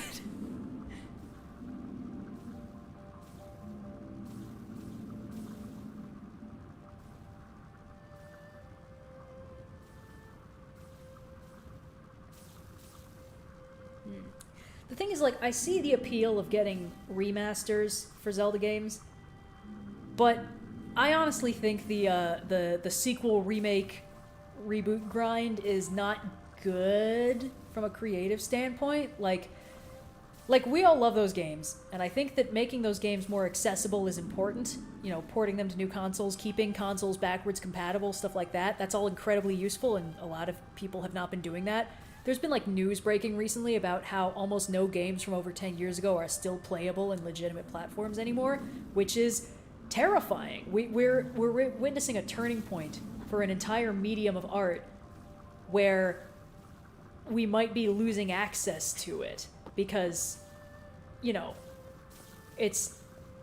there's basically no, how to describe, almost every other form of digital media has a physical counterpart that is theoretically possible. Like, you can burn a video onto a CD, onto a DVD, I guess. Like, DVD players are much less common nowadays than they are, but like there are still forms of physical media that you can transfer even video to. Text can be printed out in a pinch, you know, stuff like that. A video game as a fundamentally interactive medium cannot just be translated into a physical thing that ages well. It just doesn't work like that, which is unfortunate, because that means that we're losing things about as quickly as technology is upgrading, to the point where they no longer retain backwards compatibility. That's scary, and it means that there are a ton of games that are impossible to play legitimately and can only be played on things like emulators. Like, when Flash got deprecated, that was like Armageddon for a whole generation of online video games and stuff like that. And we're kind of seeing that start to happen on a grand scale with a lot of the games that we grew up playing that were really formative for us. And so ports of those to newer consoles, that would be great. I would love to see that. But I also think that the sequel, reboot, remake grind is bad from a creative standpoint, that it reflects a fundamental cowardice on the part of a lot of like the people holding the purse strings when it comes to this stuff, where it's like, we cannot take a chance on a new thing because what if people don't like it? So instead we should keep trying to milk money out of the old thing that is a reliable thing that has succeeded in the past. So like, Twilight Princess ported to Switch, hell yeah, I will be first in line to pre-order that shit. If they ever do it. They might not. Wouldn't surprise me if they did. Because they, you know, they don't really have an interest in doing that, clearly. They're doing other stuff, which is fine. But when it comes to, like, where should they go next, I think they should make another new game. I think that would be good. I think it would be nice if they also did remasters and reboots and stuff like that. Like, well, maybe not reboots, but like remasters, remakes, things that capture how the original felt. There was like a 5-year stretch there where it really felt like that was what everybody was trying to do. They were like, I want to make a remake of this show that feels like how I remember it feeling when I first watched it, not how it actually was, but like how my 8-year-old brain thought it was. For several seasons of the Voltron reboot felt like that. And I thought that was great. I thought that was a really cool way to do it. But I also think that if we stop making new things, that just traps us into an even tighter and tighter death spiral of infinite reboots and remakes and stuff, and you know, overtaxing the same old properties to the point where they become completely devoid of creative, you know, new stuff. Novelty, that's the word I wanted to do.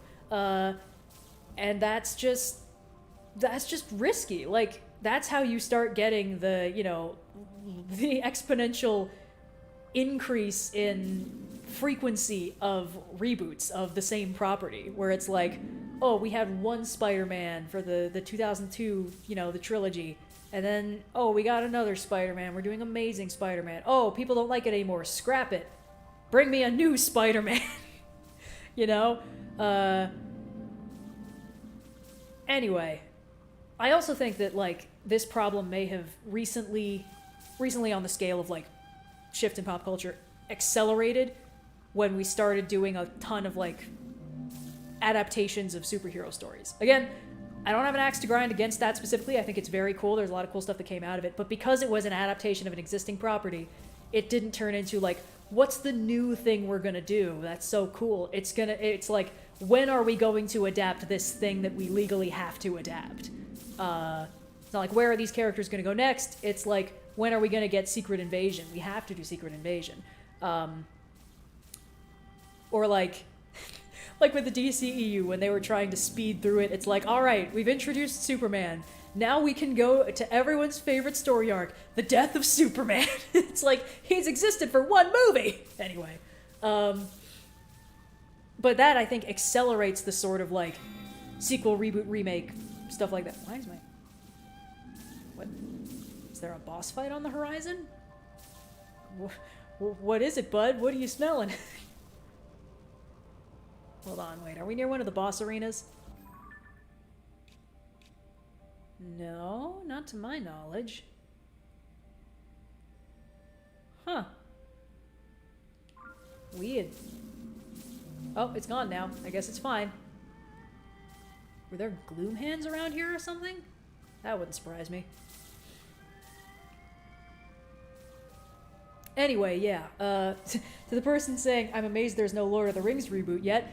Yeah, no Lord of the Rings reboot, but we did just get Rings of Power, which was very blatantly a, hey, this... Oh, and before that, the Hobbit movies. Hey, these were a reliable moneymaker. What else do they got?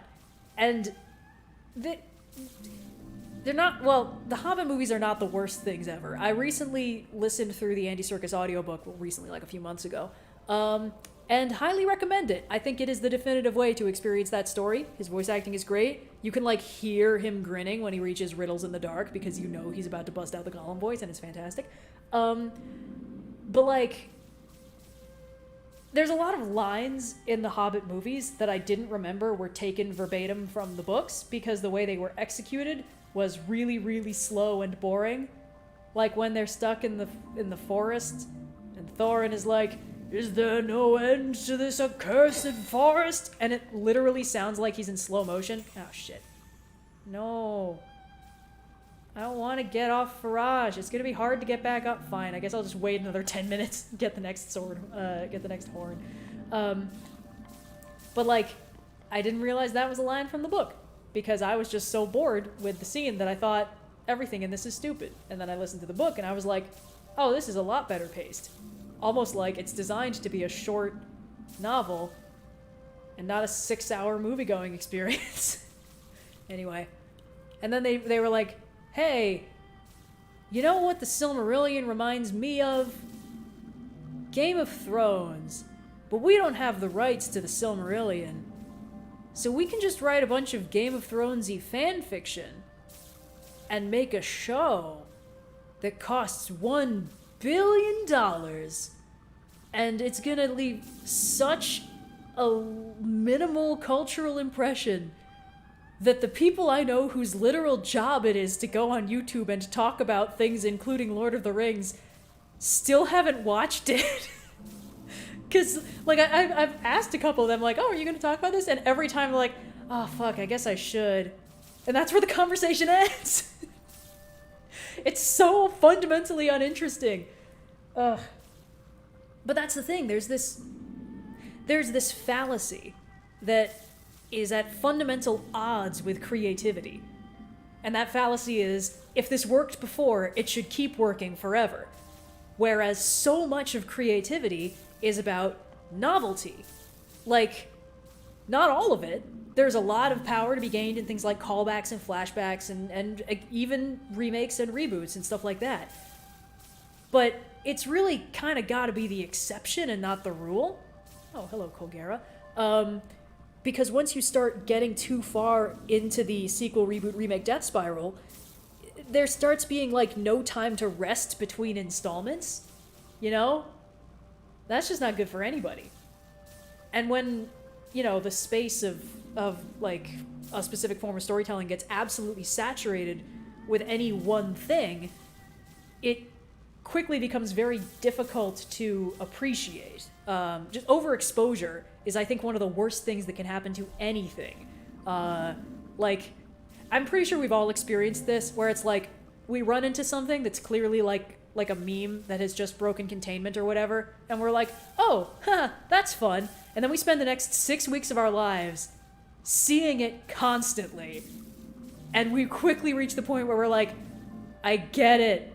We're on the planet of the base. That's so funny. And, like, it's not the fault of the original thing. The original thing was fun. You liked it once. But now it's the only thing you've seen for, like, 6 weeks, and you're so tired of it. And it turns into this frustration that is not targeted at the art. It's targeted at the overexposure to the art. But the art is the only thing that you can actually take out that frustration on. So it's like how every time you see, oh god, so like every like 10 years, someone writes a book that is unlike anything anyone's seen before. Loosely. You know, it does something new-ish, or at least it does it better than anyone's done it before. And it rewires everybody's brains. And the next 5 years are full of copycats. So, like, you know, like, oh, Harry Potter takes the world by storm. Now we have a lot more secret world, magic, urban fantasy, kid goes to school. Potentially even boarding school, even if it's made in America, where boarding school is a weird thing to go to. Or Twilight comes out, and suddenly we're in the vampire fiction renaissance. Or Hunger Games comes out, and suddenly we're in the teen dystopia renaissance. And that is, it's another instance of that fallacy, of like, this worked before, so it should continue to work forever. Or at least, this worked before, so if we jump on this quick enough, we can reap some of the benefits before everybody gets sick of it and moves on to a new thing, which is realistically more accurate to what the purse string people probably think about. And the thing is, I completely get this instinct. Like, at this point, I've created enough art to understand the bone-crushing fear of trying something new and potentially disappointing your audience. Like, man, we are very lucky that you guys are so forgiving of us just fucking around. I'm not gonna spoil what it is, but I have a thing planned for my first video in November that is loosely aligned with, like, a couple of our weirder, like, Tuesday videos that we've done. Like, this is a weird thing we're doing in an off season just to fuck around. And I spent, like, 3 days being like, I need to find, like, the right myth that lets me justify talking about this thing. And then I was like, wait a minute. I'm the luckiest person in the world, and I can do whatever I want forever, and people will be kind of cool with it. So it's just going to be a video about the thing I wanted to make a video about without trying to justify it in, oh, that way I can put miscellaneous myths in the header. It's just going to be a fun thing that I'm looking forward to, and I hope you guys like it, but, like, you know, we'll see. It's very new for me. But, like, that's the thing. There's always this lurch of, like, taking the leap and being like, if this doesn't go well, how much will I lose? Like, how will I lose subscriber? Will big number go smaller? Who knows? Anything is possible. And, you know, this extends to anything, you know, any form of long-form storytelling or long-form creative endeavor. Like, so this might be, like, the most behind the curtain I've gone about the comic that I make. Oh my god, sorry, quick tangent. I want to say, like, a month or two ago, I put a poll on YouTube here where I was like, hey, what do you think about potentially a physical publication of my comic? And, like, by far the overwhelming response was, what comic? Like, guys, I've tried so hard. I don't want to over-promote it for reasons previously discussed about Planet of the Base effect, but, like, I've tried. The information exists. It's fine. Anyway, so, when I first came up with the idea that would later become the comic, I was like 11. And I just read Diana Wynne Jones's Tough Guide to Fantasyland, which is still, it's one of those old comfort reads that's like wrapping myself in a warm blanket, which is the best kind of story. And it's not even a story. It's literally an alphabetized dictionary of fantasy world tropes, framed as a tough guide, a tourist guide to something, which is just so funny to me. And I, like, my one goal for what I was working on was like, I want to make a world where I just give myself a sandbox. I want a playground with characters that I can put in situations and then just see what happens. Like, I'm one of those people where it's like, the filler arc of the story is almost always my favorite because it lets the characters just go off in a weird little plot cul-de-sac that has to drop them back to the starting status quo, but before that, it can put them in all kinds of situations. They're often hilariously bad, but sometimes they're really fun, and that's what I like. So I was like, I want to make myself a playground. That is the purpose of this world. I want to fill it with random cool shit, and then characters that I like, you know, putting in situations, and then I just want to see what happens. I want this to be fun for me to write. Like, that was the goal. And it was interesting. It reframed a lot of stuff about storytelling because, you know, ultimately the goal with storytelling is to tell a good story. Like, that should be the end goal.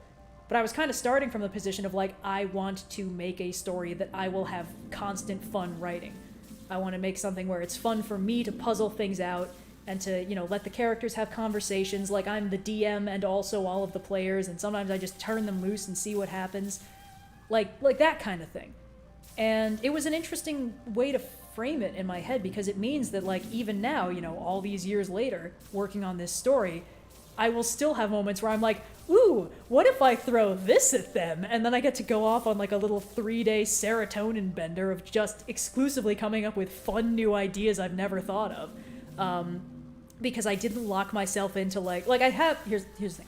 I do know how the story is going to end. That was one of the first things I figured out. The grand finale is plotted out in my head, and I know loosely how we're going to get there. But on the way, I have room for so many fun cul-de-sacs, and that's exactly what I wanted. That is how I wanted this to play out. And it's cool. It's a lot of fun, because I didn't lock myself into, like, a timeline and then be like, I need to spend the next X years of my life joylessly putting down on paper what I've already wrung all the enjoyment out of figuring out. You know, I want this to be something that has, you know, new and exciting and fun things for me to think about. Good. All right. Time for your weekly horn flattening. No! Stop spawning in weird places! Oh! Haha! Yes. Yes, I am the master of my domain. There's frogs down there I'd rather not deal with if I can help it. Ooh, are we going uppies? Oh, we're going uppies like, whoa, we gotta get... Oh, we're in a bad place. Forage, you mind if I climb on your nose bridge real quick? Oh no. Come on, buddy. No. Link! No! I just said, boy, I don't want to fight that Frox, and look where I am. No, we're fine. We're fine. Alright, perfect. We're comfortably nestled. Oh, good. Somebody got my horn flattening joke. Anyway, but yeah, I think that when it comes to storytelling, the absolute most fun thing for a creator is that moment where you put something together or you come up with something entirely new and the connections start forming, where it's like, wait, if I do this, then this character gets to react this way. This thing gets to happen. I actually just finished, not storyboarding, I finished finalizing the pages where a thing happens that I had wanted to happen. Like, I had an idea for this particular arc. I was like, okay, it would be really cool if I could work in this idea. I've got a thing, I've got a reveal I want to put in somewhere. There's a way I could work it into this, but it would be a little hard to choreograph, and for a while I was like, I don't know if I'll be able to do it. I don't know if I'll be able to make the stars align enough for this one reveal to happen. And then as I was boarding it, I was like, wait, yes I can. Yes, I can do this thing, actually. Let's do it. And then after that, I had another moment where I was like, wait a minute, I can integrate this other thing that I want to establish that a character can do, but have not yet had an opportunity to do. This is great. And it, like, that's the most fun thing, is that aha moment where something starts making sense, and it's something entirely new. And then the more you, like, think this thing over, the more time you spend with it, the more that freshness kind of wavers. And part of the tough part of creativity and the creative process of the arts is that there is going to be a stage where you hit the busy work phase. You know, I'm curious about something. Well, not at this angle, but maybe in a little while. Maybe. Well, we'll just keep checking. There's going to be a point where you've been chewing over the idea for long enough that, like a piece of gum, it has kind of lost that exciting flavor, but the story it's part of still doesn't exist in any sort of finalized form. So you need to still work through the idea for long enough to make it real without that fresh, immediate, oh my god, I just figured out this great thing, eureka moment excitement. Like, it just doesn't... One of the hardest parts of creativity is that you have to get through the busy work stage, and you have to become okay with doing the busy work stage, because it's just... Otherwise, the art will never exist. It's unfortunate, it's just kind of how it works. But that's why, you know, it's good to find a creative process that allows you to keep having these little moments of like, yo, wouldn't it be so fucking cool if I did this? Like, you know, for me, some of the more, are we immune to getting struck by lightning when we're under the horn? That's cool.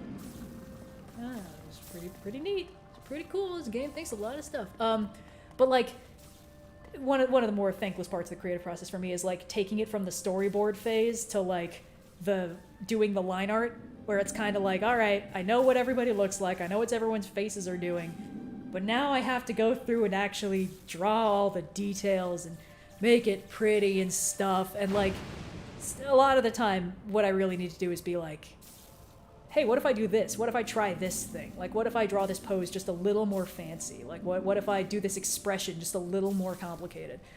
Because that's another new and exciting thing.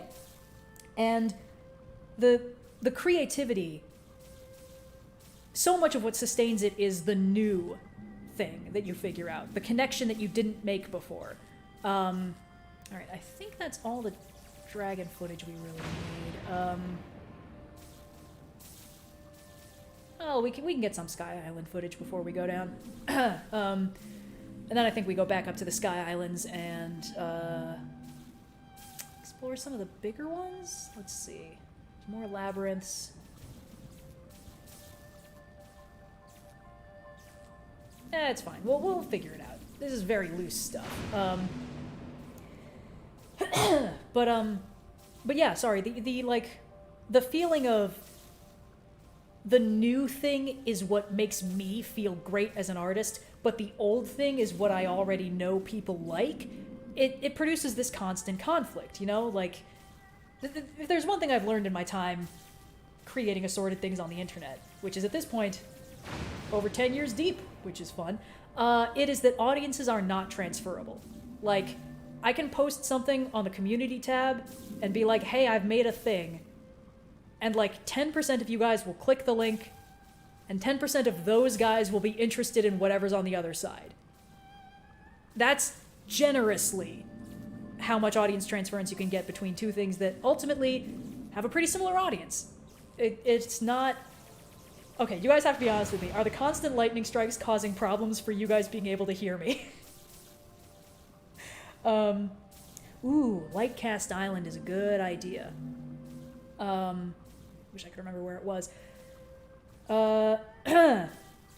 But like, yeah, so the thing is, like, even if I create something where I'm like 100% of the people who have ever liked anything I've done will like this, which is impossible, because 100% of people who've ever liked anything I've done don't even like any given thing that I've done as much as each other. Like, there are people who are subscribed to this channel just for Blues History videos. There are people who are subscribed just for the Trope Talks. There are probably a few of you who are just subscribed for the gaming streams.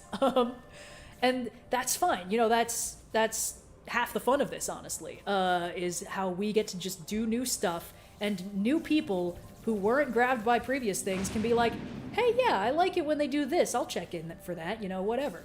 But like even between videos that we individually make, our audiences aren't transferable. And that's just a fact. That's just how these things work. Or like, we've got friends of the channel where it's like, hey, you know, we're gonna, I like this thing you're doing. I'm gonna like cross promote it. I'm gonna tell people that you're doing this cool thing. And that sees about the same, like 10% of people might click the link, 10% of those people might stick around. And the end result is like, you can have an audience of size X, and however, like 1% of X is how much you can get as a starting audience for a new project. And that's all well and good. That's just kind of how it works, and that's completely fine. But the thing is, if that is tied to your like personal self-worth as an artist and your financial success as a, you know, person making a living, that's a scary number. That's a scary truth to accept. And the temptation to find a way to get those numbers up, to make sure that everybody likes the new thing you're doing, it's tempting. It's very tempting, especially if you're like a little bit between creative bursts. Like, because that, again, I can understand why in ancient Greece they were like, this is a, you know, this is a muse that occasionally strikes at random and hijacks my brain and makes me unable to think about anything but this for a while. Because it's like, it really do be like that sometimes. That do be how it feels, though. And the end result is that you end up sort of being like, you know, if you've gone long enough between creative bursts of inspiration, it's kind of like, well, I'm doing the same thing I've been doing. I'm in the busy work stage. I'm connecting the dots. I'm getting from point A to point B, and that's fine. But man, I wish I could be sure that people liked it. Because, you know, when you're between creative bursts, the creative burst is like what the artist lives for. It's like, I like this. I'm so happy I get to do this. It's so exciting and fun, and it makes me feel alive, and like it's a very powerful thing. But when you're sort of between those moments, you end up sort of feeling like, you know, I had a great time researching this, had a great time recording this part of the script that's fun. Now I have to sit down and draw 150 frames, and of them, 10 of them will be particularly scintillating for me to draw, and a lot of the rest of it is busy work. And when you're sitting there, you can sort of start getting caught up in your own head and being like, what if people don't like it, and all this busy work is for nothing? And that is assuming, like, a creative person who is getting to do something they love and will consistently keep coming back to, like, I do enjoy doing this and I'm having a good time and I want to do it. And that is a tall order, because a lot of artists of all kinds effectively work on commission. They work a job that they have been hired to do. And it's not because they are super crazy passionate about it, it's because it's their job. And that makes it even harder, I think, to deal with the, no! Ha! Gotcha. That makes it even harder to have that renewing moment of creativity of like, man, I just love that I get to do this, and you know, I don't care if people like it. I had so much fun making it that it doesn't matter.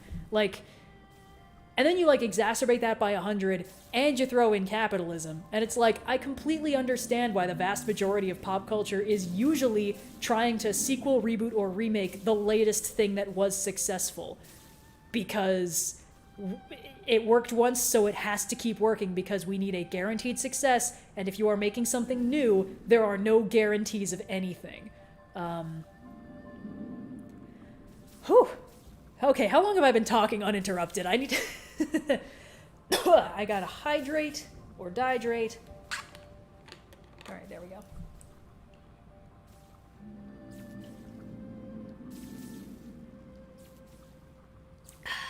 I got one of those giant fucking water bottles that's like, you should be drinking 8 cups of water a day, and we're gonna put little timestamps on the side to remind you. And I was like, I do like schedules, so maybe this will work for me.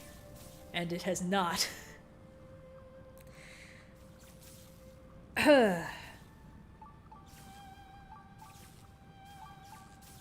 My favorite thing is when people say they hate the new thing only to come back 4 years later and say it was good. Yeah, that do be a thing that happens. The thing is, I think a lot of the time, like I've spent the whole last however long that was, half an hour-ish talking about how on the artist end of things this works, but I genuinely do think that a lot of this is also on the audience side. Because if you ask an audience what they want from an artist, they will say, I want more of that thing you did that I liked. But then if you give it to them, they'll be like, this is the same as the old thing. And that's the thing. It is the artist's job to create the new thing. It is not the audience's job to come up with the new thing they want. Like, one of the, I don't know if I've said this in so many words, one of the things that I like the most about this game is that it didn't do the things that I was, there was a version of this game that I came up with before we got the game. And this game did almost none of that. And everything it did that wasn't that, I liked more than my idea. It's like you get the moments where it's like, oh, I have an idea for what this character might say next, and then they say something else, and you're like, that's so much better. That's more in character, that's got more layers, it calls back to things I hadn't even thought of. Like, it is not the audience's job to write the story, and it is not the audience's job to decide where the story goes next. But when you ask an audience what they want, that is kind of what you are asking them to do. Like, hey, what do you think should happen? And it's like, that's what I'm paying you for. But that's the thing. No matter what happens, if you ask an audience, hey, what do you want to happen next? They'll be like, I liked this thing, I want more of that. But then if you do more of the thing that you did that they liked, it will not have that something, that zest, that spark that they saw the first time it happened. Like, I did that example in, oh fuck, I don't remember which trope talk it was. Power-ups, maybe? Power-ups or super-powered evil sides. Because it was about, so there's a fight, early-ish in Bleach. Early-ish. It's still like 30 episodes in or something like that. And it's the first time Ichigo fights Byakuya, who's Rukia's older brother. And it is also the first time that his super-powered evil side pops out in a fight and becomes a problem. And it's great. That fight kicks ass. It's so powerful. And it's also incredibly in character. It's great. It's cool. He's got that moment where he's like, oh, sorry, my superpowered evil side took me over and kicked your ass after you were kicking my ass. You can kick my ass a little harder to, like, make up the difference. And I was like, I love this guy. He's a fucking idiot. And then, like, in a fucking filler arc, they did, like, a shot-for-shot remake of that fight again. Not against the same guy. Against some jobber villain of the week. And it made the original feel less creative in hindsight, because now it didn't feel like, oh man, it's so cool how we just got a feel for how powerful the superpowered evil side is and how he fights completely differently and throws everybody off balance. But like, when you see it twice, it's not the fault of the first fight that it was copy-pasted for a later, much less interesting fight. But it does reflect poorly on that first fight in hindsight. It's like, well, now it doesn't feel as cool, because now I just know this is a thing that happens regularly. Superpowered evil sides, you have one example and you use it over and over. I just like that example. It annoyed me so much. And the thing is, like, there's series I think that have done the, it's the villain but again in a way that I liked. A couple times. The thing is, usually in those situations, the villain is not what makes it interesting. It's the heroes responding to it in a new way that makes it fun. Oh, man. This is one of the reasons why, like, anime OVAs are always complete crapshoots. Like, they're either delightful little plot cul-de-sacs, or they are unwatchably terrible. Oh. Huh. How about that? My screen went dark because I hadn't moved for a while. But, so, actually, yeah, here's another example. So, in the series Slayers, which was a, like, 1990s anime adaptation of a visual novel series, I want to say, something like that. So, the very first big bad guy they deal with in season 1 is this Demon King guy. All right, we're gonna get out of the portal to hell, and we're gonna teleport back to the sky, and we're just gonna hang out a little bit. Where's the... Ooh, let's go here. We haven't gone here before. And so the main character in Slayers is this ridiculously overpowered mage. She has basically the magical equivalent of a nuke, and she can just set it off whenever, and she does constantly, and it's great. But then they're fighting this demon lord, and he is basically the power source for that ability. So like she's like, I can't use my dragon slave against this guy because he is literally the thing that powers it. So using it would be like asking his permission to kill him, and that just doesn't work. So when they fight, she's like, all right, I'm going to use a secret forbidden technique, an even more dangerous spell called the Giga Slave. But if I fuck it up, I might explode the world. And then she uses it, and it succeeds, and the Demon King explodes, and from the strain of casting this complicated spell, her hair turns white. And that's the season 1 finale, basically. Whoop. We should probably put away our metal devices or put our snazzy little hat back on. And then there were a few other seasons, a bunch of other stuff. The thread of the second season is, for instance, a bad guy whose whole plan is, hey, I'm going to force you to cast that spell again, but to fuck it up so it actually destroys the world. And then there's a bunch of other stuff. There's, you know, it's a pretty fun, like, monster of the week, well, monster of the season kind of threat.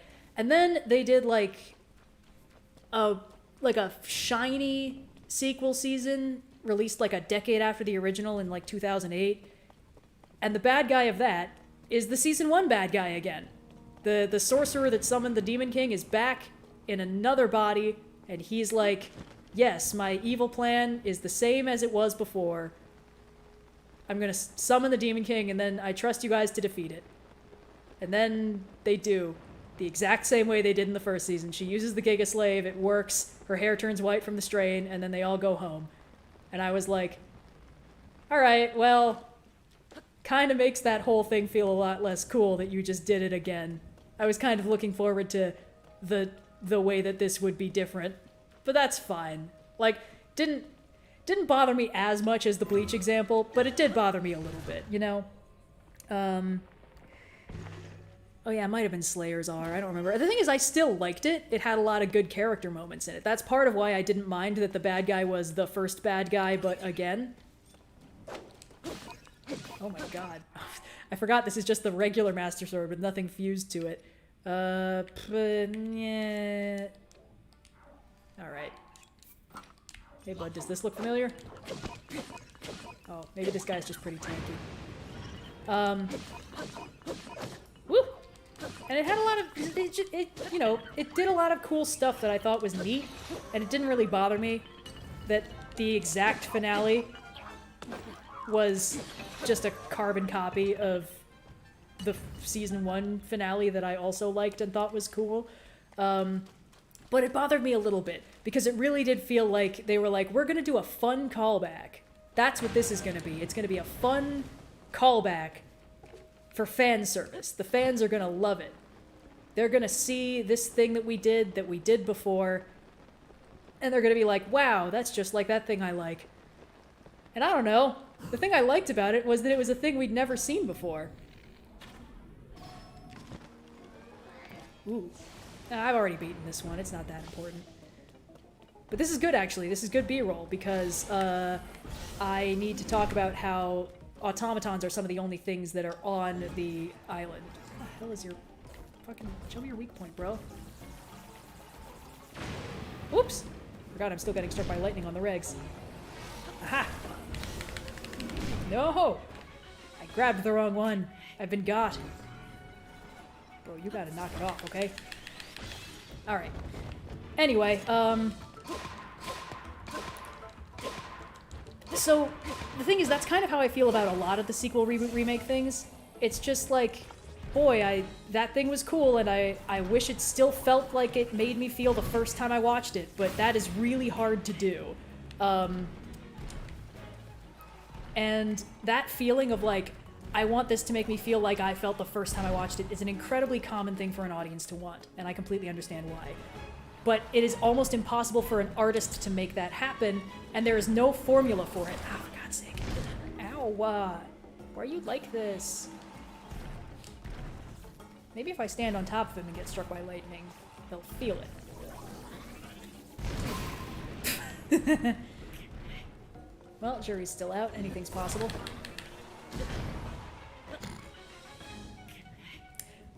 Is it still taking damage somehow? I swear it's less beefy than it was before.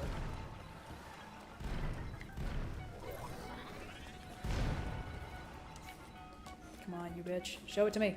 Aha! Ow!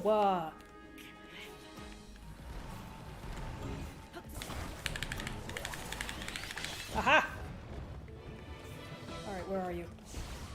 Oh! That's why I couldn't find it. Alright, great. Alright.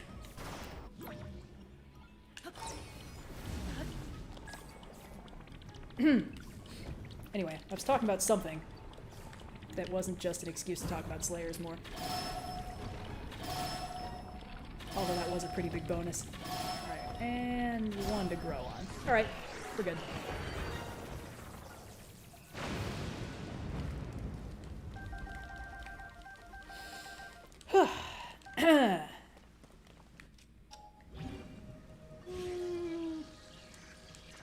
Need another weapon. Why the hell am I holding this? Get out of here.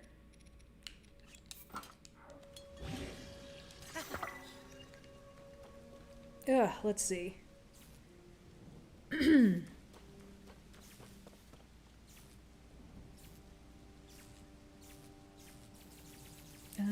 got to talk about constructs being the only things on the island. Ah, yes, the running theme of this video that I will be working on later.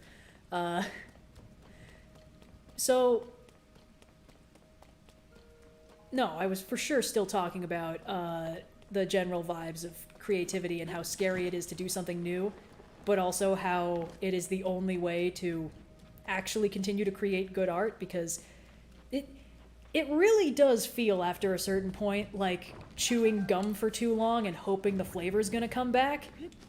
Like, if you don't add something new, it's not gonna start tasting better with time, you know? Let's see. Well, I guess there might be a chest up there somewhere, but... Alright. Hold your horses. Ah, there we go. This is definitely an island I want to get footage of.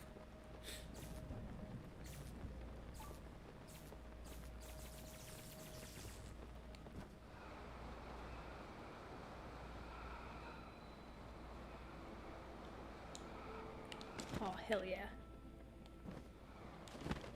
Wow, this is so much easier to navigate when the storm is gone. I did not consider that the first... I basically brute forced my way in here through the rain, following my shrine sensor. And, oh, where was it? There's a door in here somewhere, but it might be permanently open now, making it harder to spot. Oh my gosh, is there custom music in here that I never paid attention to? That's awesome.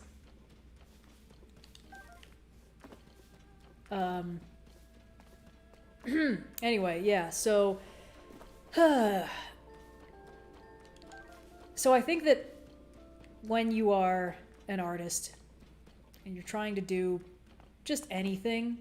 Holy shit, did I not know this was here? Hey girl, what's up?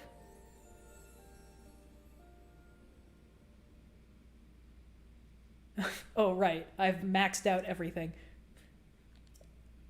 Alright, thanks girl, bye. Sorry your incarnation's a dragon now.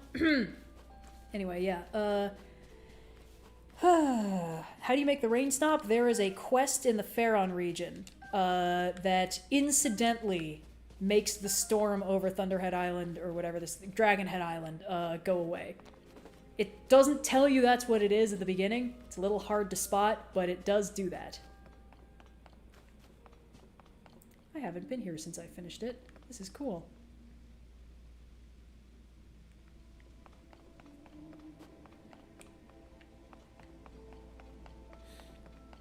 Let's see.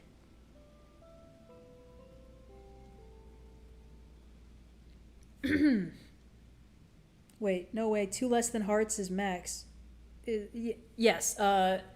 So 38 hearts is the absolute max, I think. Well, the thing is, I don't know. I wonder, because theoretically, all of my stamina vessels, I could potentially go to the bargainer statue and trade for hearts, but I don't know if that still works when you hit max on everything. I don't know if it lets you do that. Is that a... It is.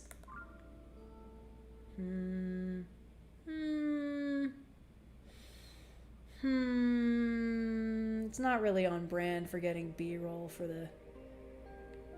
Well, maybe just a little. Maybe just one as a treat.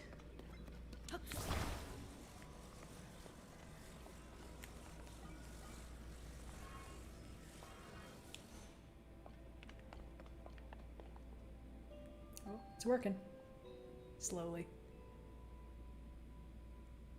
Very slowly. Alright, this is stupid. You just do this.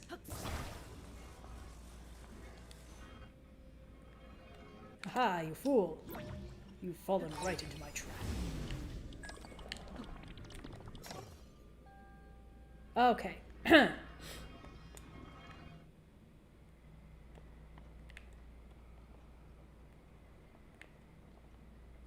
Ooh. What the fuck? Oh, I guess it's a cloud. That's a weird effect. I like it. Anyway, all that to say, that's why I hope the next Zelda game is not a sequel, reboot, or remake, but it would not surprise me if it were.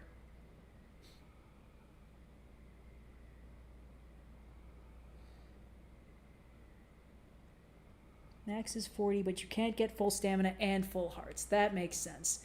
It's a little unfortunate, a little bit annoying, but it does mean that hearty food still has a use, which is kind of... Hey, buddy. It is a little bit of a bummer if you, like, make a lot of hearty food, and then you get no bonuses because you are already super powered up, you know?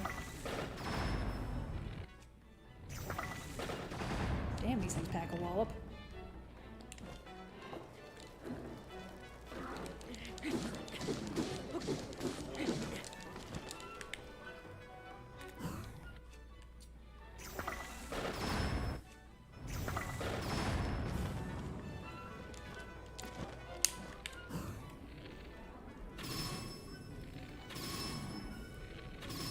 Really expecting that to stun him a little bit more, but I guess not. Woo! Forgot about the head.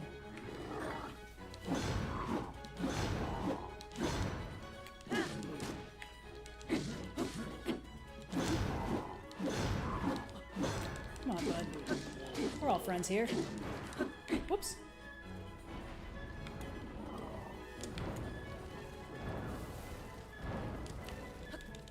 Whoop.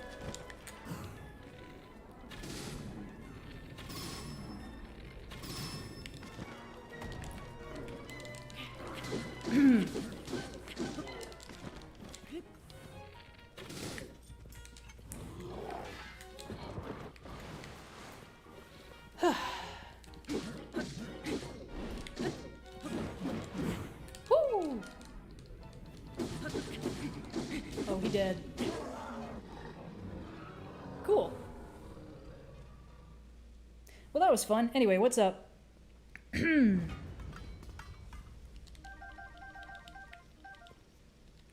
Oh, gimme, gimme, gimme. Alright, let's get rid of one of these 5 million royal bows. Or, no, that's got a good bonus. And that one's good for sniping. Alright, let's get rid of this guy. Yay! And now we can get this nice footage of the Rising Dragon Head Isles thing. Rising Island Chain is something else. I remember how this game works. One Piece and the nature of endless stories and remakes. Okay, not to immediately out myself as a hypocrite, but I watched all 8 episodes of the live-action One Piece, and as somebody who has never consumed any official One Piece media past, like, the first few episodes of the 4Kids dub one time, it's good. I don't know why. Feels weird that the most unadaptable manga ever made would break the live action anime curse.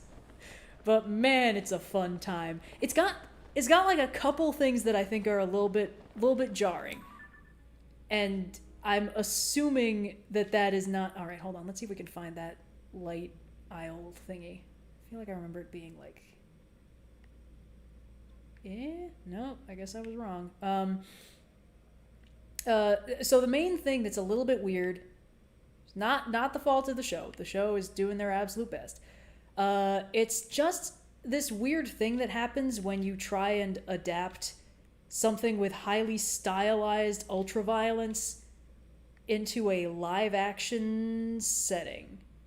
And the weird thing that happens there is that comedy violence stops being funny.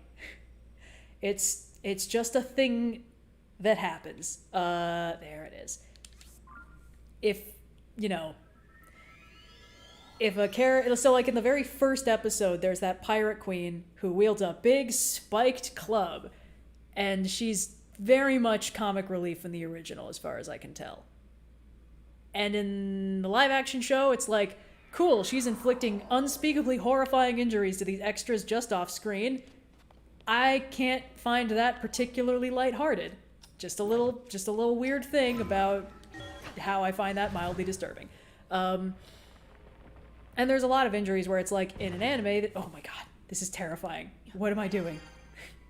Hold on, let's put on our fancy pants.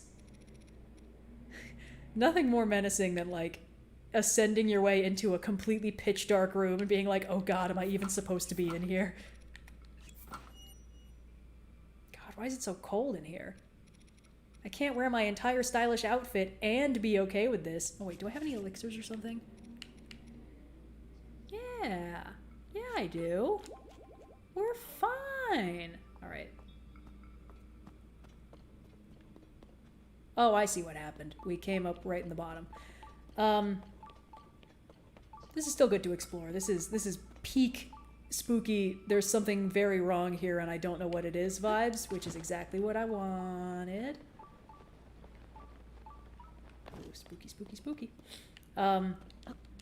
But yeah, the other side effect is because ultraviolence is not automatically fun or even necessarily particularly doable in a live-action setting, it means that like the random jobbers can have truly horrendous, unpleasant things happen to them, and it's like, yeah, that makes sense. You just got hit in the face with a spiky mace. But then the protagonists barely get fucked up. Like it's this weird, slightly jarring like discrepancy where the protagonists of an action anime are never like particularly grievously wounded, and well, I mean like they have like they get a little fucked up, and it's like, oh no, Zoro's in a coma for this episode because he got lightly slashed across the chest, seemingly on purpose. Spoiler alert. And when they're like they're talking about like, oh my gosh, this is terrible, he's bleeding from everywhere, and it's like, he's bleeding from one place. You can all see it. He's not even anime scuffed up, because you're real people, and they know it would be a little bit weird to add more like anime scuff marks in the makeup department between every punch. I don't know, I just think it's kind of interesting. And that's, again, there's no shade on the show. I think the show is great. It's just one of the more interesting difficulties of a adaptation of a animated medium to a... What the fuck is this? Oh, it won't let me activate it because I've already done this. Now I remember. But like the thing is, most live-action anime adaptations are such horrible travesties anyway that it's hard to notice the actual difficulties in adapting one medium to another because they're just so bad and so embarrassed to be about anime in the first place.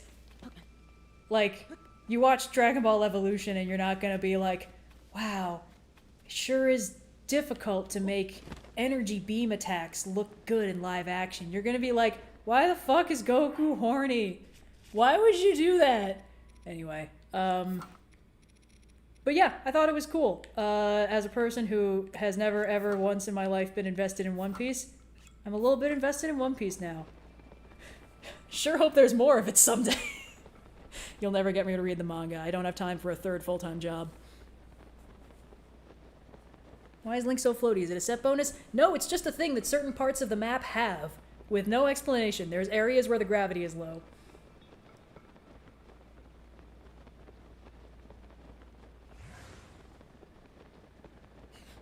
Oh, I envy you who have never watched Dragon Ball Evolution and do not know the horrors of horny teenage Goku. It is deeply unpleasant to deal with. Literally all of his power-ups are motivated by being horny.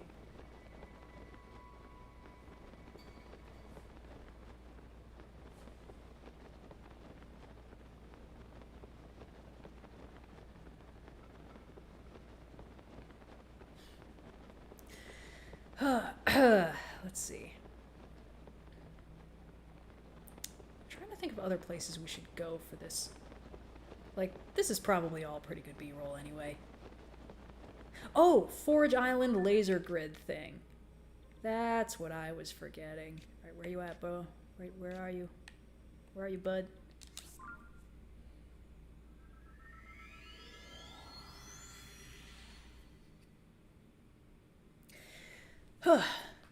But yeah, live action One Piece. In terms of like shit that I legitimately think is deeply impressive, they managed to make the three sword style like look good. And honestly, that is 100% because the guy they got to play live action Zoro fucking kicks ass. Like, this is not his first live action anime adaptation rodeo. I looked it up. I think he was in the final like Rurouni Kenshin live action anime adaptation, which until recently was the gold standard of good quality live action anime adaptation, and has recently, through no fault of its own, become a little bit hard to recommend. But it's not his first rodeo, and he's also like one of those ridiculously highly trained physical performers who's like been doing like, you know, assorted martial arts since he was really little and all that jazz. So he just manages to make it look really smooth. And then on the rare occasions when he has to do a fight scene with a whole ass sword in his mouth, they manage to make that work too. I got no explanation. But there is another slightly weird, like, internal adjustment thing I had to do, which is, as you probably know, One Piece being a shonen action anime, kind of has a slightly ludicrous level of physical competence and strength that characters can just have. Like, no official superpowers required. It's like, you don't need to be a devil fruit user to be able to throw a cannonball hard enough to break a ship. But, like, when you're just watching live action one, you're like, everyone except Luffy is a normal-ass person. And you're like, okay, Zoro is a highly trained, skilled swordsman. That's fine. He's very talented, but whatever. And then Garp throws a cannonball at a ship hard enough to break it, and you're like, okay, I need to do a little internal readjustment of what to expect from this world and the people in it. That's cool. And I think that's fine. I think it's just another, like, slight complexity of the translations of the medium, because when you are watching a live-action series, you kind of expect the people to function like human beings do unless proven otherwise. And that just kind of is not how... Oh, sorry. Slight difficulties here. That's just kind of not how that works in a shonen battle series. Just not how it do. Oh yeah, let's just hang out in here and get all our hearts back. But it's just another weird side effect of, you know, this is not a super deformed, slightly grotesque art style action manga. This is a bunch of real human beings running around in an admittedly very colorful and cool environment.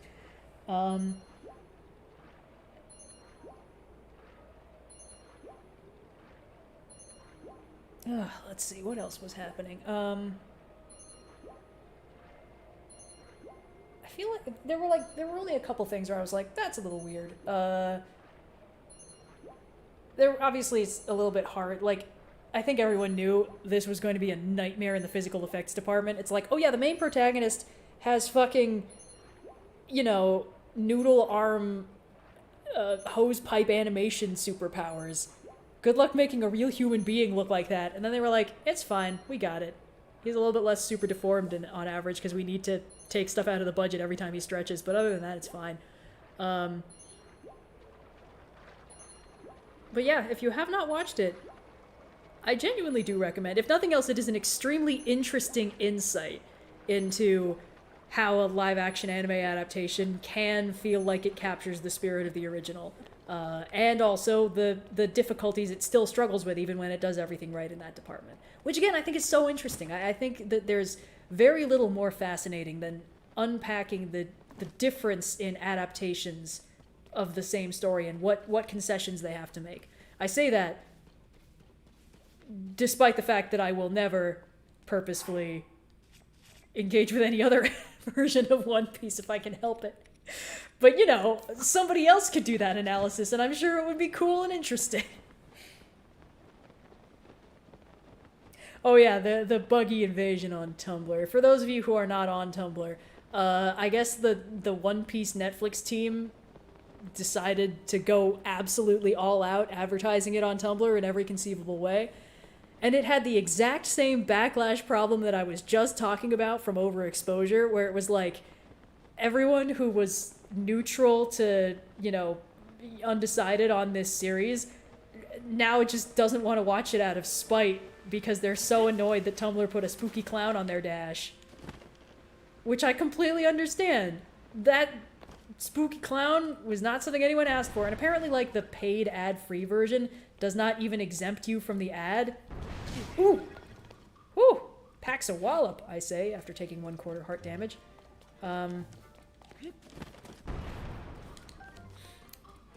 Anyway.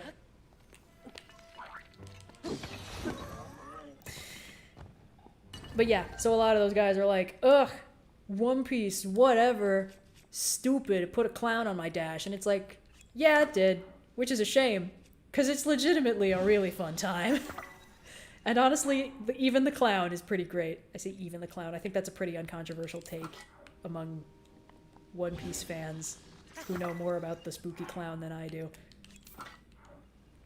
He definitely made the jump from, like, credible threat to cringe fail Vegeta type very quickly, which I thought was quite funny. But yeah, advertising on Tumblr was probably their worst mistake. I've never met a more purposefully contrarian group, which is very fun, honestly. Sometimes. Okay, let's see. What other fun Sky Islands do I have to check out today? Let's check them. Actually, let's swap my shirt out and then check the map again. You know what? Spent too much of this wearing sleeves. I don't know what I was thinking. Alright, that feels much more natural. Have I already? No, we haven't been to Valor Island yet. I suppose we could also go check out a King Gleeok. I think I have a thing in my notes about, like, there are also a couple monsters in the sky, but they're pretty hard to get to. Like, there's no bokoblin camps up here, it's just automatons. And I like that. I'm glad that that's how things work, because it makes me feel lonesome. Alright, where are we? Let's talk to the robot that's gonna be happy to see us. Hey, bud. What? Aww. Let's do the dive ceremony. Take my charges. I have completed the skydiving set. This is me... Wait. Oh, you know what? I've already done this and I've already gotten the armor, but I think I still have a record that I can break or something. Hold on. Let's set the glide armor on. Oh my god.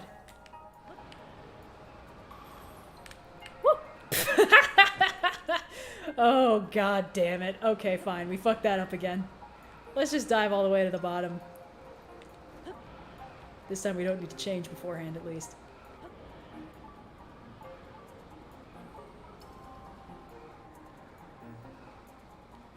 I don't know why I'm so bad at this. I've done it several times.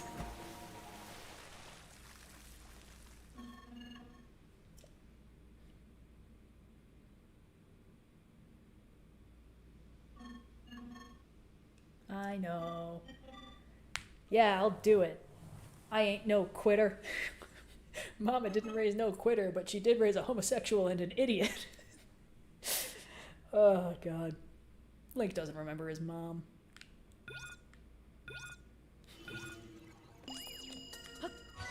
This is what I mean when I say overthinking these games only ever rewards you with angst.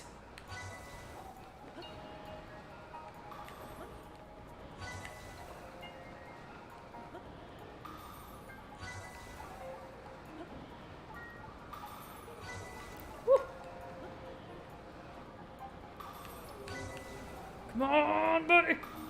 Ah.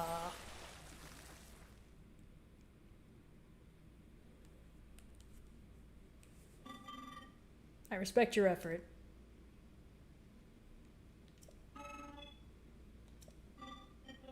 Ah, why not? At least I didn't beef it that hard this time.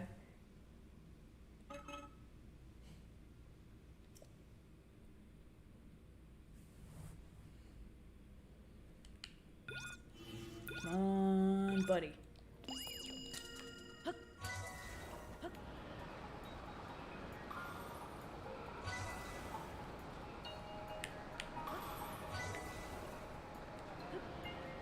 Whew. Got a little close.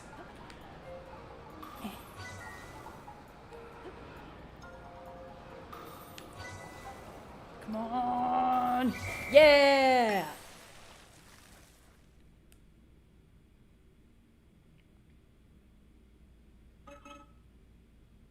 Aw, shucks. Many have participated in the ceremony on this island. You showed you have courage surpassing them all. I'm also a little more aerodynamic than the Zonai. Aw, thanks, bud. Would you kindly tell me your name? Oh! That's why the other guy called us Link. I didn't realize we hadn't set a record on this one yet. I'll pass. Aww. You look nice in that? Thank you, bud. Well, now let's go to the other Glide Island, because I'm not sure we've done that on this one either. Alright, we did Valor Island. We did Bravery Island. Alright, where's Courage Island? I know it's hiding around here somewhere. Nope, that's the other one. Starview. Okay, so remember when someone was like, what are these orbs for? It's called Starview Island. They are planetariums. Courage Island. I knew it.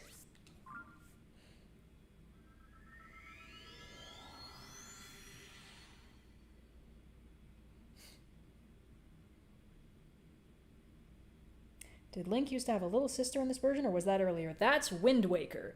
Wind Waker Link has a family. He's got a grandma and a little baby sister who gets kidnapped immediately, obviously. Having the misfortune of being a woman important to Link is dangerous. That's not true. If Twilight Princess proved us anything, it's having the misfortune of being important to Link is dangerous. Alright, let's see if this guy calls us by name, because if so, we've already done the record. But if not, there are still more worlds to conquer.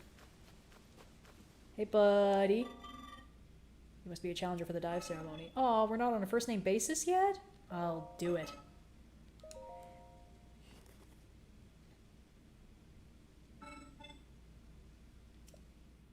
The funny thing is, it's so difficult to get to the top of the Glide Challenge islands manually without the help of one of the constructs. So I'm a little bit bummed that they just sort of immediately go like, oh yeah, you know, whatever. Follow me to the top, it's fine.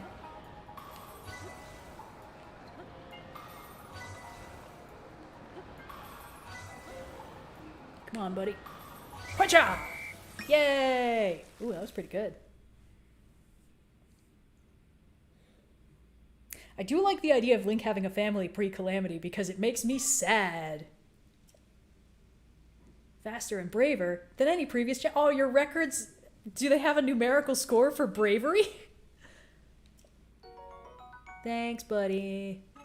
Please tell me your name. Yada yada, something something. Understood. Your name is Link. I like that all these guys talk a little bit different. Like... None of these stewards talk quite the same as each other, which increases the feeling of them having a personality. which makes the fact that they're just gonna sit here waiting for people who will never return even sadder. Alright, let's go to... where the fuck was it?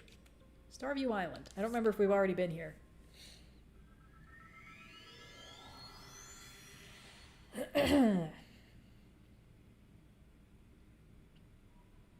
Link talking to Dragon Zelda and telling her about his day fills me with emotions. You are so right. And in fact, I have done that before. In my first playthrough, when I was real sad and real concerned about the outcome of the game, I would like... No, we don't need the full set. We're fine. I would just find her and hang out. And be like, I'm gonna get you, girl. Don't you worry. I'm gonna get you out of here. Well, it was a lot more poignant and poetic because I was truly deeply grief-racked at the time. The experience of playing this for the first time for me was a wild ride. It truly infiltrated every aspect of my brain, my schedule, how I felt about life in general. It was bananas. I just watched a Rasputin video about, I think it's called like The Best Games I've Forgotten, which is about how, you know, a lot of the time there are games that truly deeply move you, and then like you don't remember them until you're reminded of, you know, how much they affected you and stuff like that. And one of the things that he talked about is that like the experience of replaying a game is often remembering how you felt the first time you played it. And I think that's going to be a very valuable experience for me with this game specifically, because I sped through it so fast. I truly did almost nothing else for the 2 weeks it took me to beat it. Not for lack of trying, mind you. But because truly the way my brain works, I couldn't leave well enough alone, and I was so worried about the ending getting spoiled for me before I experienced it for myself. Because that's kind of how I felt with Breath of the Wild. Like, I purposefully did not play Breath of the Wild for a while. It's not that I had any malice towards it, it's just, it was, you know, me playing Zelda games was the exception and not the rule. I played Twilight Princess, but I went out of my way to do that after learning that it was good and wanting to check it out for myself. And that's basically what I did with Breath of the Wild, and it quickly consumed large portions of my brain, as is the nature of hyperfixations and such like. But when Tears of the Kingdom came out, I was like, I don't want to miss the opportunity to play this for the first time, truly blind. I want to go into this and not know what's going to happen. And I was very lucky, due to my non-existent work schedule, to be able to do that. Oh, this is some primo Sky Island atmospheric perspective B-roll right here. Look at this. This is great. Anyway, so I had this like truly tangible relief when I managed to beat the game, even though I beat it when I was extremely unprepared. I was like, I think I figured out where the final boss fight is. I'm gonna just explore and set down travel medallions, and oopsies, that was a point of no return cutscene. So I went into that fight with no gloom food and no upgraded armor. And it was deeply harrowing. It was like, oh shit, I'm down to like one more hit and I will have to restart this entire thing. And that was the hit where I managed to take down the I mean, fucking spoiler alert, you fight Ganondorf. Not exactly the world's most difficult to predict twist. But like, yeah, it was like, I didn't know what the stages of the fight were going to be. I didn't know the phases.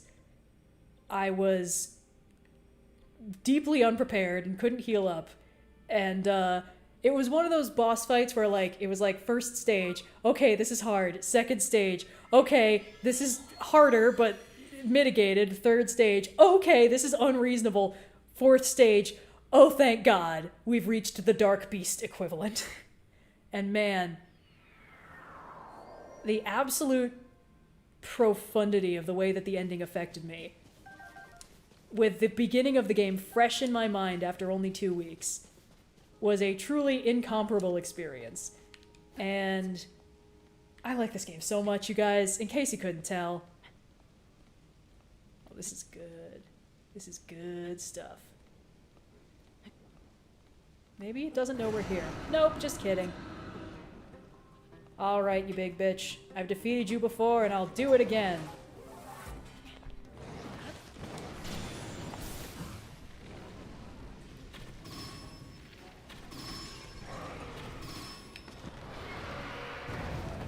So when you're fighting one of these things, do not make the mistake of accidentally knocking it over the edge. It will not take fall damage. It will simply despawn and then respawn with a full health bar.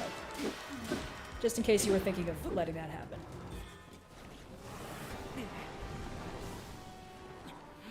Also, if you can help it, don't get knocked over the edge yourself. Ooh, dazzle fruit. Hell yeah. Take that. Thank you. Oh, you sneaky bitch. How dare you.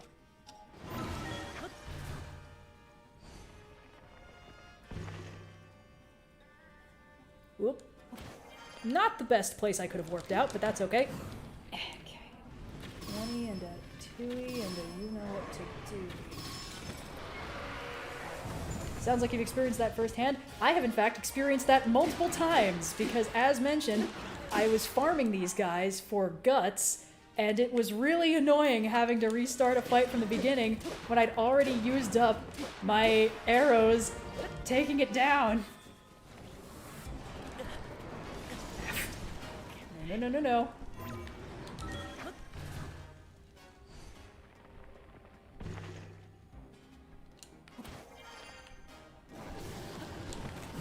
Okay. 1, 2, ooh, double header. Great. Maybe I've got a double-handed weapon I could use a little more effectively.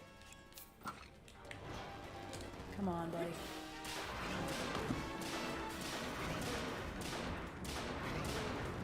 Spin to win. Now we got another few of these left.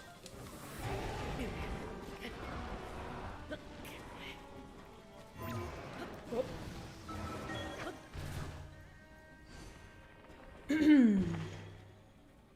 What's the canon word on Link's handedness? I thought he was left-handed, but here he seems to be right-handed. Historically, he has been left-handed. I think since the Wii games, they've made him right-handed because it is allegedly easier to integrate or something. Uh-oh.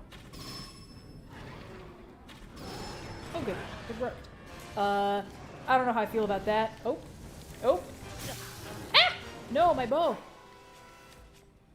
No, my boy. Father, help. Okay. Alright. Whoop. You know what we should do?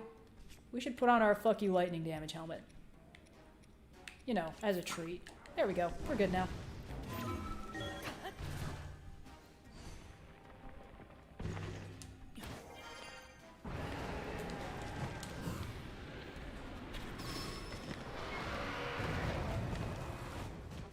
Alright, and...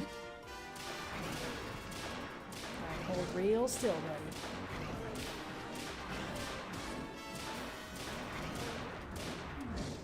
It's working shockingly well.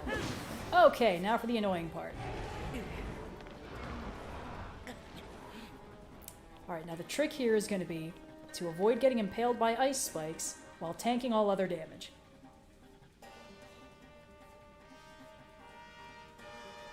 This is what the helmet is really useful for.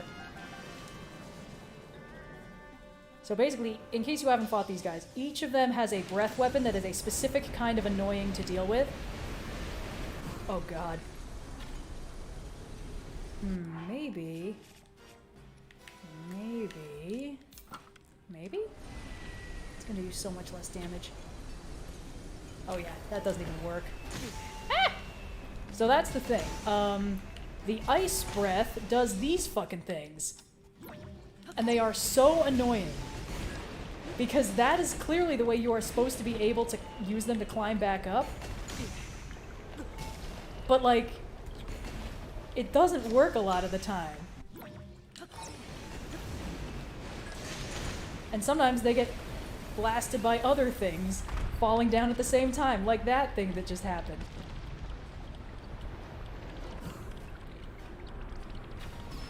Oh, that did nothing. Okay, hold on. This one's the ice one. Alright, that did a little bit more. God damn it. And you... Actually, this is probably good, because if you take out a head, I don't think they can use their breath weapon on you anymore. So now it's just gonna be lightning and we know how to deal with that. Okay, we're good. Alright, you big bitch.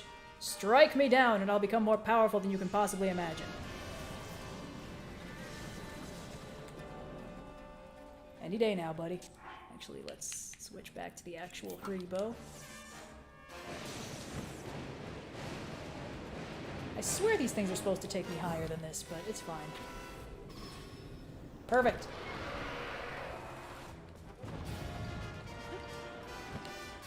Alright, and fuck this head in particular.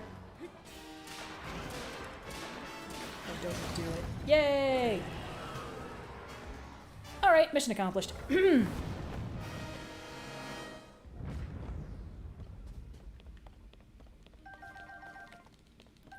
this one not even drop guts? Come on, guys, really? It's fine.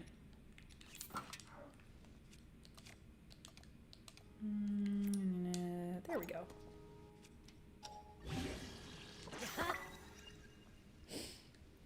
Whew.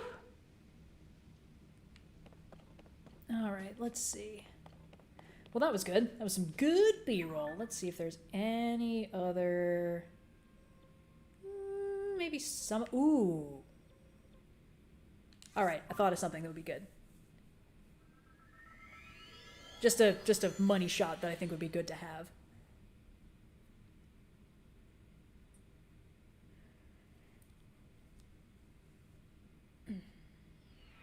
But yeah, I love the way that they animate Gleeoks in this thing. It's an absolute nightmare. The number one way to make something truly deeply threatening is to have it unhinge its jaw like a snake. Oop. Let me up. Let me up! Thank you. Alright, now where's the jump point? Ah, there it is. Great.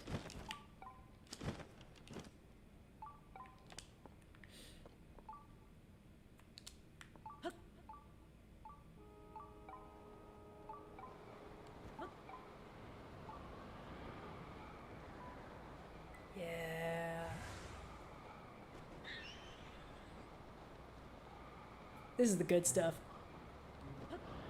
Oh, that's less the good stuff. Not as precisely aimed as I thought it might be, but that's okay.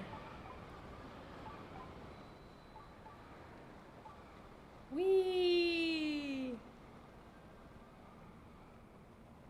Ooh, I wonder if the boss fight has respawned. I guess we're about to find out. I'm about to summon it.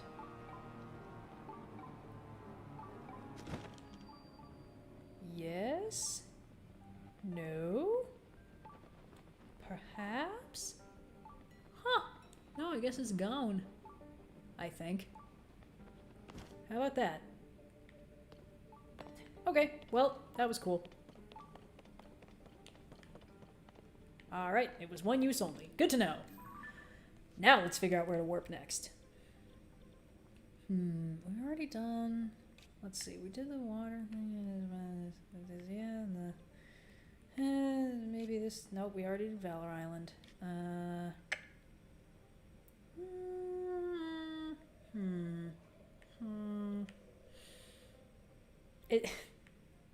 There's definitely more stuff we can get on the Sky Islands.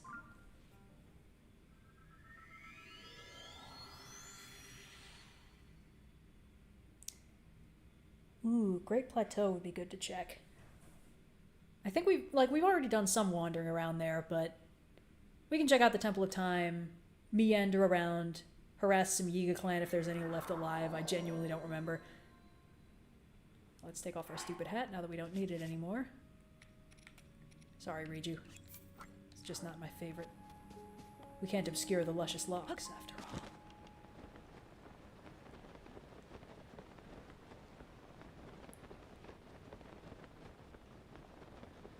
It is interesting to me how so much of the Great Sky Island is like just absolutely not intended for anybody to ever live here, you know? This is clearly like a public park. You know, if that. This is not we have no insight into how the Zonai lived. There are no houses, no beds, no drawings on the walls. It's just a thing, just a place where Link can go and be alone. Truly, profoundly alone. Oh, hold on. We might need... Where is it? There it is.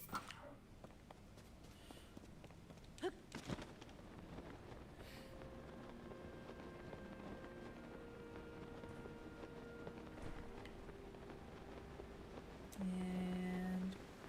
boop. Ooh, what a shot. That was the right decision.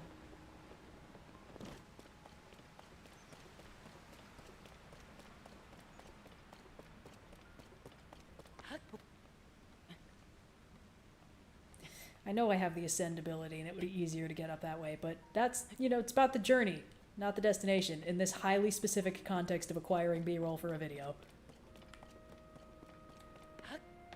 Nope. Well, maybe just this once. Whoop.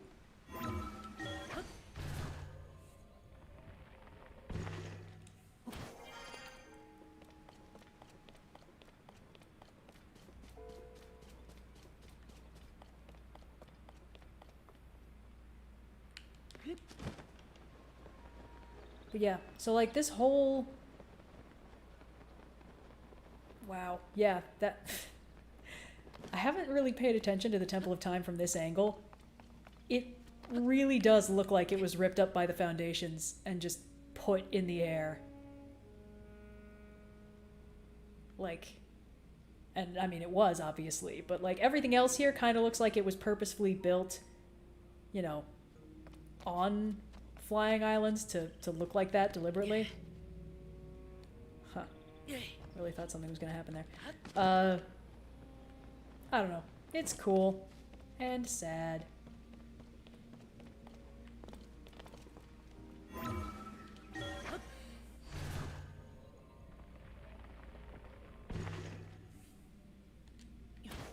Oh, hello, sir.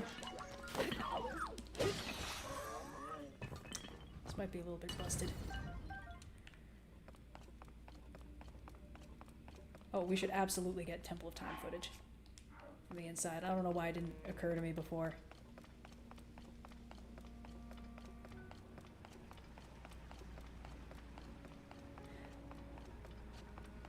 Might be good to check out Lanayru Promenade too, although no, it's really full of monsters in this version. It doesn't have that like lonesome vibe that I need. But I guess that is kind of the point. Anyway, I think it's really interesting how this game has done a lot of very deliberate changes from the structure of Breath of the Wild, where it was so clear that like the world was deeply hurting from all the shit that had happened, and Link was truly the only person capable of like going out and fighting it. Everyone else was so beaten down and just you know, crammed out onto the very edges of Hyrule. And then in this game, now that you've gotten rid of, you know, the worst of the shit, it all becomes a lot more manageable, you know, it all goes away.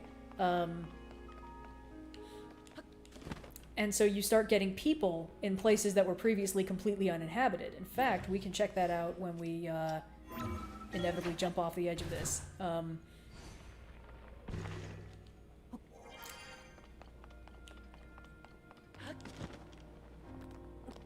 Because it's too pretty to not do that. I'm curious what all the Zonai runes in this game say, because they have to say something. But yeah, like this, you know, the area we're paragliding into was previously the most desolate and uninhabitable part of Breath of the Wild. You know, it was crawling with guardian stalkers, it was completely unlivable, Castletown was absolutely ruined, the Lookout Landing thing just didn't exist, and it really got across, like, this used to be the center of Hyrule, and everybody who was here is either dead or has fled. I mean, they're all dead anyway, because it's been 100 years, but, like, there's a reason why nobody has been able to resettle this. Like, nobody but Link can even hope to kill guardian stalkers. It just does not work. I don't know. I just think it's interesting that the game goes out of its way to just really make the world feel populated like it's healing because of what you did in Breath of the Wild, which means it manages to avoid a problem I have with a lot of sequels where it sort of retroactively undoes the victory of the previous game, or I guess the previous movie or whatever.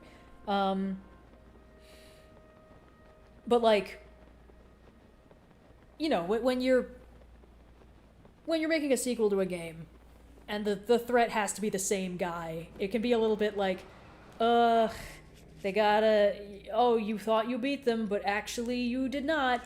And the thing is, the last game was damage control. The last game was, we fucked up stopping the calamity 100 years ago because King Rome is the worst father in the world. Have fun. And then it's like, alright, we did it, we ran damage control, Hyrule can rebuild. And now, like, in the previous game, nobody knows who you are. Except for the Zora. And that is clearly the exception and not the rule. Like, basically everybody is like, boy, sure is a shame how the princess and her appointed knight totes died 100 years ago. Isn't that right, gender-fluid stranger? And it just does not feel like anybody in the world knows who you are or what you're doing. And, like, when you hang out with the various champions, or champion heirs, I guess, like, the ghosts of the champions know who you are. That's great. But, like, nobody else fucking does, except for the Zora that hate you. And then in this game, like, aside from a few notable exceptions, like Beetle and Hestu, everyone is like, what's up, Link? Howdy, Scorpus. Alright. Yep. Rinky-dink Demon King. We have the Princess of Hyrule on our side. Yeah, she's... Anyway, okay.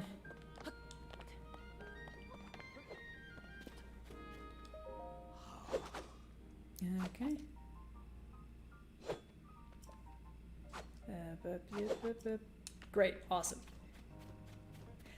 Anyway, it makes the world feel very alive, and it also tells you concisely, like, hey, everything you did in Breath of the Wild, it mattered. It allowed you to expose and defeat the true evil at play.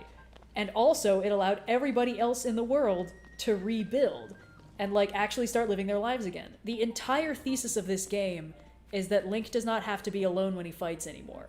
Like, it drives this point home at absolutely every single turn. It's truly incredible.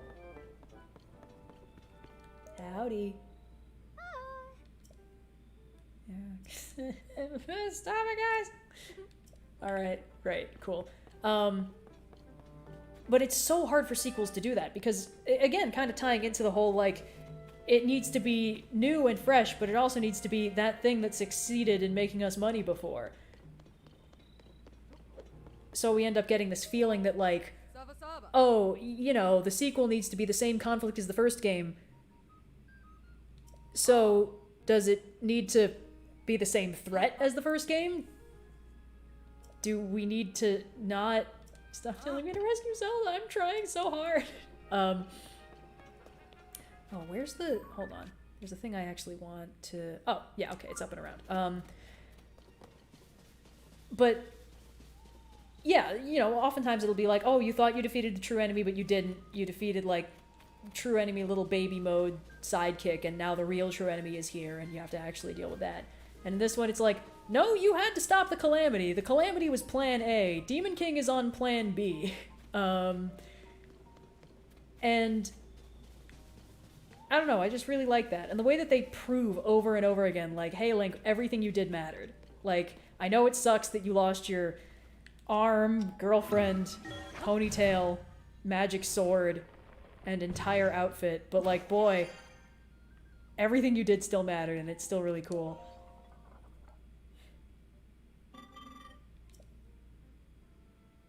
Yeah, let's do it. Oh, we should find more boss fights in the depths. I mean, we don't need to do that now. That is the opposite of what I need B-roll of.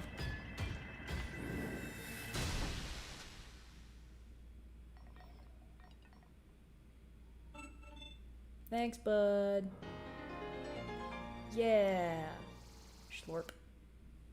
So yeah, in case you were wondering, if you fill your energy wells, you can still get more energy wells. Great. Let's see. Yeah, maybe we can get a little shot to the castle. I'm sure it'll come into play at some point. Just a little bit because of who I am as a person. And my inability to stay focused on anything for long.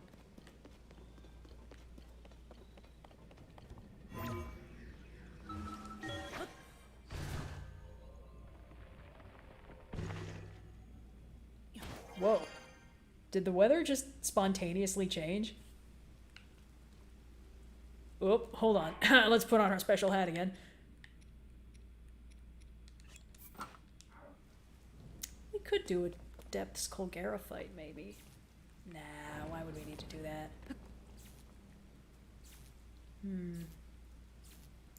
Let's see if we can spot the light dragon. It would be good to get some shots of her from the ground, actually. That would be pretty useful. So let's... she could be anywhere. Let's see. But she's got to be near a geoglyph. So let's...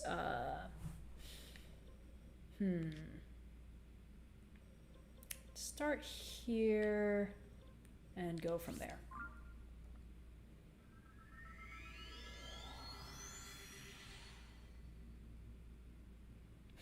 The water temple boss is an inconvenience at best. I think the water temple boss is one of the only ones that you can fully build a robot to defeat. After I saw like a short where somebody did that, I experimentally went to one of the copycat bosses in the depths and just built it to see what happened. I didn't get it perfectly, but man, it was still fun.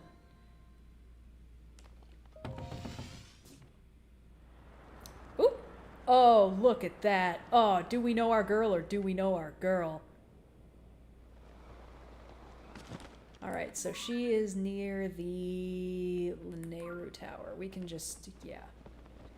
But honestly, getting a little B-roll flying alongside her is a good start as any. Let's take off our stupid hat, though. Now that we don't need it anymore. We've risen above, become a legend. Getting a headache. I never put together that she hangs around geoglyphs. If we follow her around the map, you will see that she exclusively flies over or near geoglyphs. I've spent enough time riding on her back that if I go through my hero's path mode, you can actually just see her entire flying arc.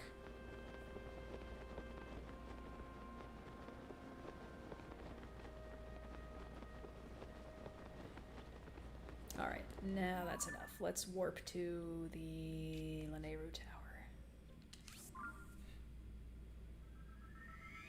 Watching the stream while trying to avoid spoilers for half the game is a Sisyphusian task, but I'm still doing it. I highly recommend that you do not watch the stream if you're trying to avoid spoilers. I'm so sorry. This is my 100% playthrough, by which I mean this is my 59 point something percent playthrough. Well, hold on. Let's see if we're still at that percentage. Anything is possible. I think that's 0.4% higher than it was when we started the stream. Maybe. I don't know what we did. Maybe we found a chest or something. Or like a location I'd technically never been to before.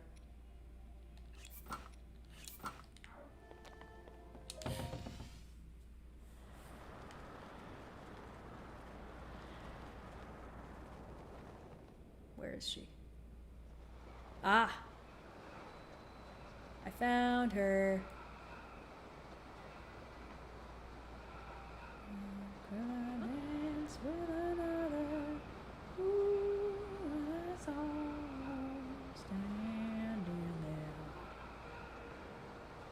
I wonder if you take fall damage landing on a dragon. Let's not find out. Wow. Now this is some top quality B-roll right here.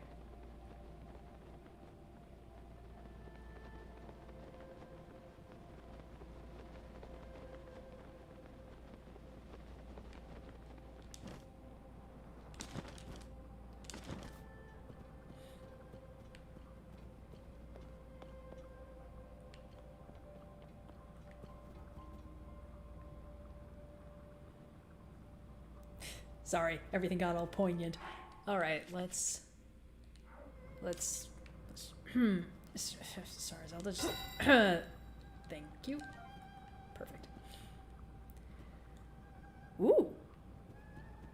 hell yeah. This is gonna be a top quality shot.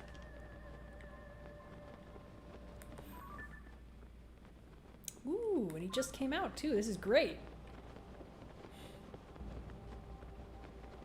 Alright, we want a wide shot where we can see both dragons. Yes.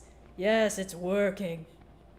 Because these clips are going to go in with no audio, no one will know how much I'm applauding myself for my cinematographic skill.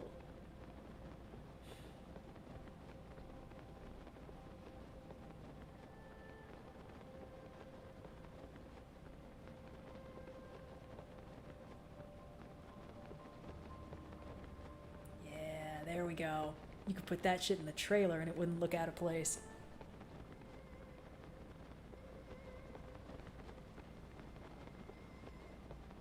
You can't see a third in the distance. That is a geoglyph. That is the knife geoglyph for stabbing.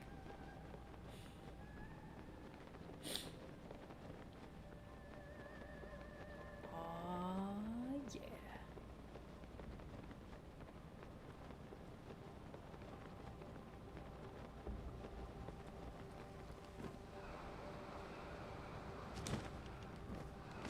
Come on, let me in.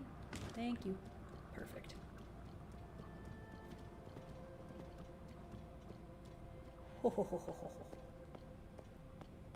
Oh, fantastic. Okay. Anyway, back to our Worm on a String. Oh yeah, I did the quest on the top of the Temple of Time. It's fun. I wish they would let me do it again.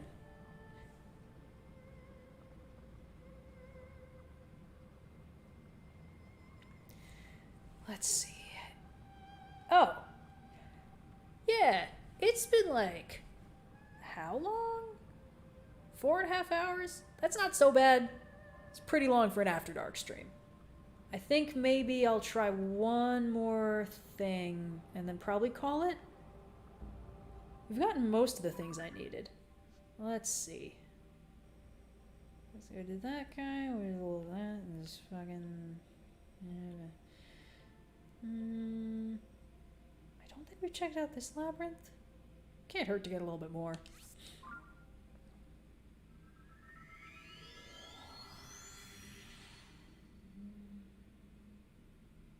Ooh. I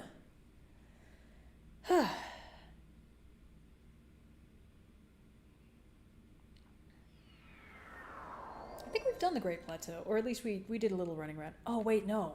I kept saying I was gonna, and then I kept getting distracted, which is entirely on brand for me. Okay, yeah, we're gonna do the dive from the sky to the depths thing here as well, and then we're gonna pop to the Great Plateau and just check it out just a little bit, just for fun.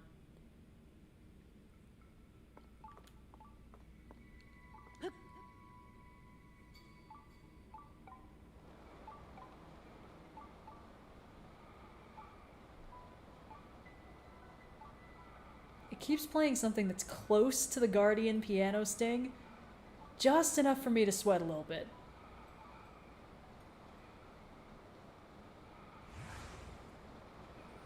We didn't already do this one, right? Ooh, hello. Gimme. Yeah. Oh, beautiful. Alright, easy. Stay on target. Oh yeah. Just like shooting womp rats back home. Give me that horn bwong.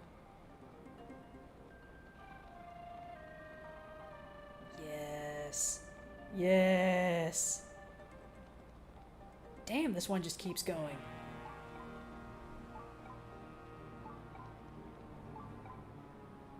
Whew. That was a little close. Huh. Alright, good work, team. I wonder why I kept making treasure chest noises. It's probably fine. Alright.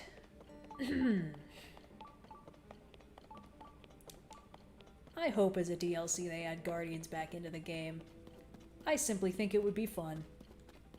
I saw some fan art somebody did of a Guardian Stalker with gloom hands for legs, and I was like, yes, this is a nightmare and I want Link to go through it. I think that would be so fun. It's like absolute peak angst. It's like, hey, you know what Link probably has nightmares about? That.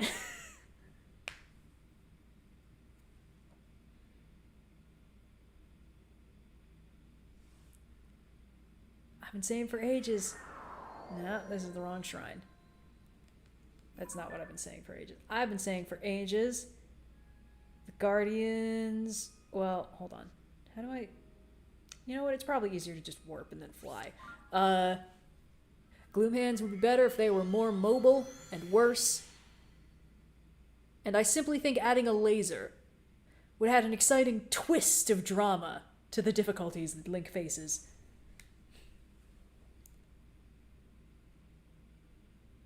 Link has been through enough in 2 incarnations. I disagree. I simply think it would be fun and cool.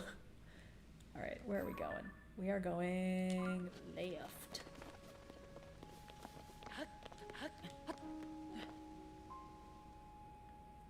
Funky, fresh, and festive. Yeah, let's just glide to the Temple of Time, I think. Get some more Sky Island pan shots. Yeah, there we go. Oh yeah, slow camera movements. Which would be intolerable if this was the speed the camera moved during normal gameplay, but look pretty good for my purposes. Link's suffering is a core gameplay mechanic. See, you get it. That's another reason why these games reward overthinking. Because Link is such a stoic blank slate that, like, it's not until you, the player, experience something and go like, yo, holy fuck, that you really realize, like, that was pretty fucked up, actually. Oh, wow, somehow that is a bug I have not yet gotten. Which is fine. I don't need something like that for my silly little 100% thing. Boop. Link cannot read it. That's fine. Who needs Link anyway? Boop. Perfect.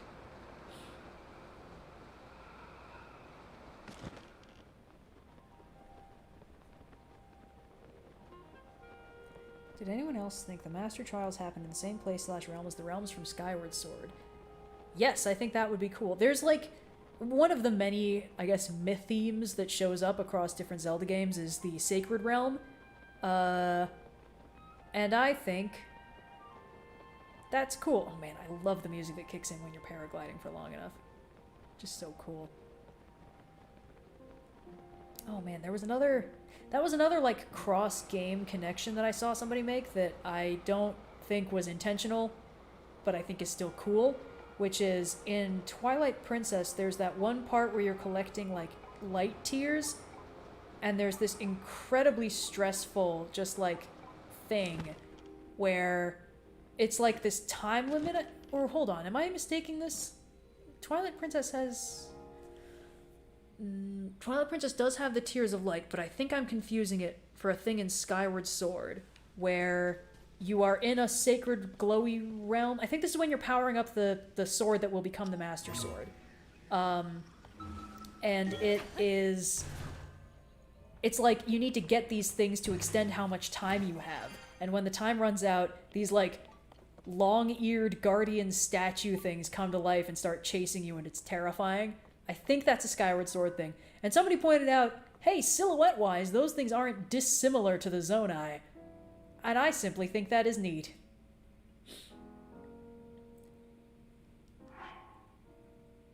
Right, the light tier thing was the time limit Sacred Realm in Skyward Sword. I remember.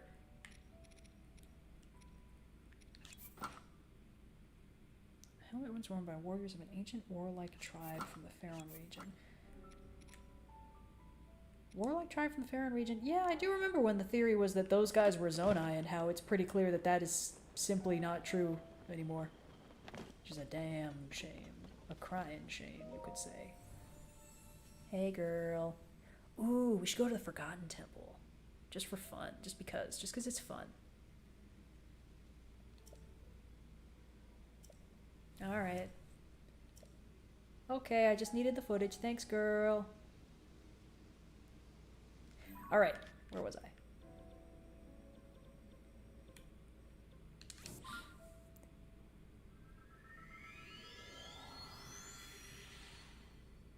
Oh, okay. So the thing about like Tears of Light looking like sacred stones, this is a case of they're drawing from the same cultural icon rather than they're drawing on each other.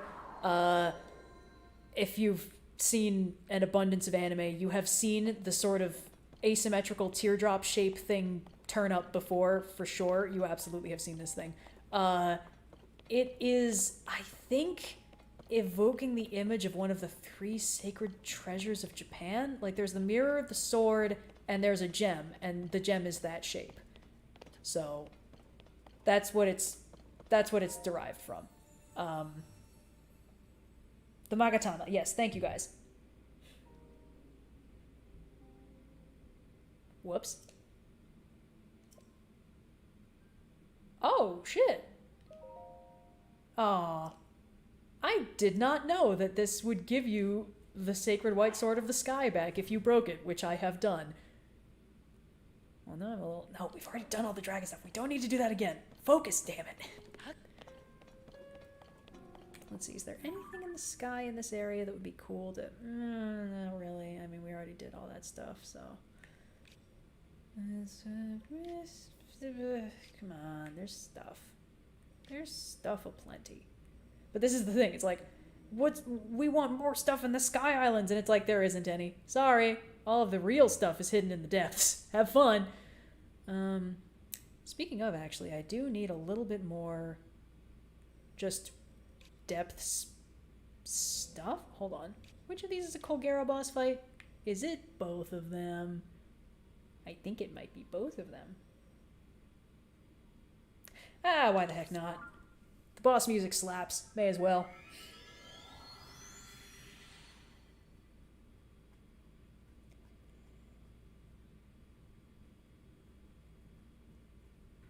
Yeah, the dusk and amber relics? Yep. Alrighty.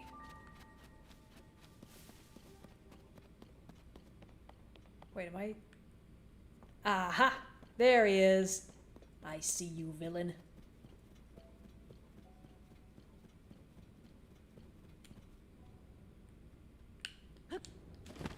Oh, you know what? For this, as a special treat, let's get our little bird friend.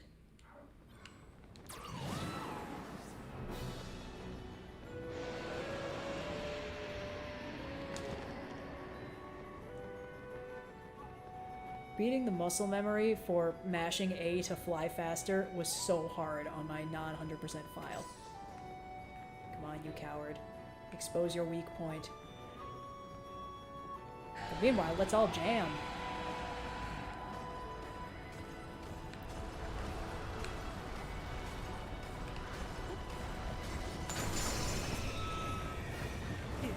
Oops.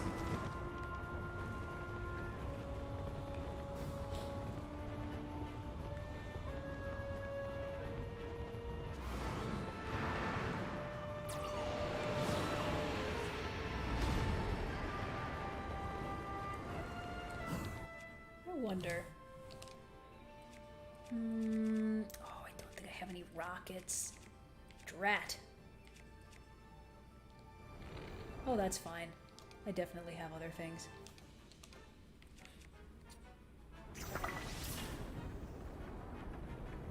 Ah, cool. It does nothing. Maybe if I aim higher. Ooh! What? Oh my god, that was so scary.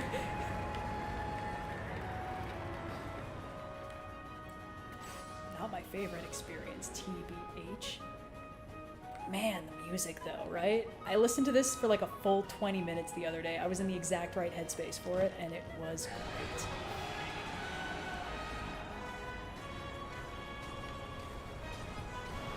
Whoop! That's okay, that's okay. Rally, bud. Yeah.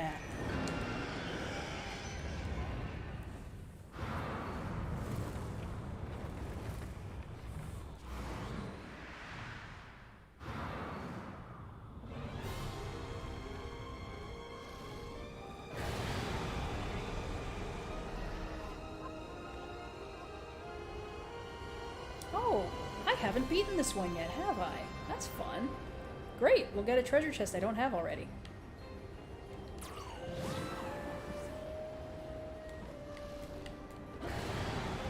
Let's see, can we do that again? Oh, hold on. Come on, expose your soft underbelly, bud. That's... what the hell?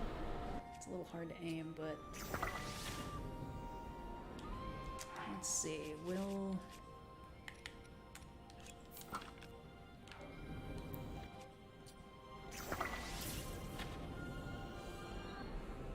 I don't know. Whoa. Oh, we're fine. Whoa, there we go. That's what I wanted. Oh, nope. There we go. Perfect. Let's see if we can get another. Nope. Come on, one more. Whoops. Well. Oh, weak sauce. Come on, man. It'll be fun. Yep, okay. Whatever. I accept my fate. Hey, did that not do anything to his health bar? Fine. Fine. Whoa.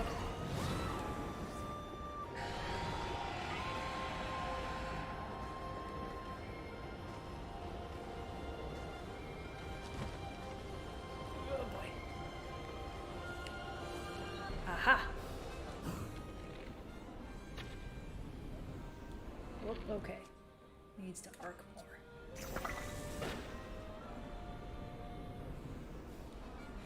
Needs to arc way more.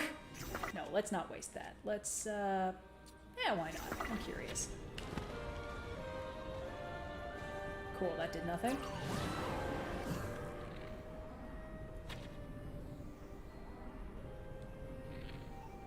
I feel like this worked a lot better the first time. Maybe we're just deceptively far away. Whoops. None of that, sir. Ah, there we go. That's what I wanted. Eh, why not? Yeah! Is there still more to break? It looks like there is. That's interesting. There we go. That explains it. Oh boy.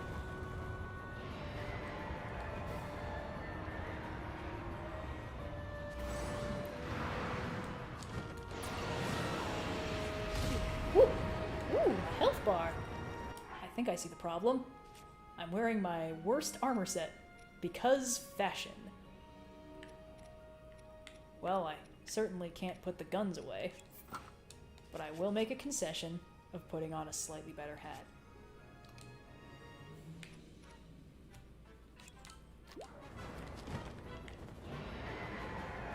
Alright, bitch. Woo! Found him. He's so unwieldy and huge. It's fine. Let's see. What do we want? Oh, wait a minute. These things do like a crazy amount of damage and they only last one hit anyway. Oop. But I did still waste that one. Not great.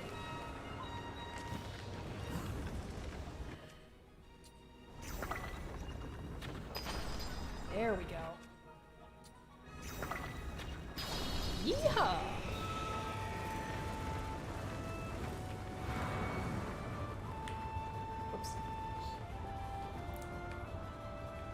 I hope you guys are having fun, because I cannot really comment on this while trying not to die.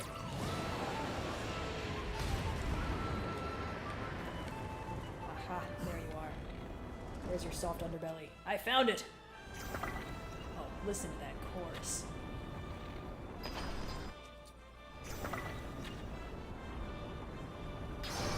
Oh!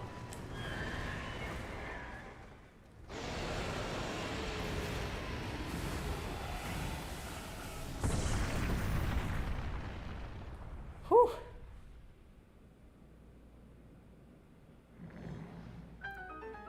Hooray! Well, now I almost feel like we should have let the fight go on longer so that the music would keep going. What to fuse that thing to? Well, I mean... why not, right? Hacha! Cool, that's not so bad. Maybe we should find another one. Pick a fight again, see what happens.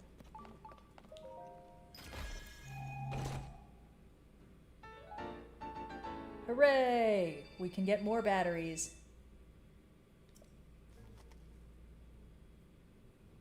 All right.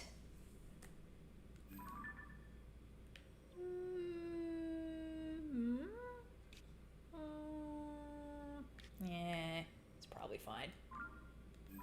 All right, let's see. Do we have anything else? Ooh, actually, yes, there is one place we should check out. Oh, we're gonna start freezing to death immediately. It's fine.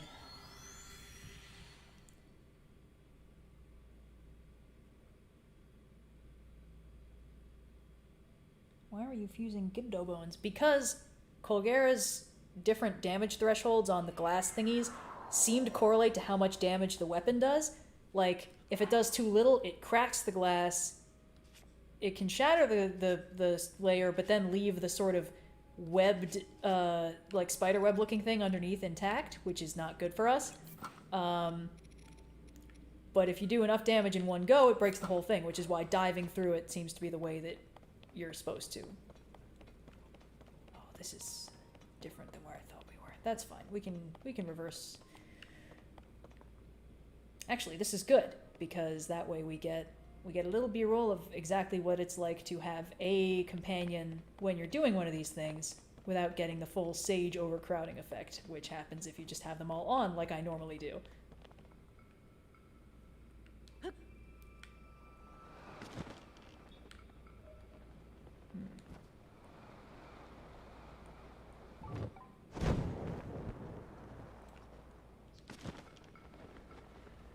Alright, I think this will probably be the last bit of B-roll we get, and then I will call it a stream, because I probably need sleep at some point.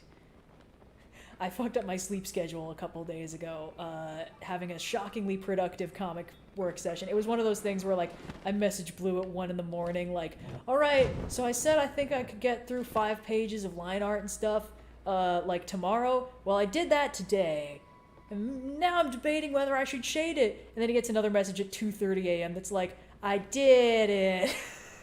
And then I got 3 hours of sleep. Anyway, so I'm still sort of recovering from that. But yeah, anyway. But it was so productive. Like, I mean, my sleep is already a little bit fucked. And some nights it's just like, you know what? At least I'll know why it's fucked this way. At least I'll be doing it on purpose. Alright. I love the music for this area. I love how they always do high woodwinds for Rito stuff. Just so good.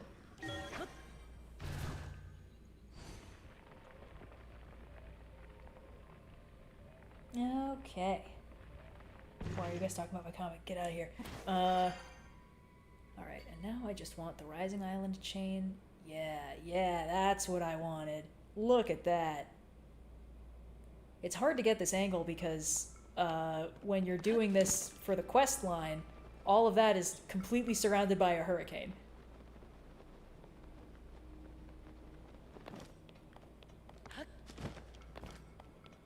Oh man. Ugh, the problem is I did the wife washed away thing. She's one of the only people you can actually find on the Sky Islands. She's Azora. She swam up the waterfall. And I mentioned it in my slideshow about this, but like, it's fine. It's fine. It's fine. Woo.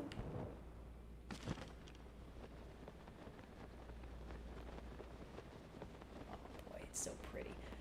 Okay. Yeah, I think we're gonna land and then we're gonna probably call it. Yeah, probably. I mean, I could keep just one more thinging this out for another, like, hour and a half. But that would not be good for me or you. I mean, it might be. Might be okay. Speaking of just one more thing. Hey, buddy, you want to see what this thing does? Not as much as I wanted it to. Dang it, I killed a giant sky centipede for this thing. This is the sword that seals the darkness. It was marinating in my girlfriend's head for over 10,000 years. Take a hint, buddy. Whoops. No, my Zonai charge! It belongs to the earth now.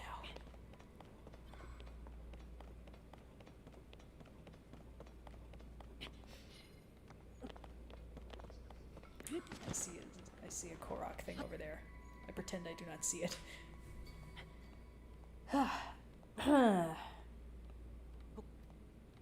Oh, there we go. Never mind. This is primo B-roll right here. This is top quality stuff. Look at that shit. Hell yeah. I know what the word B-roll means. Theoretically. But I have to admit, the angle would be better from over here.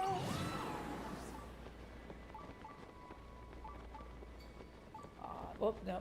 Our big stupid head got in the way. Let's try this again. I wish there was more to do on these islands. I can tell that there are treasure chests I haven't gotten, but still.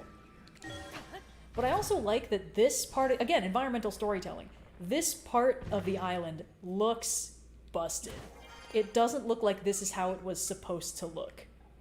Like, all of these things look broken and misaligned with each other. And there are parts where you step on a platform and the whole brick falls out from under you. Like, there's a really harrowing part of Castle in the Sky where Pazu, the male lead, is trying to rescue Sheeta, and he keeps, like, he's, like, clinging to the bottom of Lapita, and it is... Ooh, nice try, Tulin. Good shot. And like, the rock is crumbling out from under him, and he's, like, scrambling up the bricks as they're dropping out from where he's holding them. And I feel like this whole part of the map is designed to emulate that part of the aesthetic. It's even the same color stone, which I think is neat. I don't know why we just went down and then up again. Oh, maybe because we probably want to go up this... Oh, wait, we already tried this. Ugh! Ugh. It's fine. It's fine. It's fine.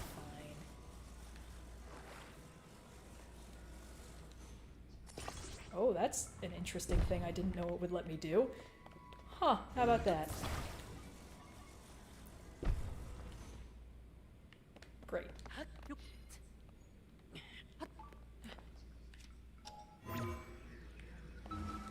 There we go.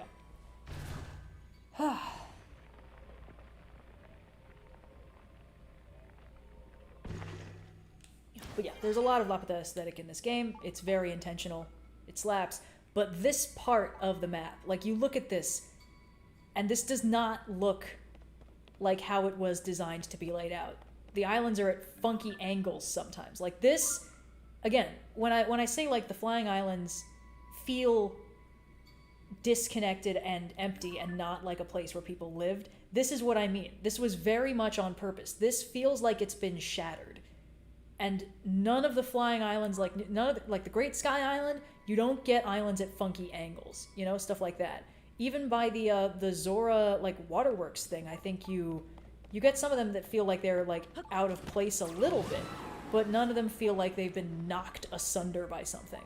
But this whole area, it feels like scattered blocks in a zero-G environment, and it slaps because it makes the whole thing feel damaged.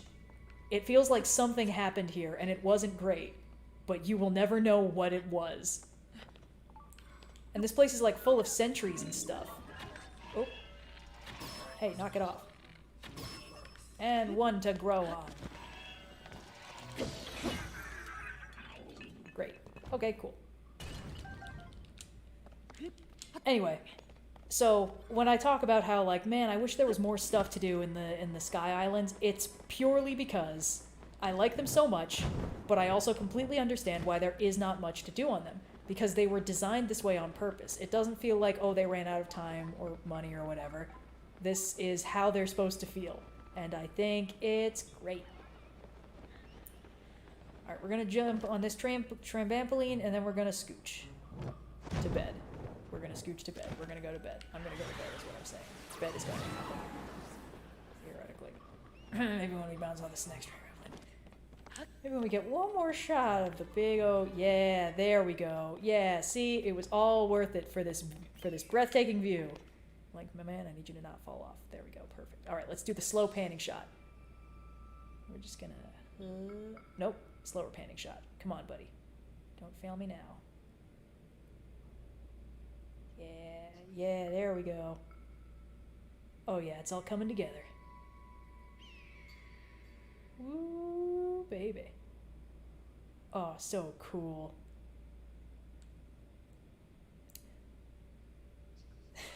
The fog's got me. All right. Oh, it's gone. That's convenient. Well, thanks for tuning in on this deeply impromptu, slightly bullshit stream. I had a fun time. I hope you guys did too. I think this is probably not going to go in the Breath of the Wild / Tears of the Kingdom playlist, because this is not in the timeline of the other ones we were doing. This is the where the other one is still in basketball timeline, whereas this is child timeline, as we all know. Anyway, thanks for tuning in. I had a good time. I hope you also had a good time. I'm gonna theoretically sleep. I have legitimately no idea what time it is. It could be anything, and it wouldn't surprise me. That's the joys of how my brain works, baby. Time isn't real. Anyway, yes, I will see you guys the next time I do one of these things, and I will look forward to whenever I make a video with all this tasty B-roll that I just got, and you were here for it.